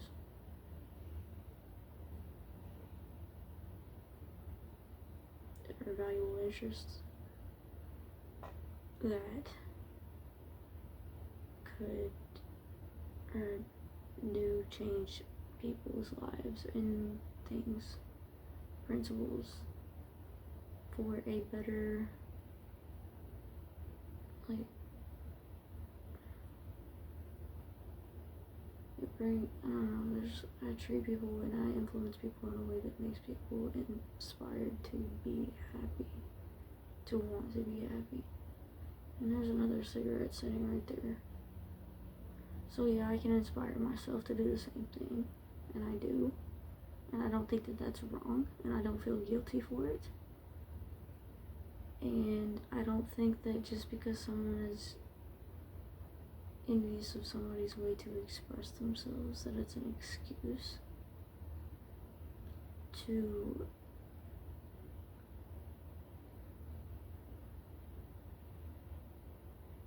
be a bad person on purpose.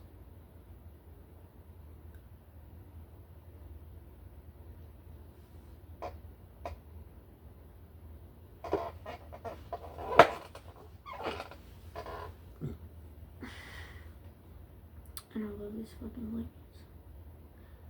So.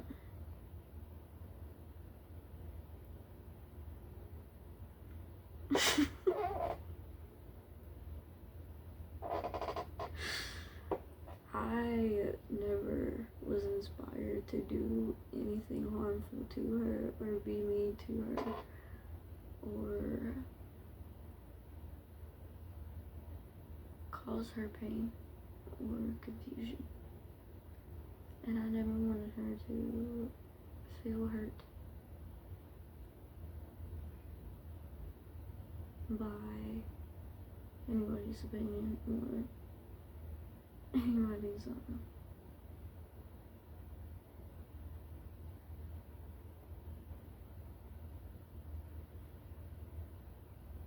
anybody's argument that she didn't agree with.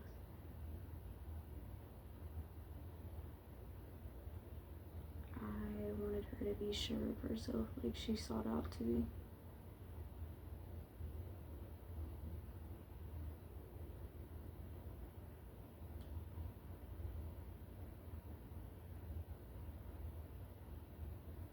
And if somebody would ask me if I was proud of myself for the part that I played in our friendship, I would say yes, because if she learned anything positive about herself from another person's perspective, or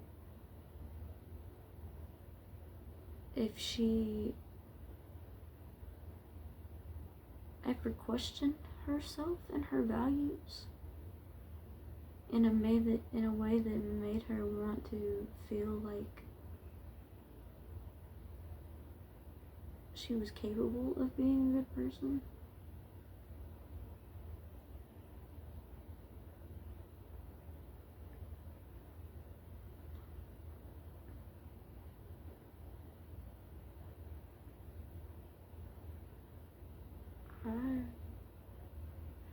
I don't think I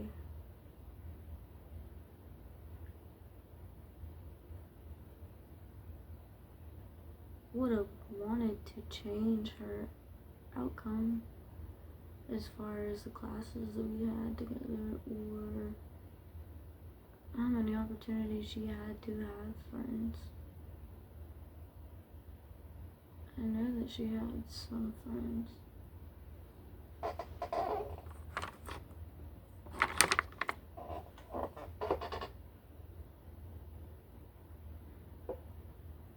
I just knew that the friends that I had would always be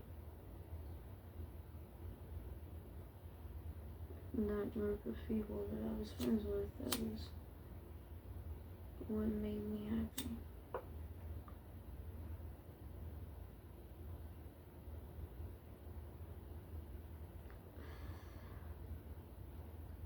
And I wouldn't say it's worshiping idols, because I wouldn't say that I would get on my fucking knees and worship any of my friends. But like, I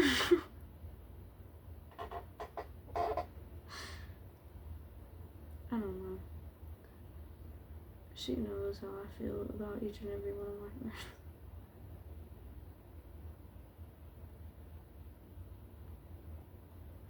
or she knew.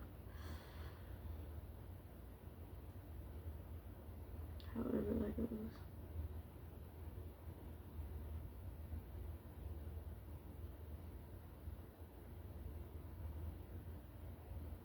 Like she would pick out some of my friends and she would talk to them and she would come to me and she would tell me how much they didn't like her.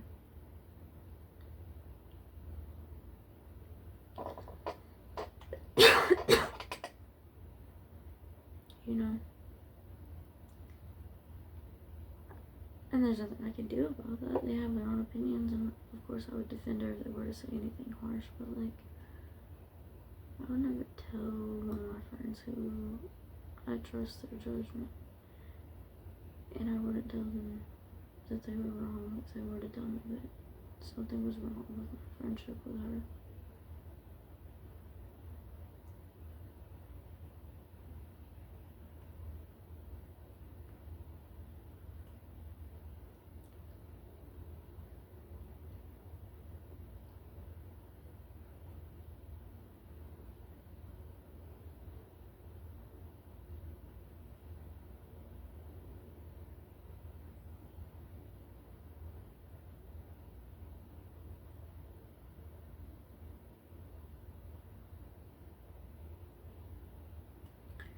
I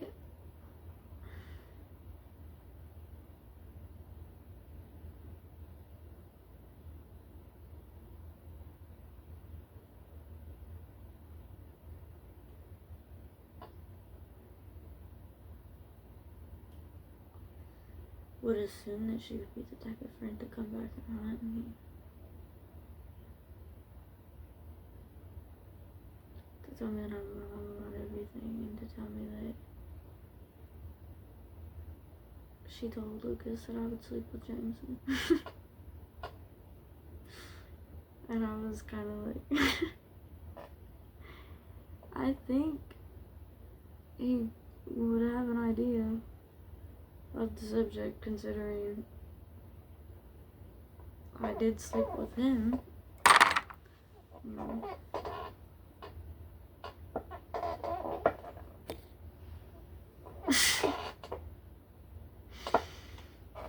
But I would never do that. So.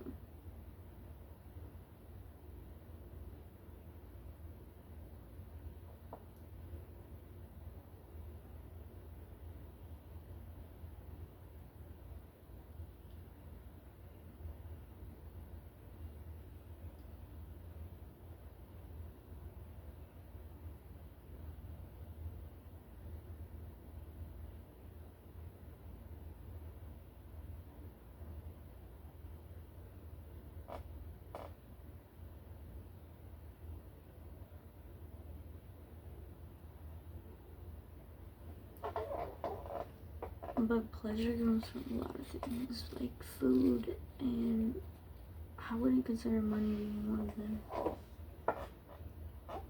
It comes from food and coloring books and long flights and train rides and bus stops in summer and nighttime, and maybe an urban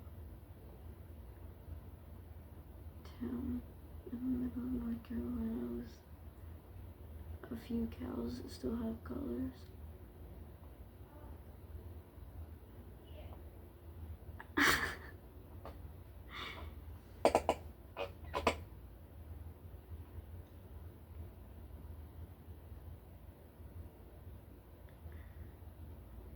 And if a suicide pact is bullying somebody,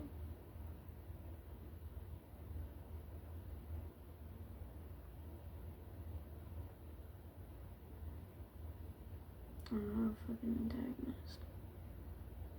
You know?